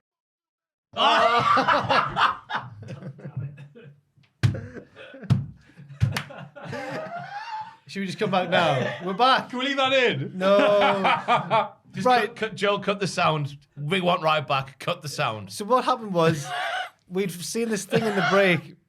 Where did you find it on Ryback's own? Someone shared it on their work chat. Just, you know, because it's funny. Because Ryback is trying to angle himself to get a shot at Roman Reigns. What happened there was Ryback swore and we didn't realise he was going to swear. We didn't think he knew how to swear. Ah. So Ryback could win the title, get revenge for not winning it back in 2013 in Hell in a Cell. Because he explains in this TikTok video on his official TikTok channel, he has Ryback. Go on, you got What's this. he done? You got this. He's done shell shocks to Let's go, Ryback for Reebok. days. Yeah, Yeah, he's Roman's kryptonite. yeah. He's really casual about it as well. He's like, I used to beat the Shield 3-on-1, especially Roman. I could batter Roman now if I wanted to. And which you agree with, Maffew? Famously, That's the hill you're going to die on, isn't it? you think Ryback should have been WWE champion? Well, this is his time. Damn it, I have to be a man of conviction and stick by my word. Yes, I, Maffew of Sound Body of Mind, think Ryback should be the don't put him in the thumbnail. Imagine if he was the one. Don't, Joel. He's laughing. Feed me more. Lashley. Could we have Cody and Roman and then just in the corner, just Ryback's little head in the corner of the thumbnail? Come Tuesday. No. He's losing his man. What? He's not going to beat Roman Oh, he could do. without Rob. Get his dancing shoes. Bring me the most unover guy in NXT. Imagine the scenes. Imagine the scenes here if Von Wagner was the one to beat Roman He's Reigns. how tall he is, though. Yeah. Oh, shut up, You know Vince. what? There is actually an outside chance just because he's just so Omos. big and tall. Omos. Almost. He lost at Mania. Oh, they're all getting title shots, aren't they? So, yeah, sure. Man. Omos versus Reigns. I would have. My only possible solution in my mind was a long build for Montez Ford when it was Triple H, but now I've got no idea. Otis. No, Represent the MMM. Ortiz. he's not. He looked lovely on Raw this week. His hair was coiffed. It's probably going to be Brock Lesnar. It's going to be Vince. Yeah, Who do you want it to be, though? Cody Rhodes, but it's too late now. No, if Cody beats Brock Sami Zayn. and then gets the rematch against Roman, it could be selfish. I'll take it. It's just yeah. everything was poised. The goal was a mile wide. Ah. The ball was one of those inflatable ones you see at the beach, and they still hoofed it over the fence. Oh, dear me. Jey Uso. That's what I'll say Okay, I want. fair enough. Because the story's there. It can still make... Because Roman can now, proper disown the Usos because they lost their titles. They can turn naturally babyface. There is a seed Jey there, Uso, isn't there? yeah. With Jey the Uso segment do on it. this week's Raw, there's a seedling. You think Jay is going to do it, but Jimmy's going to stay loyal? Jimmy needs... They're in the same womb at the same time. Maybe No, but that's Jimmy- it. One of them's going to be. maybe One of that's them's a always going to crucial- kiss ass for Roman. Maybe if this happened, this would be a crucial beat in the storyline where Jimmy defects to Jay's side. Then he joins up with Kevin Owens and Sammy. They're like, "You gotta be kidding, right? We've done this before." And he goes, "Oh, hang on, you guys turn each other all the time." He goes, "Yeah, but Oh, it's different." man. But to answer the big question, yes, Cody should have probably been. Yeah, he should have, yeah. Yeah, it would be nice, and it would be a hell of a lot more interesting than watching Roman do the thing he's been doing, which hasn't been tedious or anything else like that up until now. When I'm realizing I'm gonna have to wait months for the SummerSlam. It's only, chance that he might be losing. only it. 50 days to get to 1,000. Woohoo! Well, I think that's what they're waiting for, isn't it? Just to say... Because he's not going to get a Bruno. That's When's Bruno? 3,000 or 4,000, isn't it? Bruno's was 6 years. Well, I'm just. Don't pull that face. Oh right. Wait, was it? Or was it longer? Was that the cumulative time, or was that one of his reigns? One reign was 7 years, wasn't it? Wow. I mean, they could if they wanted to. Yeah, I'm even checking. I'm Why intrigued would to we see beat if... Bruno? They've made the peace with him. I'm intrigued to see He if, still holds a grudge. if fans start to proper resent Roman like they did way back in the day when he had the blue eyes. That's what I'm interested to see. But they'll just say it's good heel work. But they can't though, can they? Are they going to use CGI? We'll see and hear with our eyes. You know what? Are they going to use CGI like when they brought ABBA back for a tour and then have Roman Reigns take on Roman Reigns, where he used to be back when he was booed and he wasn't supposed to be? The one who should do it, who's always had Roman's number, is Seth Rollins. But he's already had. We've just said he's We've already had the done shot. Damn it! He beat him. It's like UK TV Gold. It just repeats. He beat him by DQ. The Fiend. Yeah. No. It's not going to be this. LA Knight! Yeah! Oh, there it is, Yeah! Now there's a redemption story. Left off the WrestleMania where it was named after him in the place. That made no sense. Imagine a few It's years time for ago. me to leave this LA podcast. Knight Stadium. Imagine a few years ago. Oh, Eli Drake's going to beat Roman Reigns. Yeah. Yeah. Anyway. Shoes of a champion. Yes. Wade Barrett brought that up on SmackDown a few weeks ago. Such a good promo. Who else is a good promo? Talking to you, lads. It's been a good one. It's obviously been tiring. You guys have been worked so bloody hard. And everyone in the office as Everybody well. in the office as Right. well, including yourself, Joel. You and Yasani have looking great together. Appreciate all the work you put in, lad. But obviously, you guys a bit tired, has to be said, just to be unreasonable. But also appreciating how great wrestling can be. at this time of year. When you got your mates, all the lovely people in the chat, horny as out, all ready to watch the best wrestling, the biggest wrestling. Mind ourselves, why we're fans of wrestling. It's been a great week. Yeah, everything's happening horrible with Vince and his bloody tash, which doesn't quite line up. You got 11 billion quid, you can't get a tash. Ha ha, ha ha ha ha. But about that aside, we had the IC title match. Yeah. We had Bianca Belair, we had Asuka, Charlotte. Rhea. even bloody Charlotte was good. There were so many great things. Oh, on this this. Why is we're sweaty fans. arse. Oh, it's a sweaty I know we've arse. not mentioned it, but Eddie Kingston and Claudio had a lovely match. Eddie as well, Kingston and didn't they? Claudio. Aye. The 10,000 indie shows that drew some of them drew 4 people. Literally in a car park. Literally 4 people in a literal car park. All these things remind us why we like wrestling as much as we do. Wrestling will live on.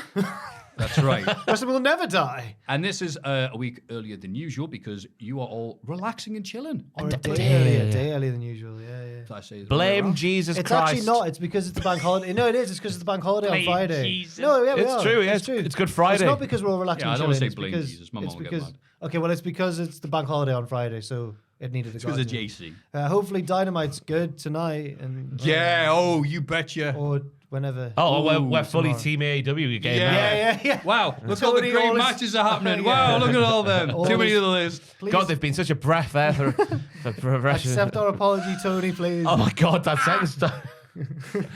Such a breath of fresh air. for So, wrestling. Jack, do you have anything? God love you until you have your little break. No, it's like, it's tomorrow it starts. So, no, I don't. You do. Oh, We saw yesterday. yeah, sorry, I do. I thought it was out already for some reason.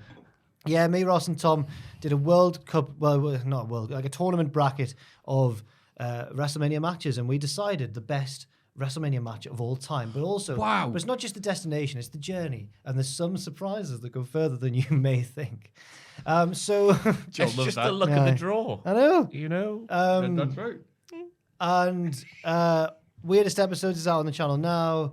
And yeah, I'm doing my charity walk. So if you want to donate or share it, that's the pinned tweet on my Twitter at Jack the Jobber. That's the Just Giving page. Bloody lovely. Thank you. Good luck. Thank Good you. luck, because you'll need it. And thank you. I for, will not. Then thank you for the little cameo in the weirdest episode malarkey with Floyd Mayweather, Senator Mayweather. Oh yeah. That was Luke. That was Luke who did that. Yeah. But thank you for watching. Always, man. Thank you, man. And Cheers, man. Ross, what have you got for us? Always, man. Always, Yeah.